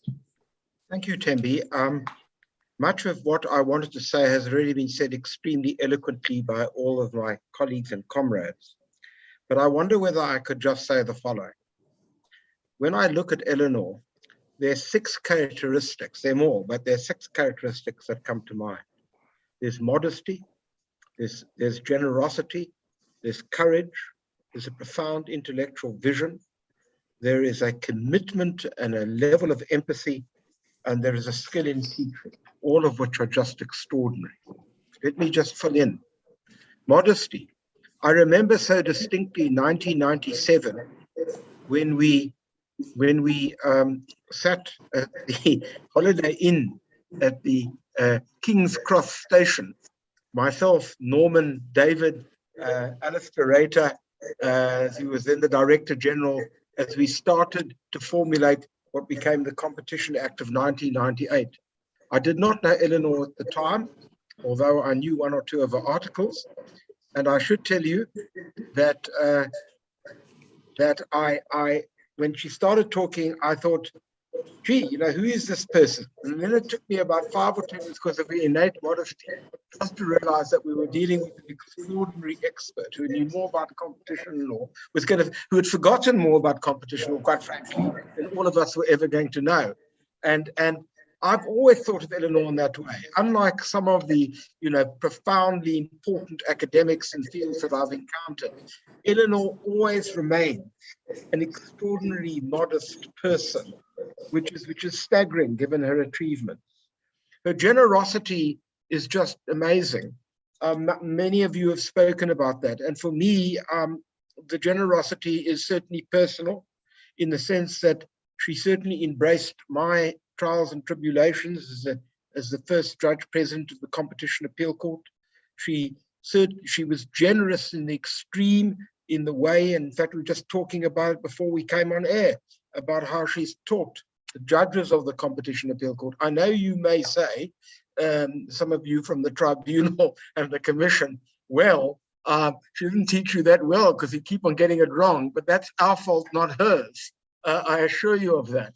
But the fact that she's done that and been so generous with her time is just profound. Eleanor is extremely courageous. I don't know, many of you have spoken about Eleanor's pioneering work in the area of competition law, and indeed that is correct. But I know for a fact, because I witnessed it at various points in time at the high point of the Washington Consensus, when a whole lot of people now who have jettisoned that particular idea would abuse Eleanor's intellectual work, and in fact gave her a very hard time. But in typical style, which is what really, I think, marks the great academic and great contributor to a field from those of us who plod our weary way through the journey, Eleanor stuck to her guns. It wasn't easy, but she was always there. Sometimes a voice in the wilderness, but as Simon quite rightly says, no longer so. And that indeed is a tribute to her and to her courage. And that, of course, comes to the next point, the intellectual vision. I mean, Eleanor has a profound intellectual vision of where competition law should go. Eleanor's view of competition law was not the myopic view of the Chicago, or indeed even the neo-Chicago school for that matter. She had a coherent conception of competition law, which is why Jasmine is right and why Mpumi is right. It spoke to people in the developing world. It spoke to young Black students like Mpumi. I know that because I've taught Eleanor's work for years and years at UCT and elsewhere. And it speaks to people because it speaks to their experience and shows the way in which competition law actually can be a profoundly transformative area of law. I remember so distinctly in an earlier year teaching at UCT, where a bunch of progressive students, for some reason or other, decided to take the course. And I had basically prescribed two of Eleanor's works, one about competition and competitors, and another about questions of equality. And when I finished the session, they said to me, gee, we didn't realize that this may be the most important subject we've ever been taught if we're going to basically help transform the society in which we're located, namely South Africa. Eleanor's vision, as Dave Lewis has said, utterly unique amongst competition lawyers. She was far ahead of her time and may still be, but she certainly remains, for me, the kind of holds the torch and therefore guides me in the direction that I should go in relation to this field. Two final points. Eleanor's empathy, which I think is part of this idea that competition law or law in general is there to basically promote justice and to speak to ordinary people and to the powerless. Law is there to curb excessive and arbitrary power. It's there to reduce poverty. It's there to essentially harness in the problems of inequality. That empathy, of course, and commitment in that particular regard to this particular project is nothing short of remarkable. And that feeds into the last point. I have been privileged to teach not just competition law, but development with Eleanor, both at UCT and a number of occasions at NYU. It is truly a wonderful experience. It is one of those experiences where I've learned far more than I possibly could convey. Eleanor's not only intellectual vision, but her care for her students, the way in which she patiently helps students of all kinds, shapes, and sizes to grasp the field, to actually prod them to achieve an intellectual standard of a kind that they could have only dreamed prior to getting into Eleanor's class, is truly remarkable. Only someone with great intellectual insight and even greater empathic qualities could be such a great teacher. I have to tell you, it's one of the great pleasures of my life, one of the great honors of my life, one of the great benefits of my life, that I waddled into that King's Cross Holiday Inn in 1997 and met Eleanor. She's enriched my life in a whole range of ways. Thank you very much, Justice Davis. Eleanor, of course, has left us a legacy in a book titled Making Markets Work for Africa, which I do recommend, particularly for many of us who are interested with the issues that she is also going to be talking about today in her lecture about developments of trade in the continent. And as the minister said in the morning, what this could mean for competition policy.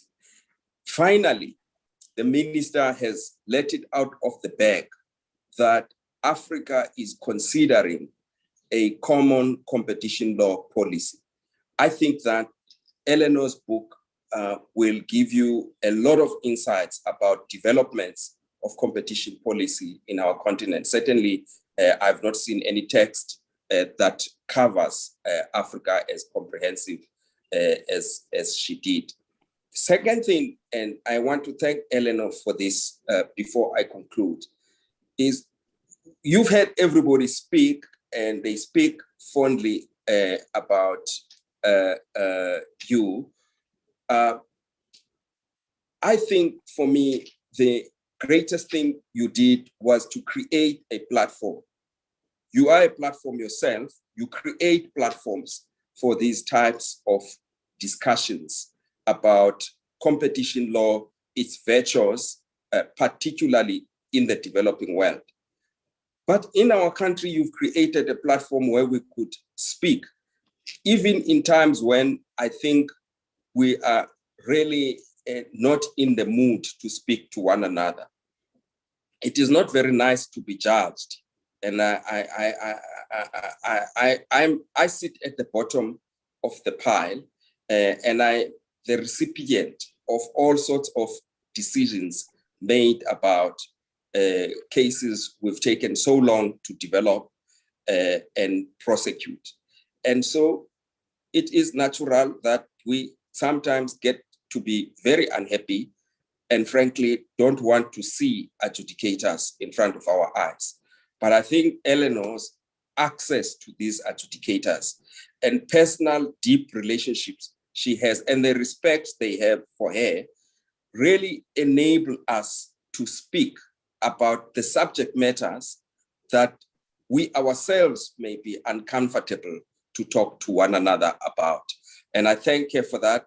I thank also my colleagues for the deep respect they have for you, because it is that respect that really enable us sometimes to cross these boundaries that may be created by this or that other unhappiness or this or that other decision we may not agree about. So thank you for all of that. And we do have a few minutes before Eleanor starts the lecture, but I thought I would give her an opportunity to now say something, if at all, about these reflections.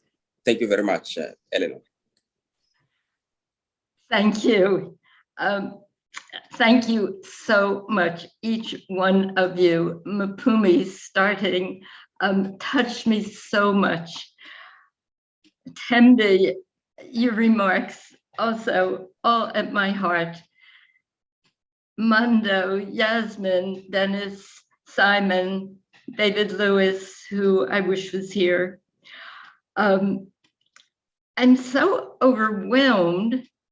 And the amazing thing is, it is you, not me, what you have given me, or let's say, I mean, this very wonderful symbiosis, because I was thinking what you have given me, and now I'm thinking, for all that you have said, it is a symbiosis that brings us to a higher plane, I think, of justice and communicating and trying to do what's good in this context for Africa, for South Africa, and for civilization, because civilization cannot progress without recognizing who are the vulnerable, who are the winners and losers, what are the connections of everyone to the society.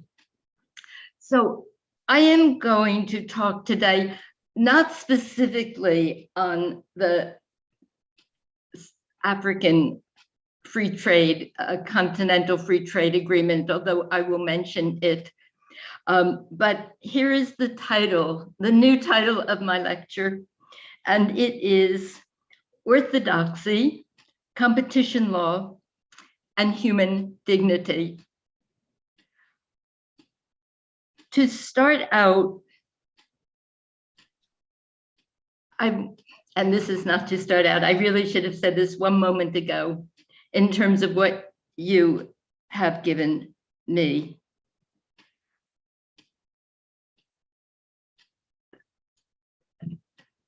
All of my friends in South Africa were such serious, committed fighters against apartheid. In their own ways, the best they could do. This was one of the reasons why I was so attracted to you, that you risked so much to fight for what was good and right, and so obviously good and right, and yet you had to fight for it. And I was always so amazed and touched that so many of you who were the fighters for freedom and dignity saw a path to competition law.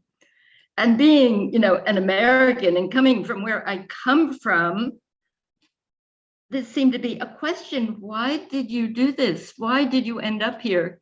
Yasmin, I pressed you.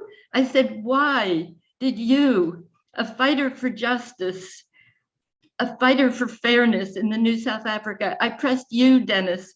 I pressed David Lewis all the time. And of course, the answer was competition law is against power and privilege, and it should be for justice, and it should be for inclusiveness.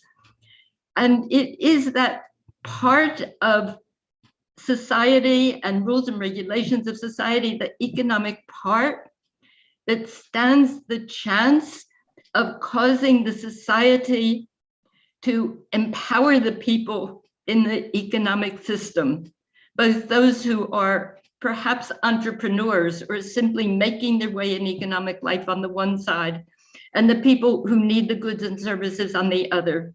That is the promise of competition law, if it is not compromised by being taken over by the powerful.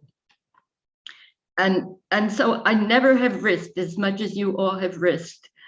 And I admire you all so deeply for that. So for my lecture on orthodoxy, competition, and human dignity, let me start with a couple of words on what is the orthodoxy of which I speak, but some of you have already said it. In fact, many of you have already said it, and Dennis summarized it as Washington consensus, but I will say a few more words on that. And secondly, I am going to say a little about my own journey that did take me first into academia and then to South Africa and to Africa in general, to my book with more Bakum and some current writing. And thirdly, I am going to talk about what you have mentioned already, which is unorthodoxy, the backlash against it finally.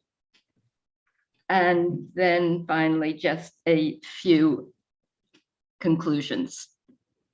The orthodoxy, and I'm just going to set this up because it's very cut and dry, but the orthodoxy of which I speak is the economic antitrust orthodoxy that beginning in 1980, I grew up with.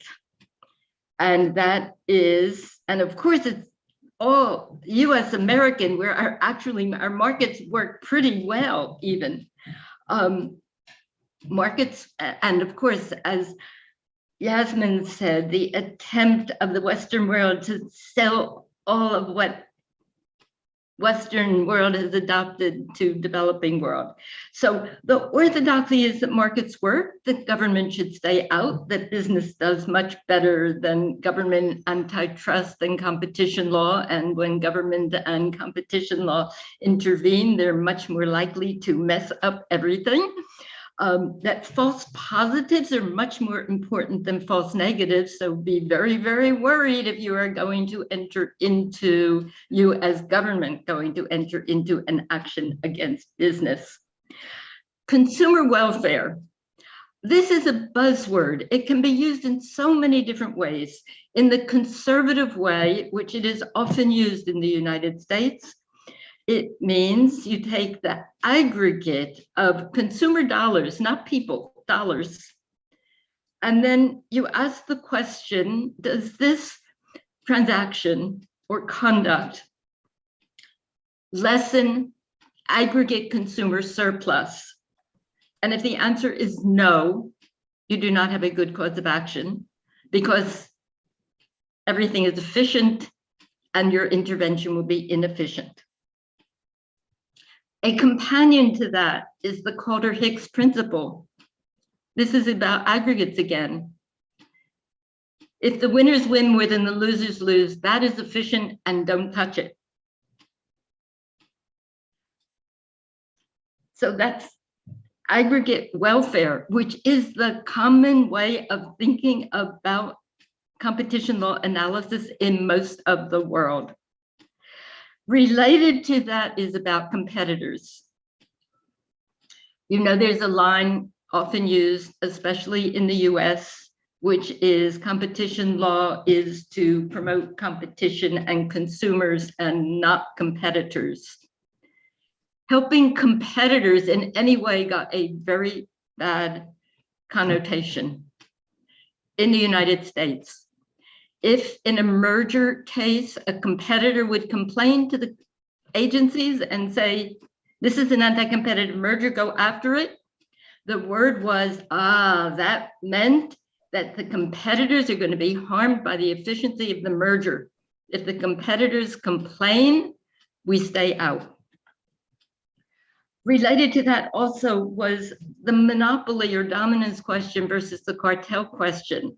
The idea that don't worry about a monopoly or unilateral conduct problem because firms always have the incentive to make money, and to make money, they're going to serve consumers. And if they're not in a cartel, trust them, don't trust the agency. Combined with that too is profit making. Profit making is good. Squeezing the most that you can is the best thing that firms can do, because that means that they're going to work efficiently and all society will be better off and all boats will be lifted. Of course, we know that all boats aren't lifted, and that is the rub, but put that to the side now, because we come back to that at the end. The orthodoxy, which was promoted as almost hard science, has been stripped bare to show that it is a belief system. So coming forward, and this is my story. I actually always wanted to be a writer, and I wasn't thinking of law for so many years in my youth. But then I decided to go to law school because I realized how important the issues were that were the legal issues. But I still always wanted to be a writer, thinking novelist, poet, maybe journalist. But then, of course, I went to law school. I graduated so many years ago in 1961. And law became very encompassing. I started to practice law at a law firm, Simpson, Thacher, and Bartlett, when in the United States, our Supreme Court was the Warren Court. The Warren Court was a liberal court. The Warren Court determined many antitrust cases. It also determined many civil rights cases for the civil rights. And it combined the idea of antitrust and civil rights. They are for the underdog, they are for the outsider, they are for the people left out. In my law firm, although it was a big firm, it was representing some companies against bigger companies, and I had a great experience on the plaintiff side in antitrust. And I liked the law as it was. I had had almost no economics.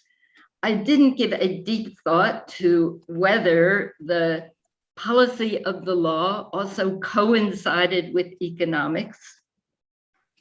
And so I sailed along for the several years, thinking this law, which was good for diversity, that's what it was. It was for diversity, it was for against power, it was for the underdog, thinking that was good. And also, as a woman, I could identify very much with the outsider and the underdog. But then the tide began to turn, again, still in the US. In 1976, I began teaching at NYU Law School. And of course, competition law being one of my main subjects, also torts, also later globalization, European Union, the world. The tide began to turn from the diversity vision of the Warren Court to a cramped vision of what competition law and should be, as well as the economics now of the Chicago School, same as Washington Consensus. And they began to turn just as I was leaving my firm to teach at NYU Law School. And of course, I knew that as a teacher of antitrust, I had to be very involved and up to date on the new economics of antitrust. And I learned a huge amount about economics at that time. And the tide began to turn with a fury a few years later with the Reagan administration. The constituency of our Supreme Court began to change. Reagan ran on a platform to get government off the backs of business. Business was complaining that law was too far-reaching and wanted law cut back. The Reagan administration basically adopted competition law, adopted Washington consensus and Chicago type competition law into the competition law. The first step was to do it in the merger law. And this was the first time that the consumer welfare goal was now on the map. And then Reagan appointed lots of judges and they ran with it until today. Our law, the competition law in the US, has been narrowed and narrowed. In the libertarian type sense, keep government out. Before I get too far with the story of what happened in competition law and economics, I want to go back to my own personal timeline because it was 20 years after I began as an academic that I began to be invited to South Africa.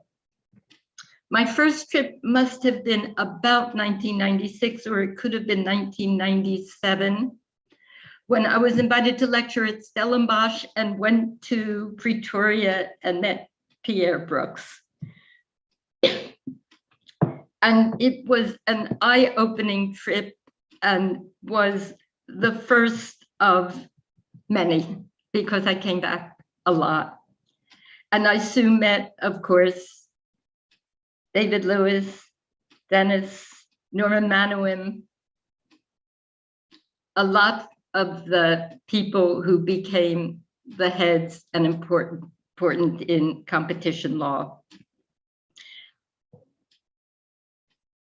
I had a sabbatical in 2005, and on the sabbatical, Dennis, you invited me to come to South Africa and teach at Cape Town with you, which was wonderful. And I went to Cape Town and I went to Johannesburg, visited the court, and I went to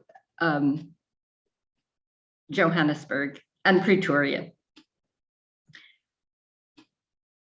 When I was teaching with Dennis, nationwide polls, this is Mr. Foot's case, was coming up before the Court of Appeal. So Dennis and I were co-teachers, but of course Dennis couldn't talk about it. And Dennis would sit in the back of the room. And every day, because this became really interesting and important as the day came close for the argument before Dennis, we would debate the issue of nationwide polls against Sasol. Mr. Foot, who was nationwide polls, was a little guy selling treated polls, treated with creosol, which he got from Sasol, and Sasol charged him a very high price, and Sasol charged his competitors, the big guys, there were 4 or 5 of big firms, a much lower price, and the price discrimination was driving Mr. Foot out of business. The tribunal had held on Mr. Foot's action that this discrimination was a violation of your Section 9 of your Competition Act. the defendants had conceded that there were no cost inefficiencies of selling to Mr. Foote. So it was pure price discrimination without cost justification. David Lewis wrote a beautiful opinion saying this was a competition problem because it was competition related and that Mr. Foote had made his case. But this was a very serious issue because, of course, the statute says that the discrimination was likely to have the effect of substantially preventing or lessening competition. And so when the case came up to the Court of Appeals, and when actually I get ahead of myself because at the argument, I took my class, which is Dennis and my class, to the courtroom, and we heard the argument. And then the Court of Appeal came down with its decision and said, had to respect the words of the act because Mr. Foote had not proved that the discrimination had the effect of substantially preventing or lessening competition because Mr. Foote had not put in any evidence that the price or quality to the consumer was harmed. I come back to that at the end because there's a nice circle to that story. But leaving it there now and going ahead with my own timeline, I was there in Cape Town. I went to Johannesburg. I visited the Constitutional Court. Albie Sachs took me around and showed me the art in the court. I was so touched with the art. I remember the blue dress and the story of the blue dress. I remember the little school kids' art all over the court. Very touching experience and poignant. And then I went to Pretoria and did my usual interactions. Going fast forward, there are many things. I won't go too far fast forward here because this was 2005 that Mr. Foote's case came before the Court of Appeal. 2006, South Africa was hosting ICN. I was in a panel, which was a side panel. It wasn't one of the big programs on competition law and developing countries. And on that panel, I gave a talk. And my talk was basically to say, let me interrupt myself because here I want to bring in some of what Yasmin said before. This is ICN, International Competition Network. There's this strong orthodoxy in the network at the time, no matter how much lots of people in the network were saying or trying to reach out. There was an orthodoxy and an idea that convergence was the above all best thing, and the converge to what meant US-EU or some combination. So on this panel, I gave a talk about developing countries, equity, equality, and competition.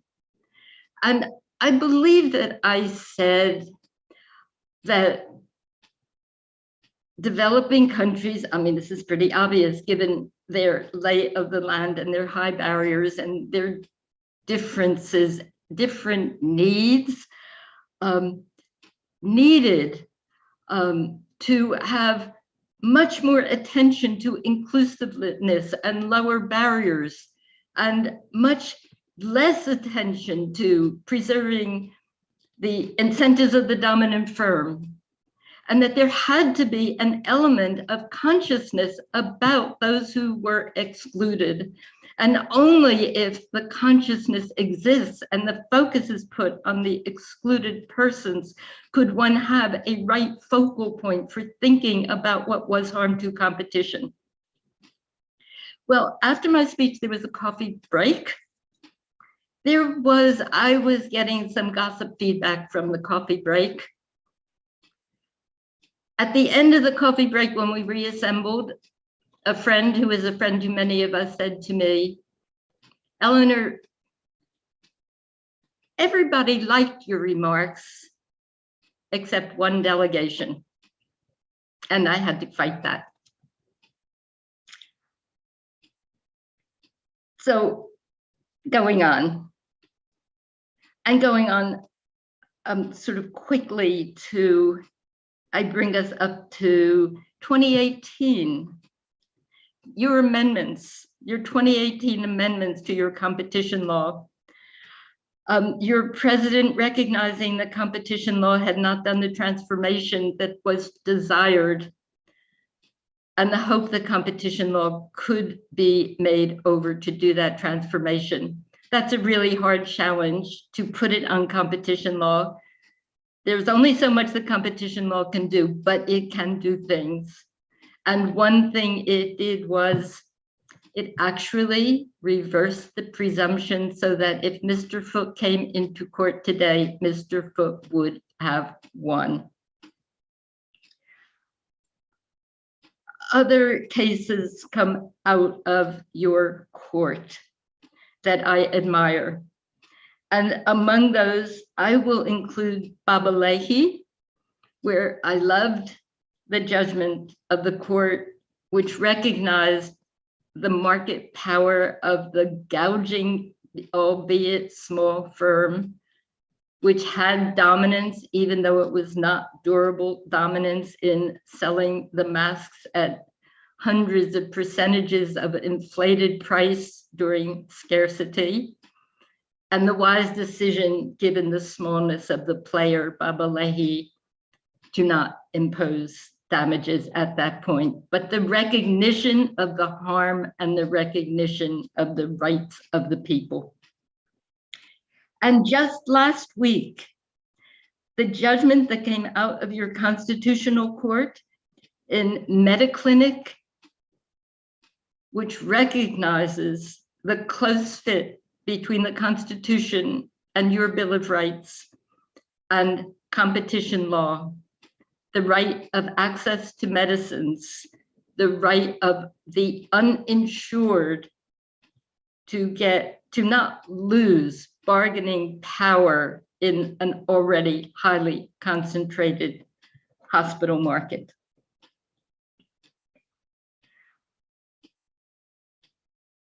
I want to go from there to say a word about the new challenges to orthodoxy. And then I'm going to say a little word about my recent scholarship, which will take me to the trade and competition and the African Free Trade Agreement, and then sum up. So the coda, with all of the orthodoxy that was sold as science for so many years, there has been a backlash. The backlash came slowly, about building up about 5 years ago in the United States. And this is in the name of the Neo-Brandeis movement. That at last, there was an exposure of the fact that the orthodoxy was mostly belief. There were seeds of truth in a lot of what the orthodoxy claimed. There was actually a place for it in the United States in about 1980, when US law had gotten a little too aggressive so that it was condemning some pro-competitive activity of even small firms. There was a place for it then. There was a place then to say, look, competition law protects competition, not competitors. There's no place for it now. There has been a movement in the United States against the increasing concentration of power, against the increasing inequities with the increasing gap of wealth and income, the inequality gap. There has been a recognition but by some. And I want to be cautious about this because we don't know where it is going. There has been a recognition that competition law, even in the United States, need not be only about letting firms compete to efficiency and keeping government out. And it need not be about only efficiency, even if you define it more broadly. So right now in the United States, we have a lot of statutes, legislation, proposed statutes introduced into our legislature that will help change our very, very conservative unilateral conduct law that prohibits almost nothing. We have a president who has supported activist competition and appointed Lina Khan, head of the Competition Commission, of the Federal Trade Commission.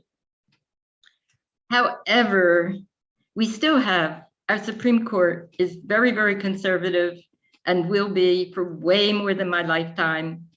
If the legislation does not go through, the Supreme Court's word is the last word, of course, unless the law is changed. And the Supreme Court believes in the orthodoxy and the libertarian view of competition. But the thing that is beautiful is that I think that for a very large majority of the specialists in the United States realize that the extent of conservativeness built into our competition law is actually unrealistic and does not even match our markets. It is a belief system. I want to, for my last segment, I want to just say a few words about my scholarship and its relationship to this. And now I'm a little confused about the timing, but I think if I end in about 5 to 10 minutes, is that about right? Nandi? Yes, Eleanor, I think that should be fine. Okay, all right, great. All right, so the word about my scholarship and recent scholarship. I want to say a word about making markets work and its relationship to the African Free Trade Agreement with a competition dimension. I want to say a word first about my draft article on inequality and competition law. The University of Amsterdam had a symposium about 9 months ago on inequality and competition law and asked me to be the keynote speaker and to write a piece on it. And I wrote an article with my student, Philip Bazano, on inequality and competition law. It was a very interesting and very important challenge as to what role the competition law does play in combating inequality. And the way the question was posed by our host in Amsterdam was really to put it in terms of the increasing gap in wealth and income and what can competition law do about it. I have some skepticism, and a lot actually, if competition law can do something significant that will change those huge percentages of the percentage of wealth controlled by the 1% or even by the 10%. It would be very hard for competition law to change those percentages. And because of my skepticism and even what my host wanted, I wanted to think more seriously about how I could make a difference on this issue, where there were so many people saying competition law is part of the problem for being lax, competition is part of the solution, should be more aggressive. I decided to do a history of the treatment of inequality in competition law And I took 4 jurisdictions, and of course, one of them is yours, and one of them is US. And so interesting to see the space between in terms of inequality and equality.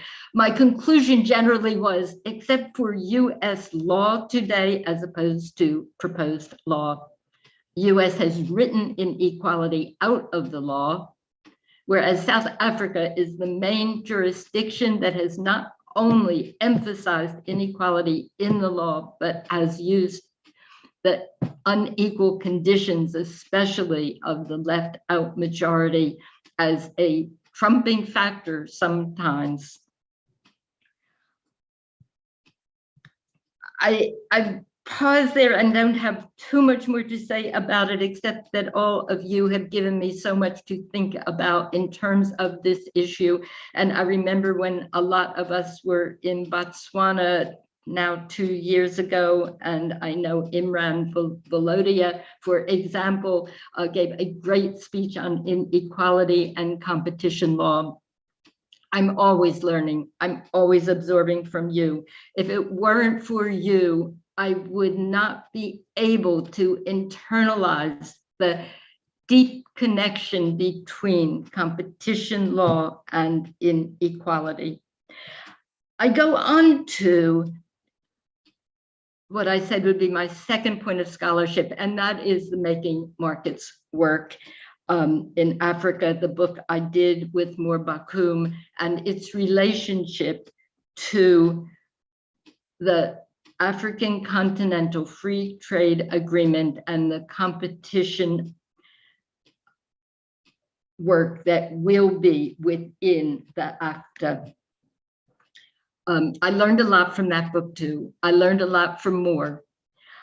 I learned a lot from examining the very many countries in Africa that we did examine of how the competition law is working, and got a much better appreciation for the spread of the difficulties towards effectiveness of the competition agencies. One aspect that has stayed with me, and it's not just from my work on the book, but from talking to many, many people across sub-Saharan Africa, especially competition or trade law enforcers, is the following: that border barriers in Africa are very serious, and they are often combinations of the state and powerful private parties. They prevent goods and services from flowing across borders. They protect privileged companies within the borders of those countries. When I ask, for example, as I have in the past, Cisse Amadou in Namibia, what are your biggest competition problems? And he would tell me a whole range of stories. And a great number of those stories cannot be caught by competition policy, because the private firms get the government to intervene, and then they can say, not me, it's the government. And the government can say, not me, you can't catch me because I'm sovereign. I think this is a real problem that has been under-examined and must be examined. I wrote this article on integrating Africa through competition law, which is part of a project that Jonathan Claren got me into, and Vela Kigoru have a project of an issue that will come out soon on competition law within the African Continental Free Trade Agreement. And my proposal is basically this: that if there is, and when there is, competition law and institutions at the center, conceptually, of Africa, it should not be, at least in the first instance, full-fledged with all of the duties that everyone has, with all of the duties. It should be very selective, tip of the iceberg, looking at the main continental competition problems, and in addition, it should address the problem of trade and competition, hybrid problems cross-border. There should be a new trade and competition violation so that powerful firms cannot hide behind their governments whom they lobby to get the restraints, and the border barriers go down. Now to a conclusion. I just have to thank you. I have to thank South Africa and my friends in South Africa. And if I had two things that, or projects, proposals of mine that I would carry forward, and I think can be carried forward, they are this. One is on competition proper, the other is on trade and competition and prospect of a more nearly integrated continent, which would be so good for the African people. So here is my simple hope for just competition law proper for the world, for my country, for your country, but you do it already. To get rid of the idea of aggregating dollars or rands or euros and break out, this is aggregate consumer welfare versus the welfare of individuals. Break out who are the losers and who are the winners. Get rid of the idea that Calder-Hicks, which says if the winners win more than the losers lose, that's efficient, plus the normative judgment, and that's therefore good. We must get rid of this idea that we can do aggregates, and we must think who is being harmed, who is being helped. And if the law keeps helping the elite and hurting the worst off, something is wrong with our law and it has to be changed.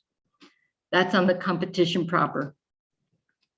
On the integrating Africa by competition policy, think more seriously and work towards a new violation, which is a trade and competition violation that would catch the border barriers, that would catch some of the restraints that are procured purely by private interest to put money in the pockets of the usually privileged producers, that's now being shielded by laws that have slowly grown up to overprotect the lobbying power and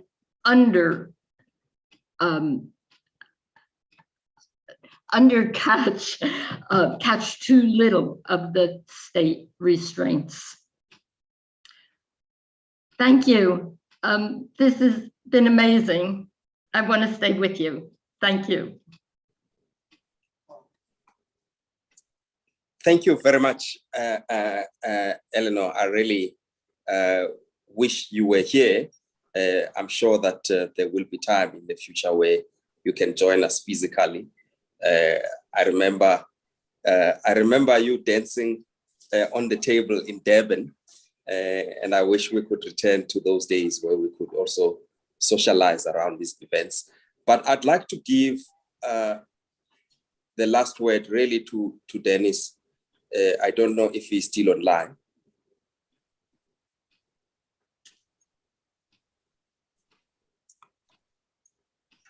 There we go.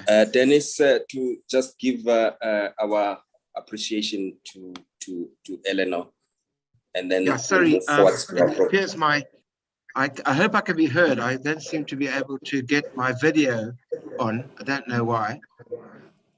Perhaps, we can hear you. As long as you can hear me. Eleanor, well, you've brought back a lot of memories, as reference particularly to Mr. Foote. I should confess, upon reflection, that is probably the worst judgment I ever did, not because of your guidance, but because I regret the fact that we weren't able to embrace through the text a better a better support for small and medium-sized businesses, which remains crucial to South Africa. But may I say, in thanking you and paying tribute to you yet again, but in relation to what you've just told us, you did right. That does pose, you've posed the challenges for us.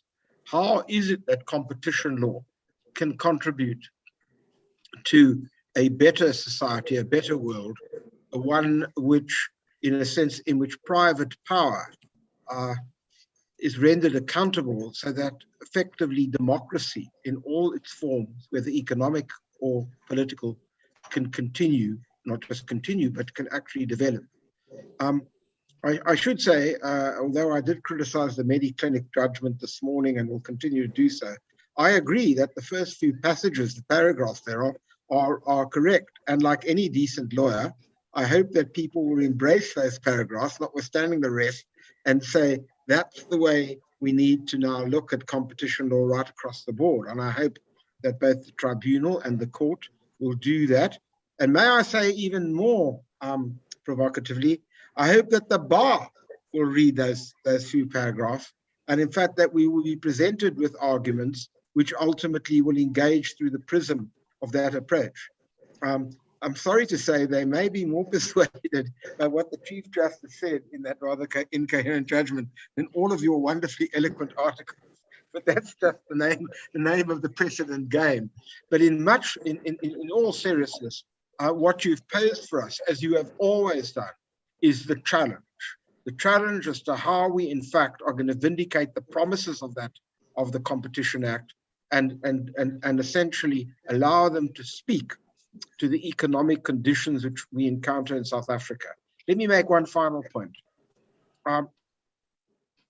The presentation you've given is so important in this sense, in so many senses, but in this sense. We are living in a country at the moment which is really feeling not just the pinch, but the significant effects of an economy that does not work for all, an economy that essentially is not open to all, an economy that continues to privilege those who were privileged and jeopardizes and prejudices those who were always prejudiced. As I said earlier in my remarks, not just the historically disadvantaged, but the historically disadvantaged will remain the presently disadvantaged. And I think it should be clear to everybody in this country that if we want constitutional democracy, if we want a society based on the normative framework of the Constitution, dignity, equality, and freedom for all, we're going to have to render our economy congruent with our polity and with our democratic constitutional enterprise. And in a way, what you've posed for us is really the challenge is how, to what extent law in general and competition law in particular can help us move the dial so that the gap between the degrading reality encountered by millions and the aspirations which are contained in, for example, the Constitution in general and the Competition Act in particular are met. And so you once again, in thanking you, have just reminded us of just how awesome and how important these challenges are. And you remain for us one of the great intellectual, as it were, resources by which we can dig into in order to try to meet those challenges. Yet again, thank you so much. Thank you. Thank you, Dennis, and thank you, Eleanor. Dennis, as always, you've represented all of us in thanking Eleanor. So what remains of me is to just now give the flowers. These are the flowers, virtual flowers, Eleanor, and we also do have this book, which will be launched here tomorrow by the author. It's titled Native Merchants, the Building of the Black Business Class in South Africa. We will mail it to you. Hopefully you enjoy it. We'll get the author to sign it tomorrow when he launches the book at our conference. So thanks very much once more for all you've done. For me, also for you, participating in the conference with a wonderful lecture. Thank you. Thanks from the bottom of my heart for this beautiful tribute, Thembi and all, and Dennis and all. Thank you. Back to facilitators. Thanks, Yasmin, as well, and Mondo and Simon in absence. Thank you very much. Yeah, wishing you well, Eleanor. Go on.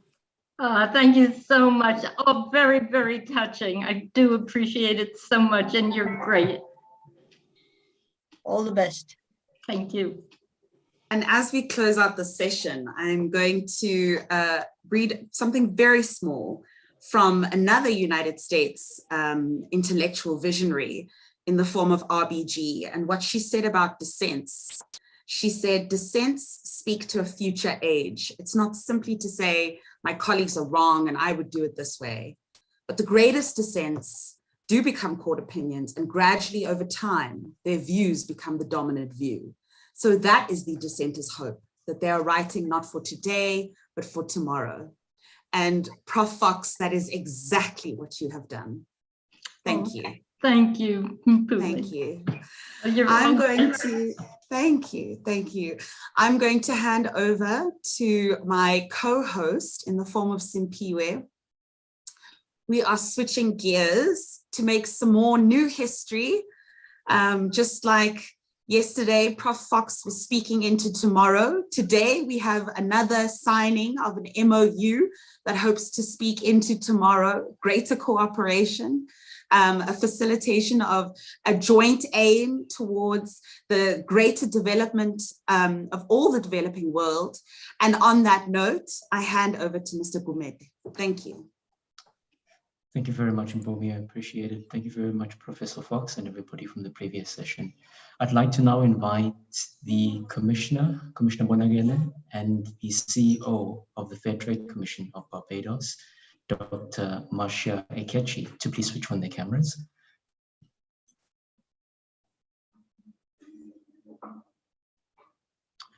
Thank you very much, Doc. And welcome. Good morning. To you. Good afternoon. I believe it's afternoon there. It's afternoon on our side, yes.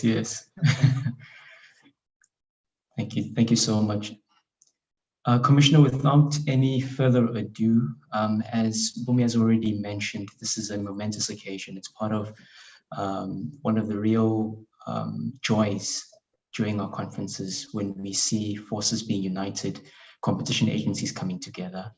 And this is a special moment where we see this MOU being signed today virtually. And so, Commissioner, I'd like to hand over to you to give us some opening remarks before we proceed. Commissioner Bonagele.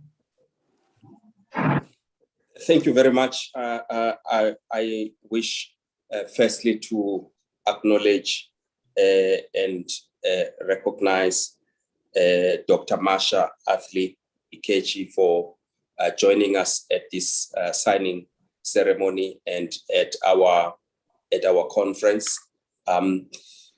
South Africa has been a leading voice for integration in the continent.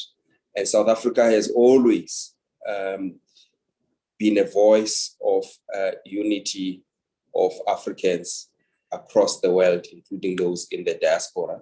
So it is quite a privilege for me to be able to, within that context, establish formally a relationship with the Fair Trading Commission of Barbados.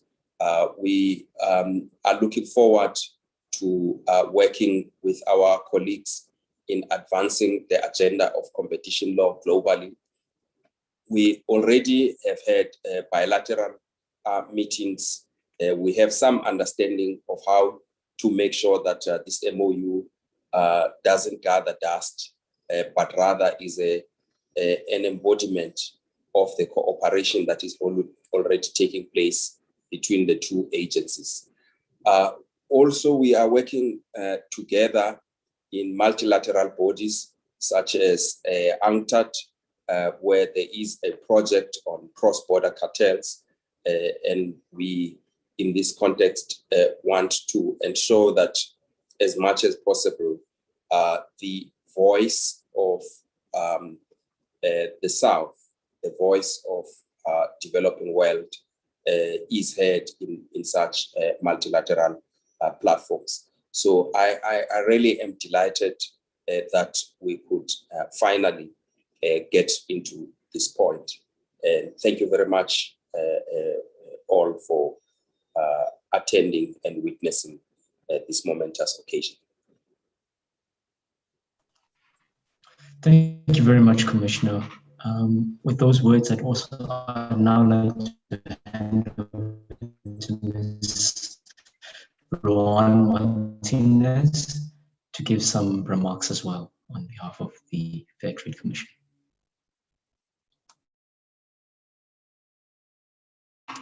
Sorry, you're on mute. Good morning, everyone.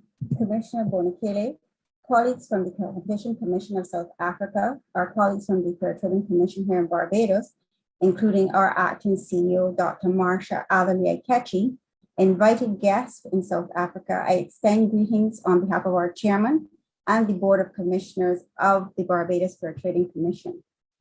We are encouraged by the significance of this event as it represents a tremendous step in this 20th year of the Commission's existence and is a realization of our goal to forge relationships with sister agencies across the globe. The Barbados Fair Trading Commission is mandated to enforce consumer protection, fair competition, and utility regulation legislation in Barbados. And in this pursuit, the Commission has embarked on an initiative to establish cooperation agreements with local, regional, and international institutions in order to bolster its regulatory, investigative, and administrative capacities. This cooperation agreement is the continuation of this initiative, the objective of which is to enable a seamless exchange of information on industry dynamics, inclusive of sector-specific relationships and performance with partners situated across the globe. The Commission has also embarked on this path due to the increasing complexity of business-to-business transactions and the corresponding need for us to remain cognizant of business processes and activities that threaten to undermine the competitive processes. Since global realities indicate that business transactions are now borderless, our respective mandates should be similarly construed. We anticipate that the relationship that we will formally recognize today will be mutually beneficial to both commissions. We at the Fair Trading Commission look forward to establishing a strong bond with our colleagues in South Africa that will allow us to share our experiences, insights, and best practices, and to stand shoulder to shoulder as we endeavor to satisfy a common mandate that extends beyond ensuring that competition is unfettered in our respective markets. Similar to the Competition Commission of South Africa, the Barbados Fair Trading Commission is willing to establish strategic partnerships with complementary stakeholders and has embarked on programs to optimize its human capital, resources, systems, and processes. In relation to the competition regime in particular, we anticipate that our collaboration will see us strengthening the technical and procedural elements of our investigations, especially in the area of cartel enforcement. In the administrative elements, there are also opportunities for exchange in the expansion of advocacy programs and the development of a robust case management system.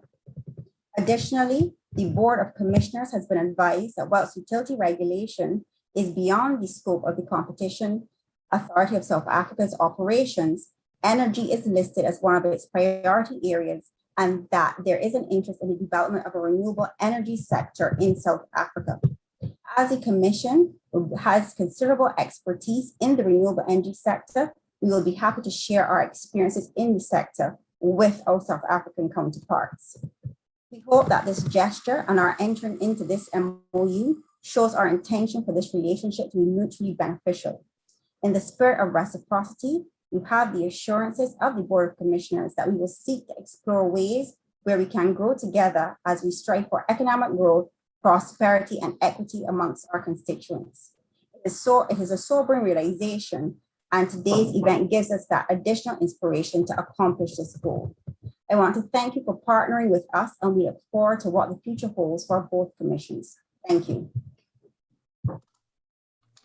Thank you very much, Ms. Martinez, for those remarks. To both you, Commissioner, and Dr. Ikechi, I think this will be the moment where we witness the signing. Could we please have your camera on, Commissioner?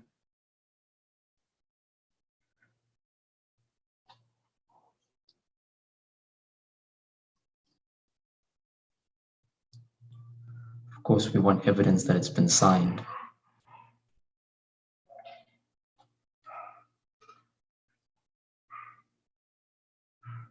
Thank you, Doc.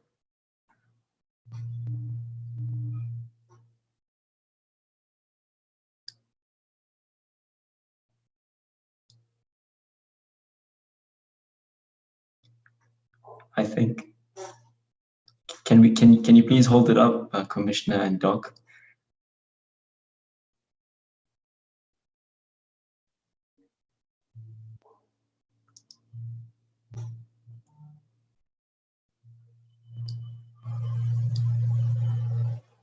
Thank you very much. Thank you very much, Commissioner. And thank you very much, Dr. Ikechi. Even if it's virtual, it's still real, and the collaboration will continue. Thank you very much. I'd like to now hand over to Karabo Daum, who will now take over with the next signing of the next MOU. Thank you very much, Dr. Ikechi, Ms. Martinez. Thank you very much, Commissioner Bonagele. We really appreciate it. Thank you. Thank you.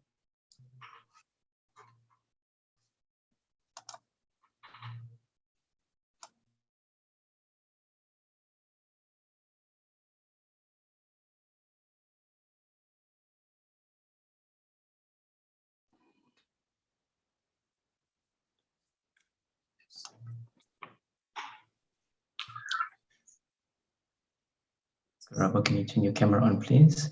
And then unmute. My camera is on and I'm unmuted.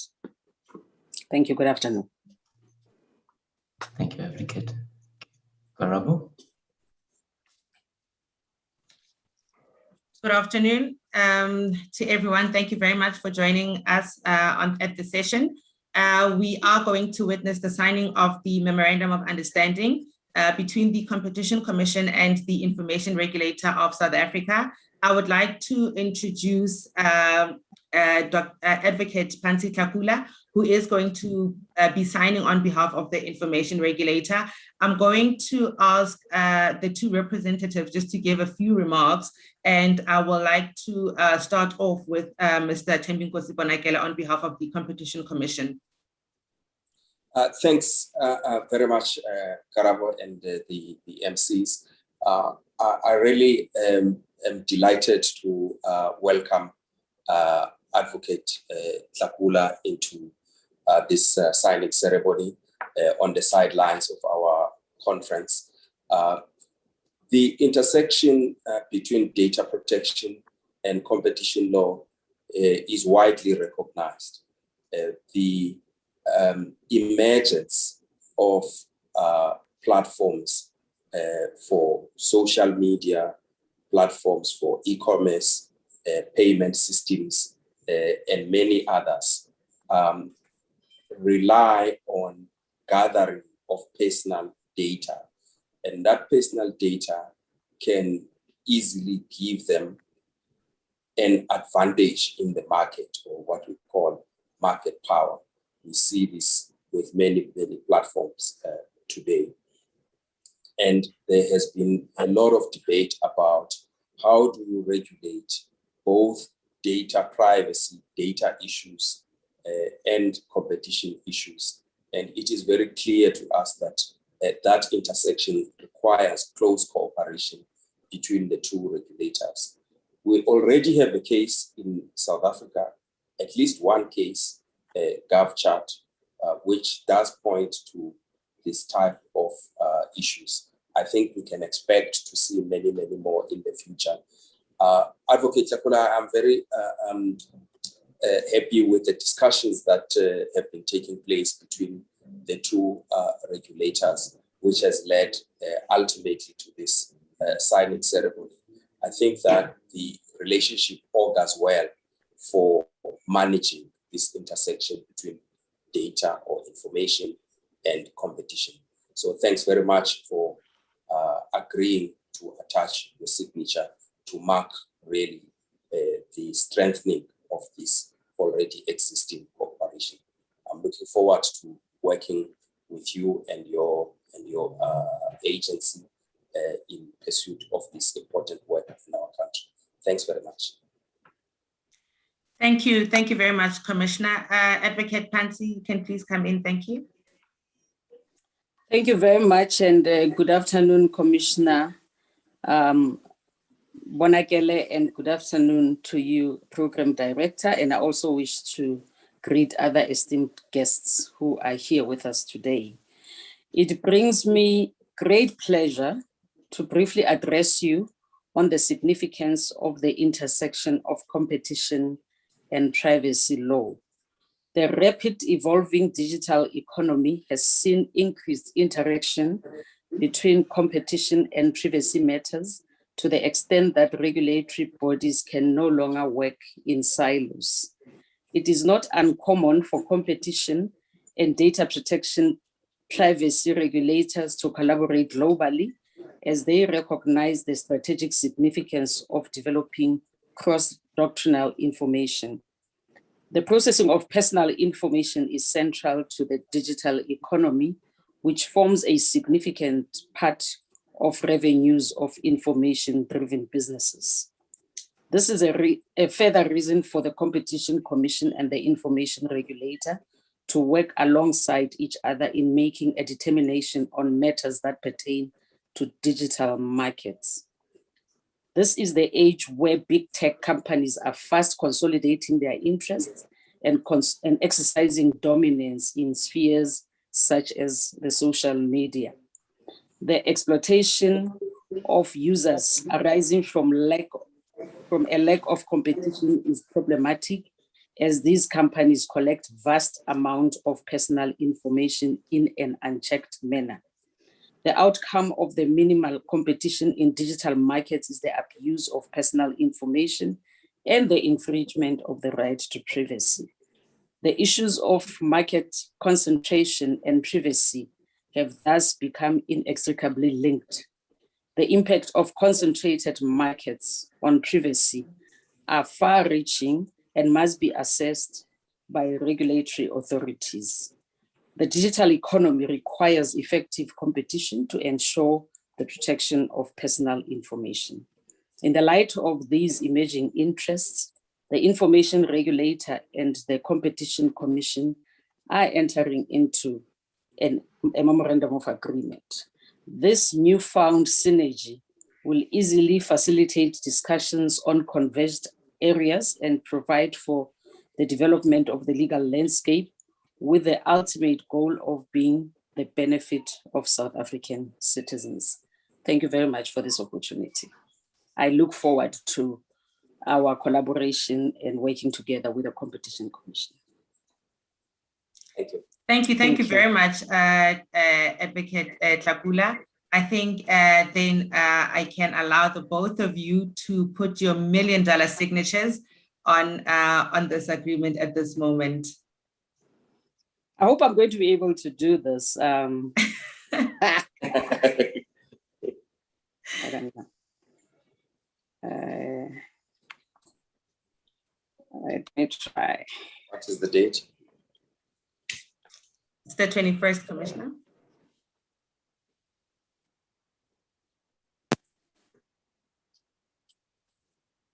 Oh, I can see the camera. I don't know whether you can see me. Not yet. Your camera is still off. I don't know, because you see, the problem with my device is that I can't access the video when I am on this thing like this. So I don't know what to do. I think it's fine, Advocate. We are signing this on a basis of trust, and I'm sure we are trustful that you have signed the document. So whether or not they can see you signing it, it's neither here nor there. We'd appreciate it. I think if you can turn your camera on, that's more important, yes. So I think we are very excited. Thank you very much to the both of you. I think we are very excited, Advocate and the Commissioner, I think just as the team, about this MOU. You can be guaranteed that it will not be gathering dust. I think since our first engagement, the team has hit the ground running, and we are looking forward to engagements very soon, actually. So thank you very much. I would like to close the session and hand it over back to the MCs. Thank you very much. Thank you very much for inviting us. Thank you. Thank you very much, Karabo. Ladies and gentlemen, we've come to the end of another session, a very important session of true collaboration amongst various industries, amongst various countries, and amongst various agencies within the country. We're a little bit ahead of time, so I think at this moment, if we can just take a 5-6 minute leg stretch and make sure that we're all back here at 3:45. 3:45, our next session will start, and that session will be facilitated by Dr. Harry, who's here and ready to go. This will be the launch of the ACF Aviation Report. So if you can just take a 5-10 minute leg stretch and make sure that we are back here at exactly 3:45. So that's exactly 10 minutes from now. 3:45, our next session will start. Thank you very much.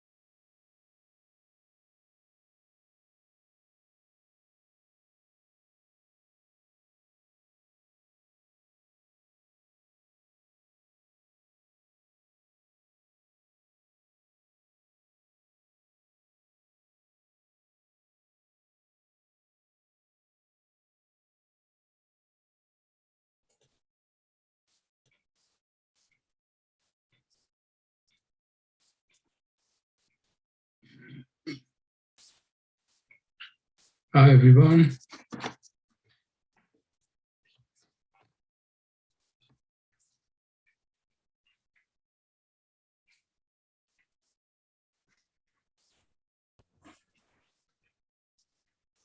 Hi, Harry. Afternoon, how are you doing? Very well, thank you. Just checking if everyone is staying.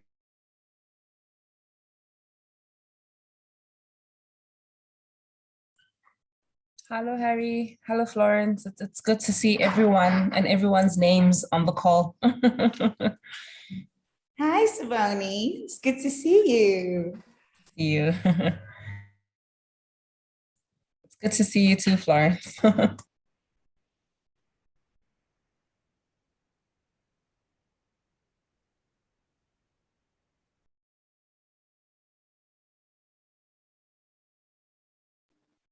Hi guys, long time no see. Hope everyone is well.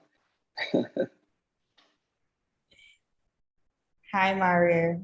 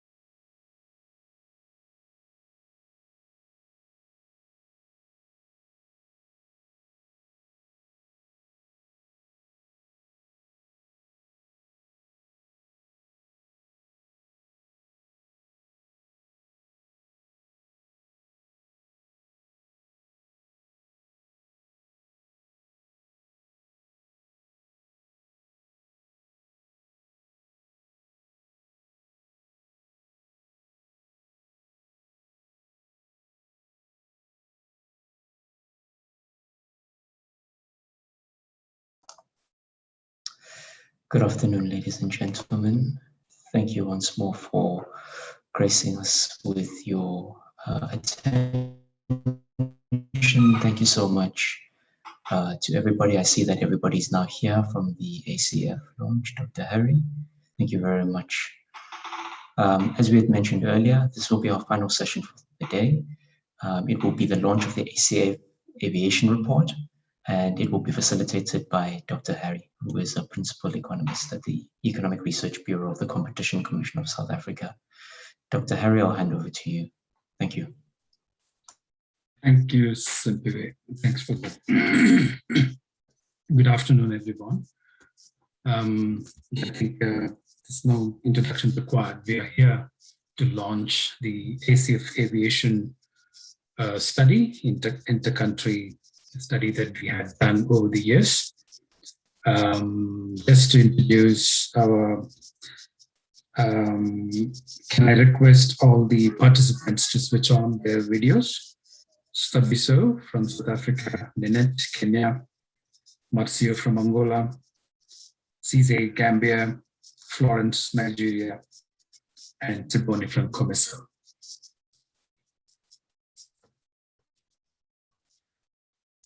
Thank you. Okay, you all will be glad to know that there's no Q&A. That's what I'm told. Q&A. So we will probably just talk to the key findings of each of our country study, and then we can easily say goodbye. Let me introduce the project. Aviation is a key supporting transportation system. Aviation has been, by and large, used as a means of transportation for social and business purposes. Air transportation is also critical for the import and export of goods and services, and ultimately fostering regional integration and economic development within the African continent. And in this project, specifically, there were 8 ACF member countries that participated. And they are South Africa, Kenya, Zambia, Nigeria, Angola, Comesa, Mauritius, and Gambia. And today, except Mauritius and Zambia, all the other countries will be talking to the key findings of this study. Let me quickly outline the objectives of the ACF cross-country study that we have conducted. Firstly, to get the understanding of the market structure, alliance, state involvement, and regulatory settings of the airline industry in the different ACF member countries, with a particular focus on regional and international services that impact on continental trade and tourism. Second is to get an understanding of the type of competition concerns that exist in respect of the airline industry in different ACF member countries. And thirdly, to provide a platform for identifying regional and continental priorities in respect of the airline industry in order to address existing competition concerns, but also to ensure the development of a more competitive airline industry that promotes regional and continental integration and the flow of trade and persons within the continent to and from the continent. The scope of the industry was limited to air transport, passenger air transport in each of the member countries. The study did not cover the chartered flights, cargo, air transportation, or airstrips in the respective countries. And the study also covered the most largely the regulated number of airports that we had in each of our countries. And we also conducted a price comparison data, and we gathered data for the price comparison from October 2019 from the airline websites for the 12 agreed dates. So to ensure consistency of the data, the prices of each of the route was collected from the websites on the same day for all the airlines in each of our countries. And since the price data that we captured were the passenger ticket projections, sometimes the future dates, sometimes you do not even have the flight operating. In our case, especially in South Africa, we did capture prices for South Africa for March 2020, but SAA had stopped flying at that time, but it's still only valid only for a comparison purposes. And we had first a workshop in Kenya where we agreed on the report structure. This was in-person meeting, by the way, in Mombasa. And we had a second workshop in Nigeria once we had drafted the first set of report that we had conducted. And this was also in-person meeting. You must be wondering why I'm talking to you about in-person meeting, because exactly the need of the hour. That's what we had the golden, probably the good old days where we could meet physically. As we all know, that due to the pandemic, the airline industry looks vastly different today than it was prior to the pandemic. And that's the reason why we couldn't publish the first report, because the industry had undergone significant changes. So we had to accommodate some of the changes that pandemic has impacted on. And thanks to the countries that have come forward to do the extended study as well. And I think except for COMESA and Nigeria, all the other participating countries have the extended study on the impact of COVID on the airline industry in the respective countries. So without much delay, I can now invite Stabiso to talk to the key findings of the South African chapter, which includes both the initial study and the extended report. So, Stabiso. Thanks, Ari. Thanks, Dr. Govinda, for your opening remarks. Let me take this opportunity to thank everyone who took their time to attend this session. As Harry has indicated, I'm going to take you through some of the findings that came out from our study. But before I do that, let me take a minute and try to paint a picture of the South African airlines industry. In 2019, we had 9 players, 9 airlines operators. One of them was SAA. And under SAA wings, we had Mango, which was a full subsidiary of SAA. And SAA also had a partner, a private partner called Airlink. But Airlink has since removed itself from this agreement. They are now operating as an independent air company. There was also SAA Express, which was a state-owned entity, but they've since went to liquidation and they've left the market. We also have ComAir, which is one of the larger groups which operates Kulula and British Airways. And lastly, we had SemAir, the smallest of them all, a small airline company that specializes in flying to small towns in South Africa. So now these operators, they run different business models. And at the top, there's full service couriers, wherein SAA competes with British Airways. They operate larger aircrafts. They sell business tickets, business class tickets, and they compete for business people and time-sensitive customers.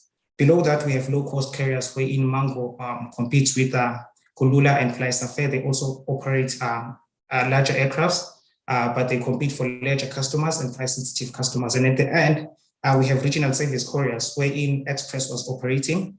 Now there is Airlink and SemAir. So these players only operate in small feeder routes. They normally do not fly on trunk routes. Now that we've touched on the methodology, the dates and the process that we use to capture the prices, I think for me, what I can do at the moment is just to add that given that the airlines market are analyzed based on city pairs. So for this study in South Africa, we selected 5 city pairs, which are like routes, which gives the origin and the destination. And this city pairs, for example, would be like flying from Johannesburg to Cape Town, Johannesburg to Durban. And we selected 8 city pairs for African destinations, which include, among others, Botswana, Kenya, Zimbabwe. And at a national level, we selected 11 city pairs, wherein we captured the information on frequency and prices. And really the motivation behind selecting the city pairs that we selected was motivated by the previous data, which indicated the frequency of flights and the amount of volumes that are delivered from those city pairs. Harry has given us the date. We selected 12 dates, which ran from November up until March 2021. So quickly moving to some of the findings, when we interpreted the data that we had collected, between 2019 and 2020, there was a significant drop in flight frequency. Of course, this was motivated by the coronavirus pandemic and different lockdown regulations that were imposed by different governments. For instance, just to put context, if we look at one city pair that we selected, Johannesburg to Cape Town in 2019, on average, there were 47 daily flights, 47 flights per day. But when you compare those figures to 2020, they dropped to 25. In Johannesburg to Durban, on average in 2019, there were 34 flights per day, and then this dropped to 19. What was interesting what was interesting that came out from the analysis of the frequency and the pairs was that in 2020, we started seeing operators that run small aircrafts like Airlink and SAMA moving into operating the trunk routes. For example, Airlink entered the route that they would never fly, that they've never flown before. They entered the Johannesburg to Cape Town, and SAMA also entered some trunk routes in South Africa. And they've also extended to other countries like DRC, Tanzania, Namibia, Angola, and Angola. The picture was the same for other regional pairs. If we look at Botswana and Johannesburg, the flight dropped from 10 on average per day to 4. And this came at a cost because the prices between 2019 and 2020 increased by an average of 118%. Also, the data that we had captured, we had sought to calculate the cost of flying per kilometer. For this, we came out with a measure called price per passenger per kilometer, which is a triple PK, wherein we take the ticket price against the distance traveled, the distance between the airports. And this analysis indicated that it is still expensive to fly at a regional level. It costs more to fly from South Africa to other African destinations than it is to fly in South Africa domestically and to fly from South Africa to other international destinations. Just to give context, if we look at the ratio, the price per kilometer per passenger for Botswana was roughly R7.96 in 2019, and then it had increased to R17.19 in 2020. However, if we look at the flights between Johannesburg and France, which is Paris, the ratio is R1.61 in 2019, and it actually dropped in 2020. It dropped to R1.11. Just to touch base on some of the development that we have seen in conclusion, Harry, there's a lot that has happened in the market, in the aviation market in South Africa. The picture looks vastly different today than it was in 2019. As I've mentioned earlier on, we have seen SACS exiting the market. We have seen SAA and Airlink operating differently. We have seen ComAir getting back to the market, and also SAA is also gradually getting back into the market.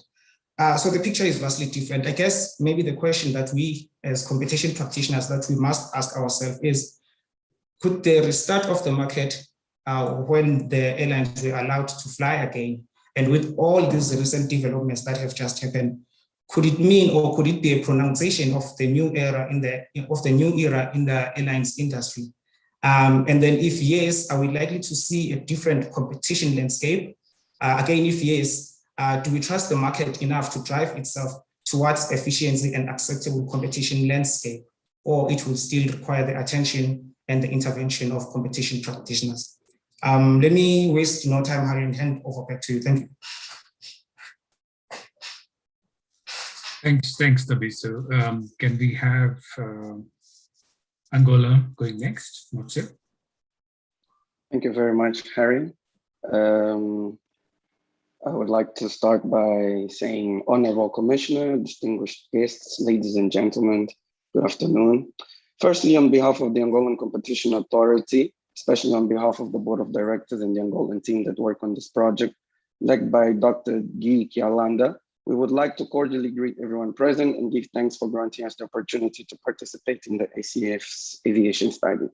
Similarly, We would also like to address a word of appreciation and thanks to the ACF, in particular, Dr. Hari Prasad Govinda, as coordinator of this project, for having given us the honor of participating in the aforementioned study, Dr. Precious Matibe for her unconditional support during the course of the study, as well as to all member countries for their contributions in the improvement of the Angolan chapter of the study. Ergo, it should be noted that the scope of the study, the ARC found that 8 companies operating the Angolan domestic air market, with TAG, the national carrier, having a monopoly in the domestic market for regular flights. Furthermore, it was identified that 11 foreign airlines operating the Angolan market, 8 of which have code-sharing agreements with TAG. A low frequency of weekly domestic flights on most routes, with Cabinda-Luanda route being the most popular, with a total of 46 flights per week spread over 3 companies, was also identified. However, there is no route in which more than 3 airlines operate simultaneously.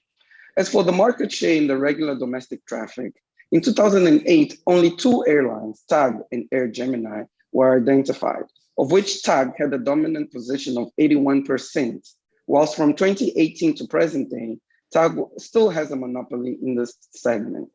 Whereas regarding non-scheduled air traffic, in 2008, Son Air transported 26% of passengers, having a larger scale and competing with 12 other airlines in the sector, which demonstrated considerable competition at the time. However, in 2018, this number was reduced to merely 8 companies, and consequently reducing competition, leaving Son Air with a dominant position of 57% of the market share. However, the company completely stopped operations in its carrier market in 2020 due to COVID-19 complications. In general, through the ACF aviation study, the following main competition concerns in the civil aviation sector of Angola were identified. Number 1, the existing monopoly in the segment of scheduled domestic flights, the prohibition or ban on advertising of non-scheduled airline flights, Son Air's exit from the carrier air markets, the progressive exit of 18 airlines in the market from 2008 to 2018, the current centralized management model for air transport infrastructure, the advantage granted to TAG in defining flight routes and schedules, and the faint conditions of some airport infrastructures, administrative barriers to the market and expansion, as well as airport fares and the cancellation of carrier flights during the COVID-19 pandemic. Considering the competitive concerns in the air transport market in Angola, we have identified the following priorities in the sector. A, in the near future, which number 1, the creation of attractive conditions in the sector, and number 2, the elimination of the disadvantages that private airlines have in relation to TAG. In the midterm, we have realized that the raising of investors' awareness in the airport trans market is of utmost importance, and the decentralization of airport infrastructure as its management. Finally, the reduction of monopolistic levels in the market. Therefore, the study resulted in the following conclusions. Number 1, the civil aviation sector in Angola is going through a difficult time. Financial losses during the period of confinement caused by the pandemic are estimated to be around $800 million, as well as the risk of bankruptcy of other airlines. The market is highly concentrated, whether in the mode of passenger air transport or in the mode of cargo flights. Number 4, the market has little competition on almost all domestic routes. And number 5, the state's presence in the market is extensive, from transport actions through TAG to the management of all airports. Number 6, the departure of several national airlines has been experienced annually, and more specifically, 25 national airlines have in the past 13 years have left our market. Furthermore, in accordance with the data presented in the study and in competition concerns identified, the following recommendations to government were made. 1, the emergence of regular airlines to be promoted. 2, the process of creating, licensing, and certifying airline companies must be made less bureaucratic, revising the time it takes in issuance of licenses, that edible application templates and other necessary documents, as well as checklists of requirements, be made available on the regulatory agency's website, Number 4, that the participation of the private sector in the creation and management of some airport infrastructures be promoted in the medium and long term, and consequently in the implementation of liberalization regime of airport tariffs. Number 5, that the ban on non-scheduled flights to airlines be, that the ban on non-scheduled airlines to frequently advertise their flights be removed. And number 6, that specific and clear programs be created to involve private investment in the sector, both in terms of improving infrastructure and in the creation of companies within the scope of public-private partnerships. In short, a positive balance of this study may be made. Despite some difficulties faced, especially to obtain data, objectives were achieved with expected success. Thank you very much to everyone, Competition Regulatory Authority of Angola. Thank you, Harry. Thank you, Marcio. Thanks very much. Can we have Minette going next?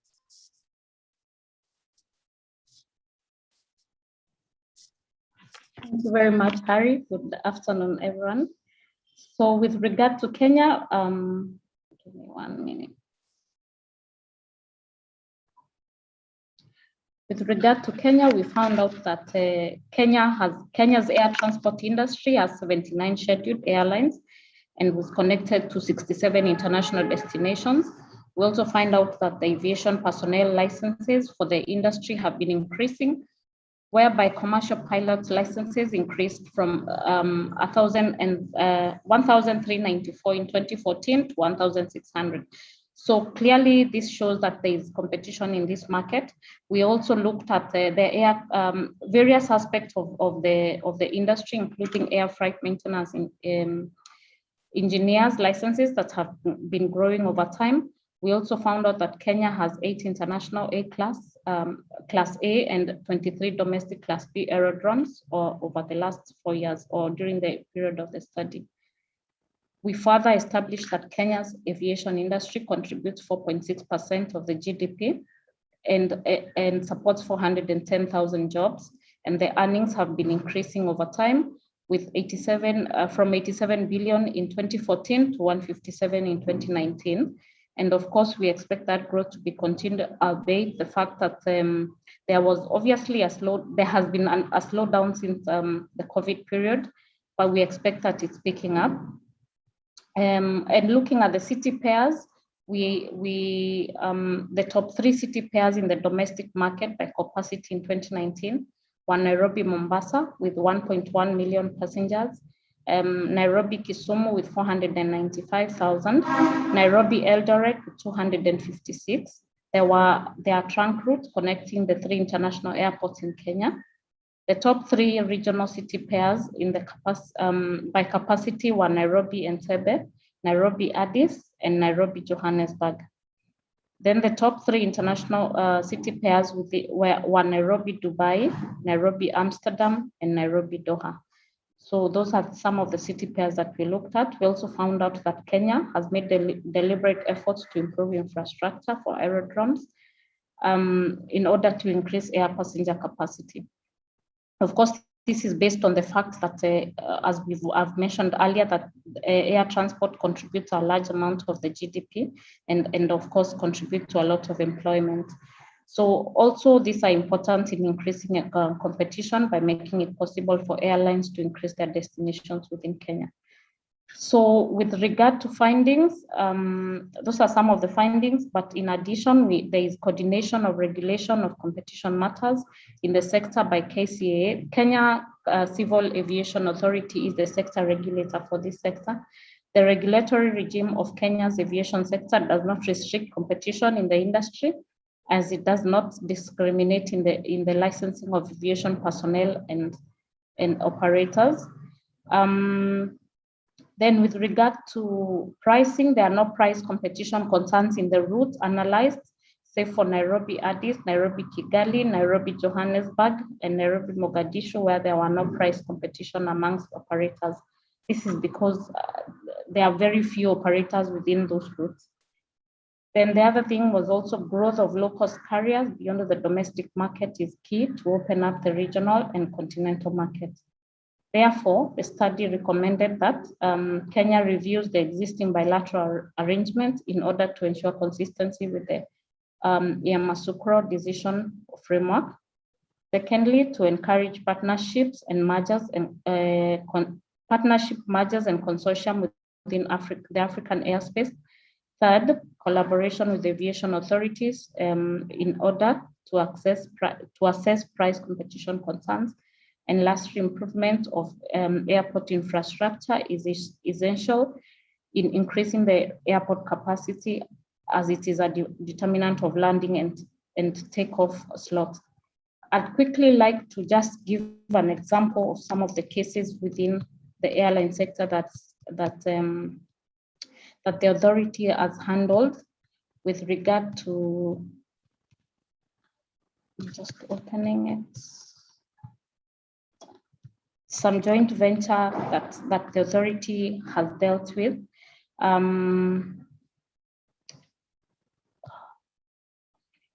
So we have dealt with the KQ and KLM joint venture agreement, which was aimed at enhancing the existing cooperation between the parties.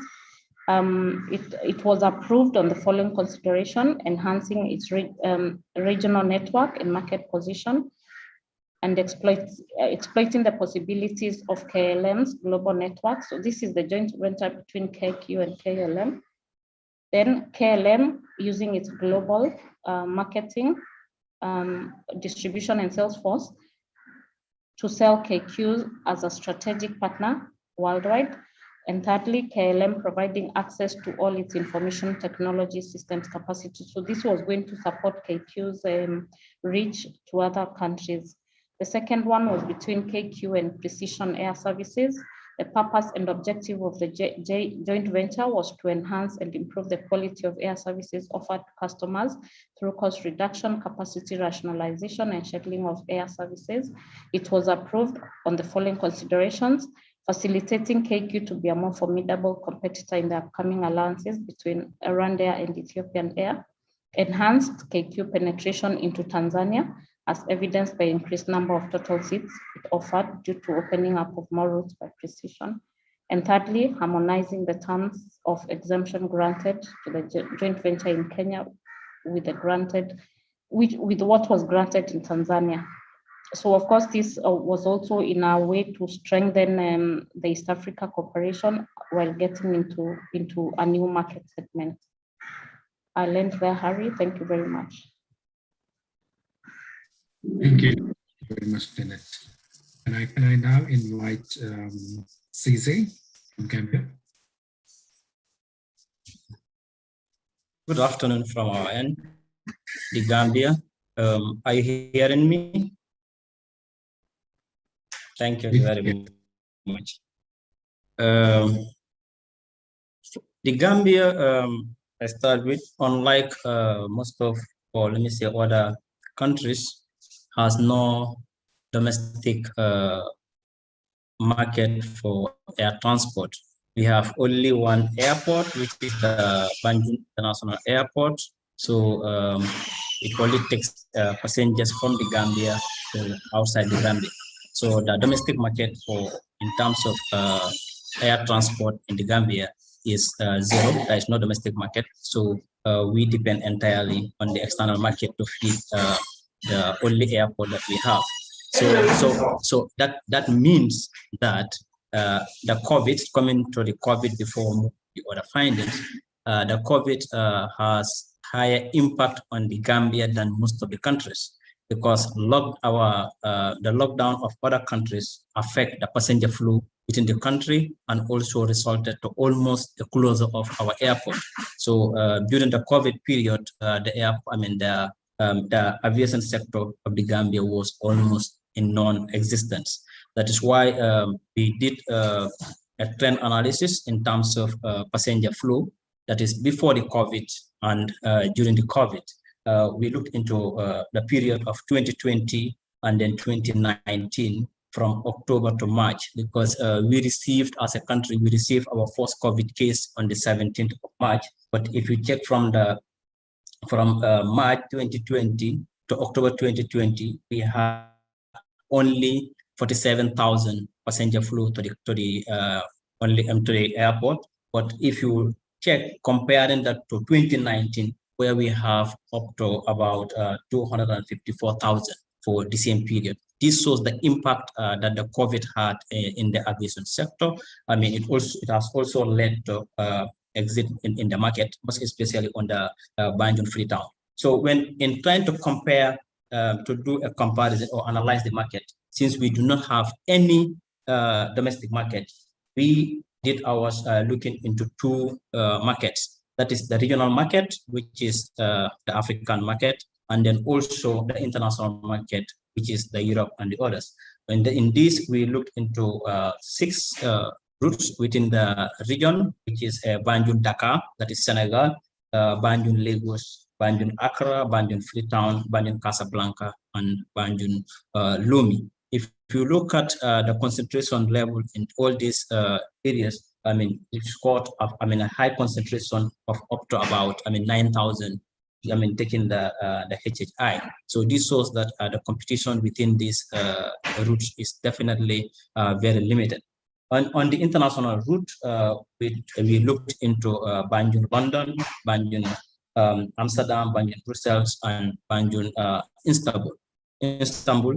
Then with the Banjul London, that has the highest number of players, up to about 8. We've seen the market concentration being very limited or diluted compared to others. So this has, that's that in terms of the passenger flow that we found out as a country, and the effect of the COVID on the pricing.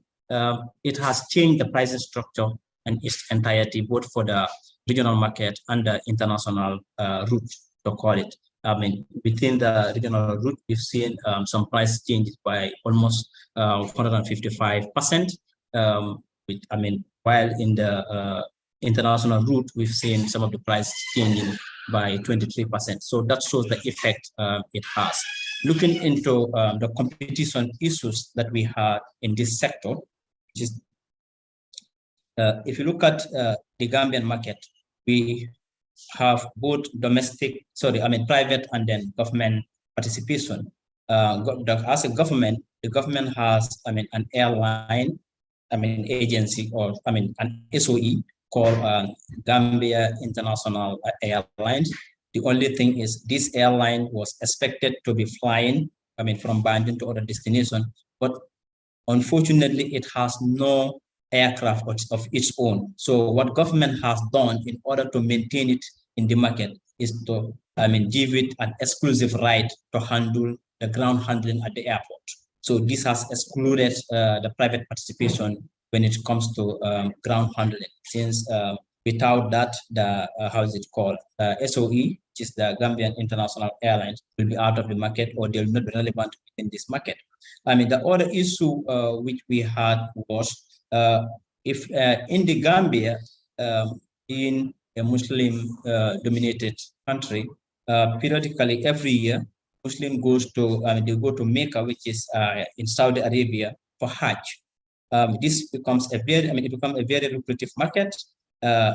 By so doing, what the government did around 2013, coming up to the period of the study, was, they only allow, they gave a de facto monopoly to the Gambia International Airline, which is an SOE, a state-owned enterprise of the government, to be the only carrier of pilgrims from the Gambia to Saudi Arabia, which definitely excluded private participation. But through the the Commission's intervention, we saw the government in recent time accepting our advice, because the beauty about the Competition Act is under Section 15I, we can advise government on the actions taken. So when we advise in recent time, government has opened, and we've seen up to around 5 players adding on to the government enterprise. We also have an abuse of dominance in the tourism. Which is these are the tour operators. They fly in tourists in and outside the country. So 2 tour operators in the name of TUI and Corendon. TUI is the dominant within the country. When Corendon came, Corendon was gaining a lot of market shares as an airline. Then TUI went in into an agreement with the 5-star hotels within the country not to accept the passengers from Corendon. I mean, anybody could ask, but this is in tourism. How does it affect the airline? With that, Corendon being an airline and TUI also having their own, Corendon could not fly in its passengers to lodge them in 5-star hotels. We also had a situation where the government, as findings revealed by the report, the government, again, in trying to support the SOE, again, which is the Gambia International Airline, centralized all government travels to,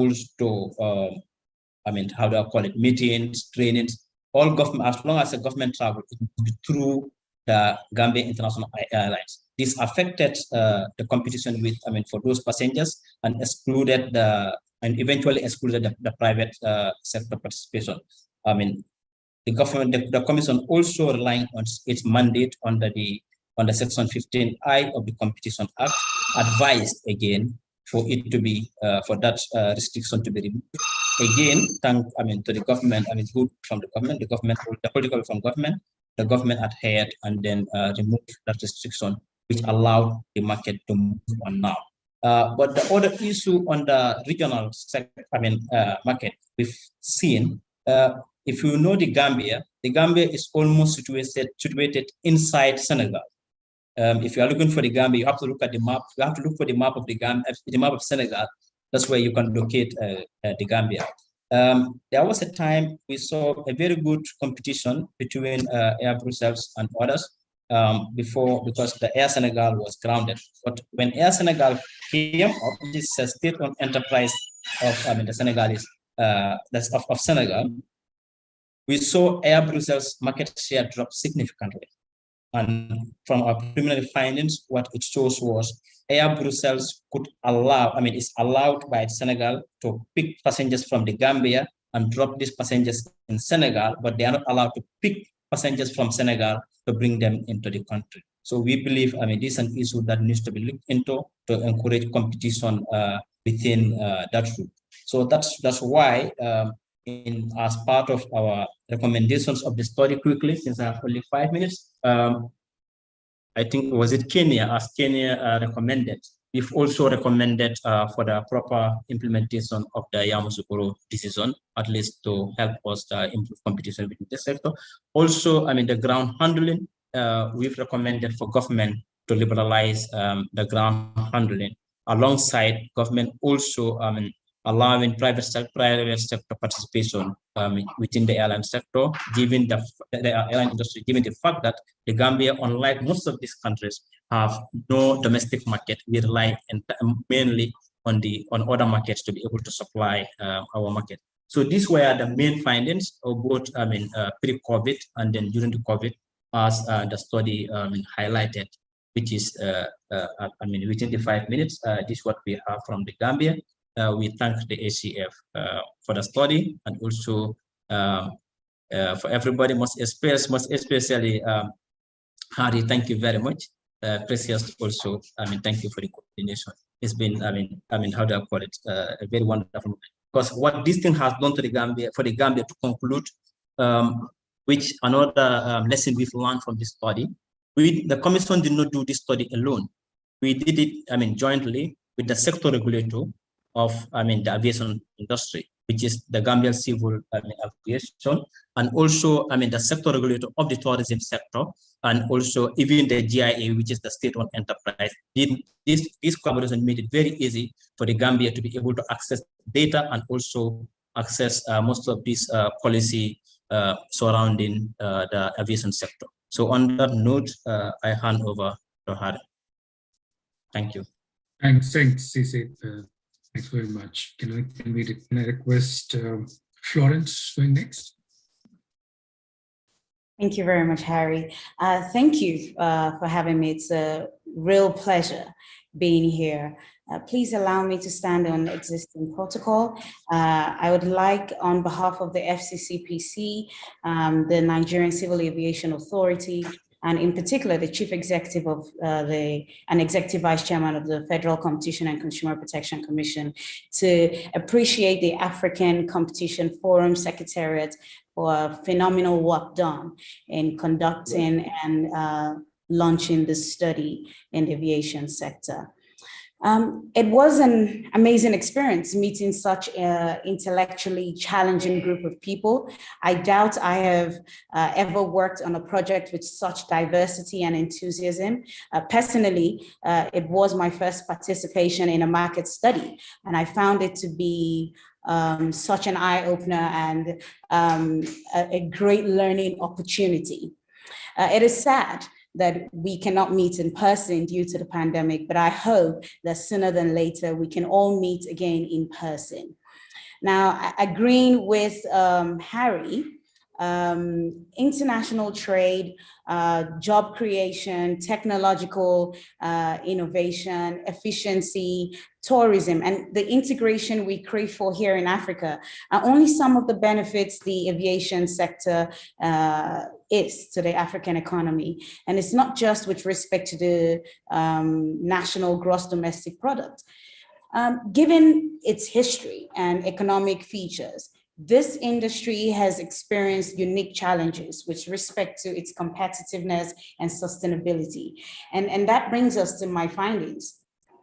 The Nigerian aviation sector was deregulated as far back as 1985, welcoming private participation, and has in fact moved from a sole national carrier to entirely private carrier in anticipation of a more competitive and profitable sector.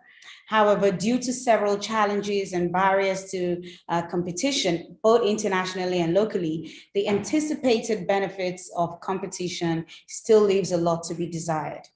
Domestically, with respect to commercially viable routes, there are no monopolies. All airlines subject to their capacity and appropriate permits are allowed to fly. And slot allocations are granted on a first-come, first-served basis. There is a mix of domestic, regional, and international travel in the Nigerian airspace, attesting to the fact that Nigeria had entered into several bilateral agreements that allow regional and foreign airlines operate commercially in the Nigerian airspace on the basis of reciprocity. However, it is argued that such bilateral agreements do not necessarily mean more competitive environments. And on the contrary, they are sometimes assessed to stifle competition to the detriment of the Nigerian indigenous carriers.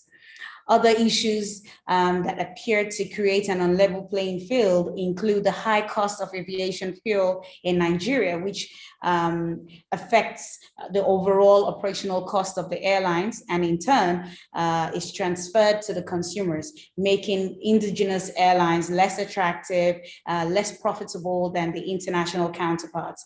And the absence of any operational cooperation, such as code sharing, which could be argued to improve consumer experience and innovative transfers, and the absence of any kind of subsidy from the government, unlike their international competitors, and so on, are a few of the challenges we face in the sector with respect to its ability to compete on a global scale. With the increased rate of passenger utilization, Nigeria has arguably one of the largest aviation markets in the continent. However, the aviation industry is still in dire need of funding and investors to enhance this competitiveness with international airlines. The regulatory and institutional framework that makes the industry competitive is available, but airlines must begin to consider more strategic alliances to improve innovation and efficiency, increase the connectivity and their profitability, and form formidable airlines that meet international standards.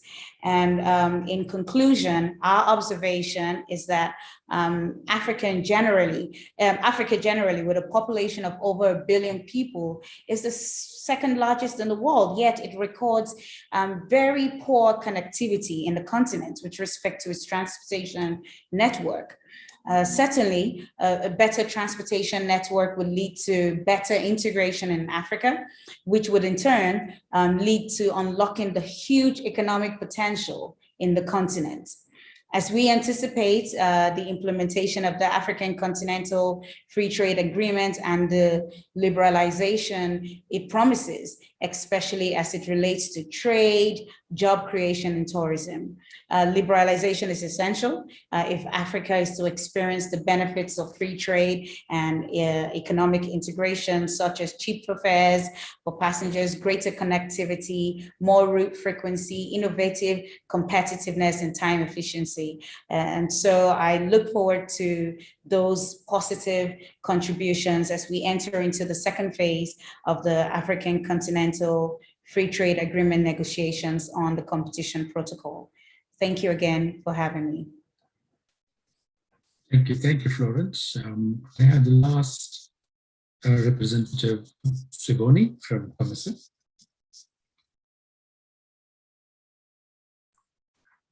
Thank you, Harry, and please receive the greetings of the COMESA Competition Commission, most especially our Director and Chief Executive Officer, Dr. Willard Mwemba, who was not able to join us today because of another pressing meeting with the Secretariat.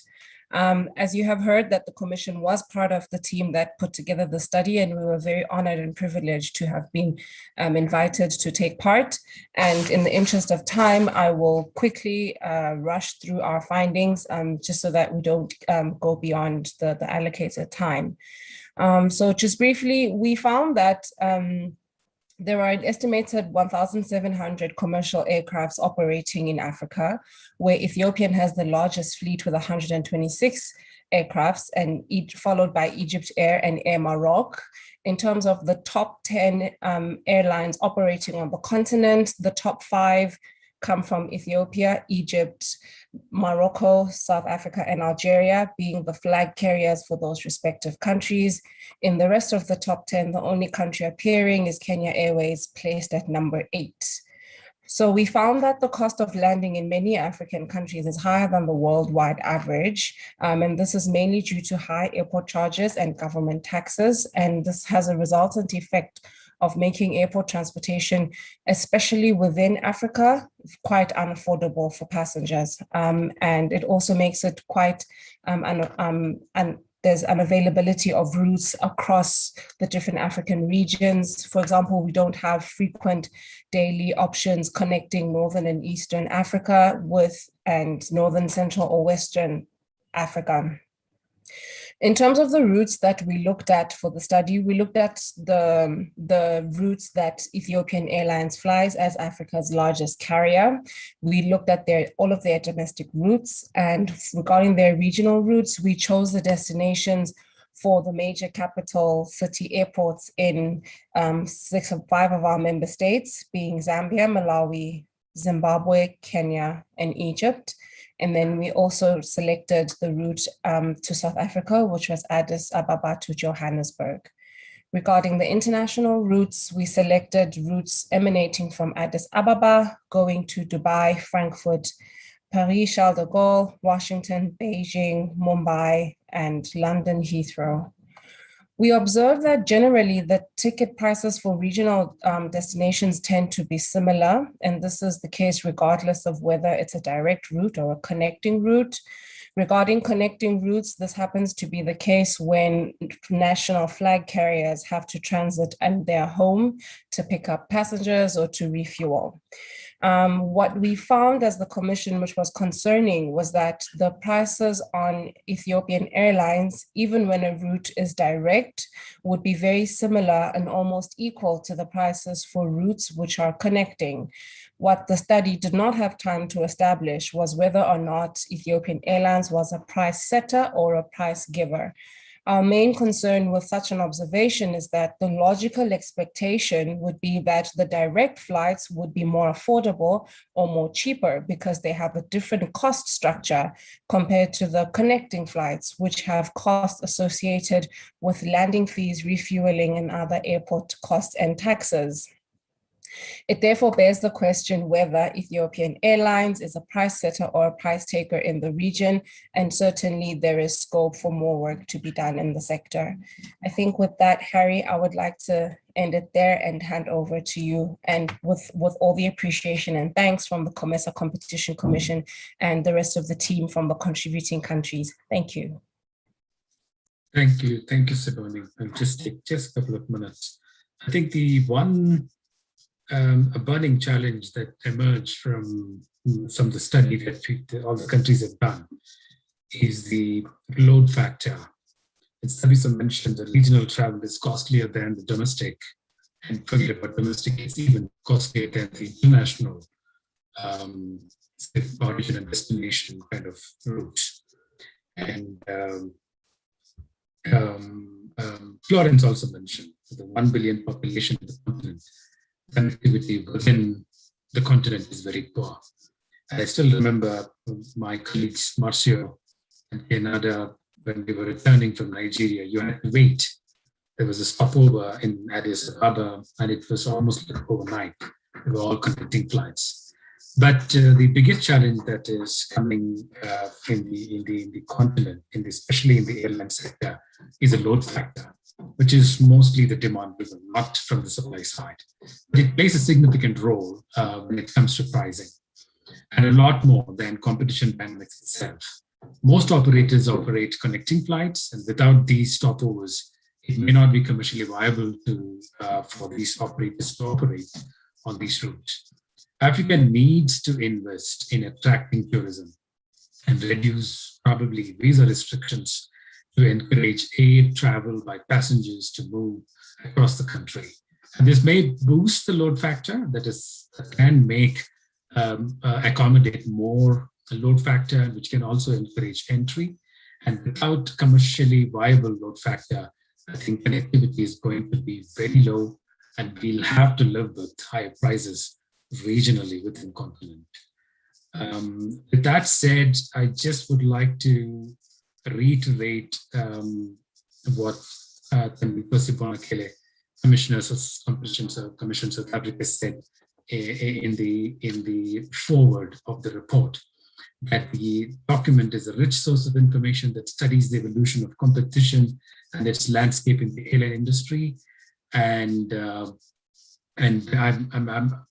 with them, I also extend my thanks to all the participating countries for providing resources, commitments, and enthusiasm to complete such a study.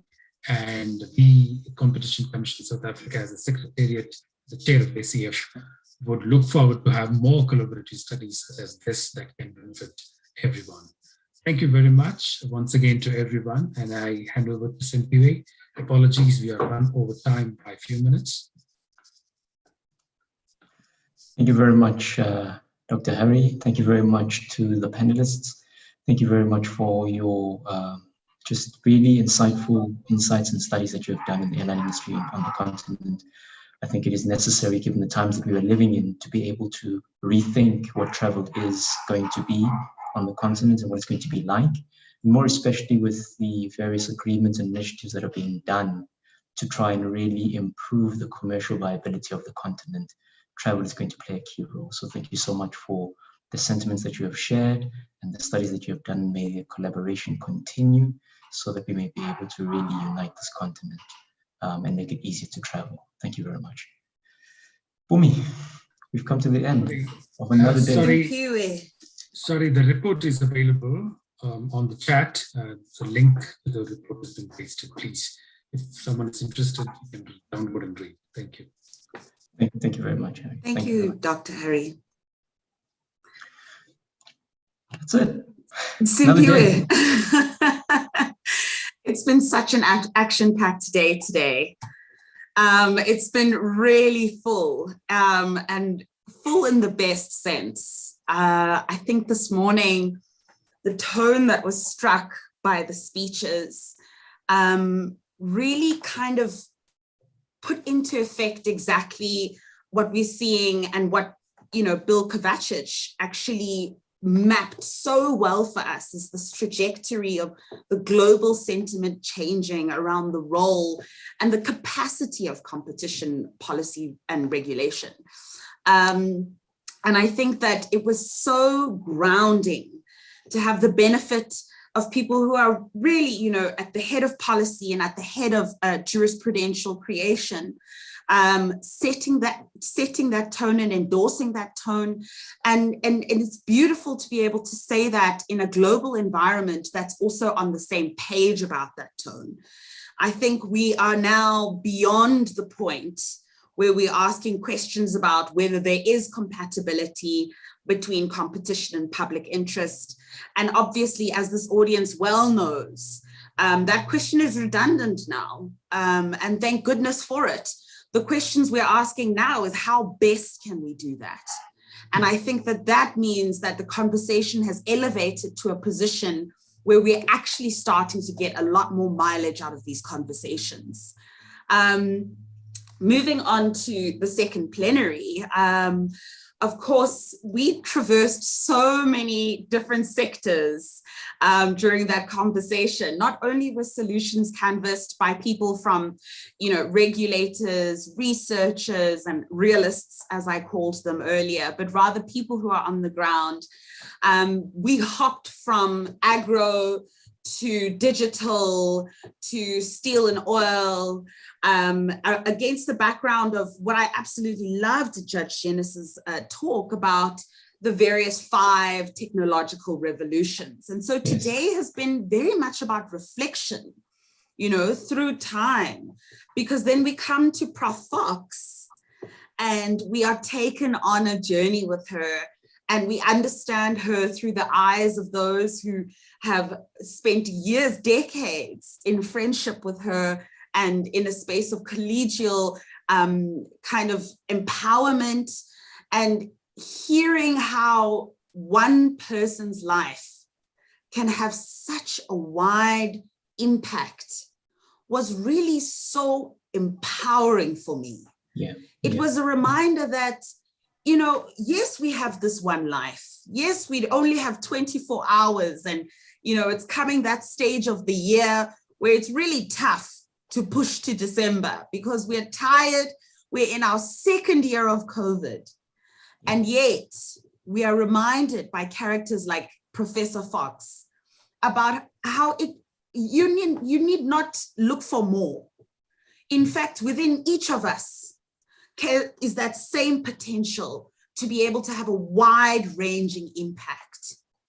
You know, as you say that, yes. For me, it reminds me so much of how important it has been when one looks at the MOUs that were signed today, that and just the session that we just came from now, of how important collaboration is going to be, perhaps more so now in the year of COVID, and in a year when we're basically trying to say, really, I mean, the words that Dr. Figeni used yesterday of really using a crisis, not losing a good crisis, that we're seeing these MOUs and this collaboration amongst agencies and amongst other countries, South Africa and Barbados today, coming together saying, let's work together. We're seeing the ACF report saying that let's make this continent work, let's make it easier.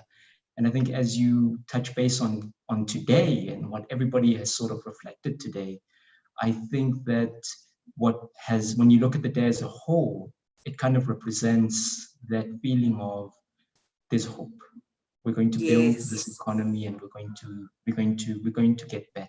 Things are going to get better. That we're going to move, in the words of Judge Dennis Davies, those who were previously disadvantaged into a position of advantage, and that our economy is not going to look like it used to anymore. Absolutely, I think that's a really, really important point. To really bring forward. And it hasn't yet finished. We still have 1/3 of the program to look forward to. I don't know, Simpiwe, what are you looking forward to tomorrow? I think I'm really looking forward to Advocate Mugaitobi's address and the book launch. I think that's first up. I think that's going to hit hard. But then there are a few academic sessions as well. So absolutely. In fact, yes, we've got multiple papers, one of which will be a paper I'm associated with.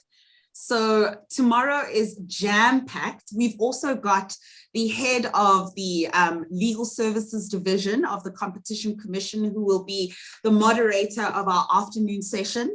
So I am certainly, my appetite has been whetted for tomorrow, and I cannot wait to gather with you all again in this virtual forum and be able to share in tomorrow's insights. Ladies and gentlemen, thank you. Bumi, thank you. It's been a pleasure. Let's do it again tomorrow. 9:30 sharp. Thank you, Simpiwe. Go well, everyone. Have a great evening. See you tomorrow morning. Goodbye. Bye. Thanks for that wave, Florence. I see you. Thank you.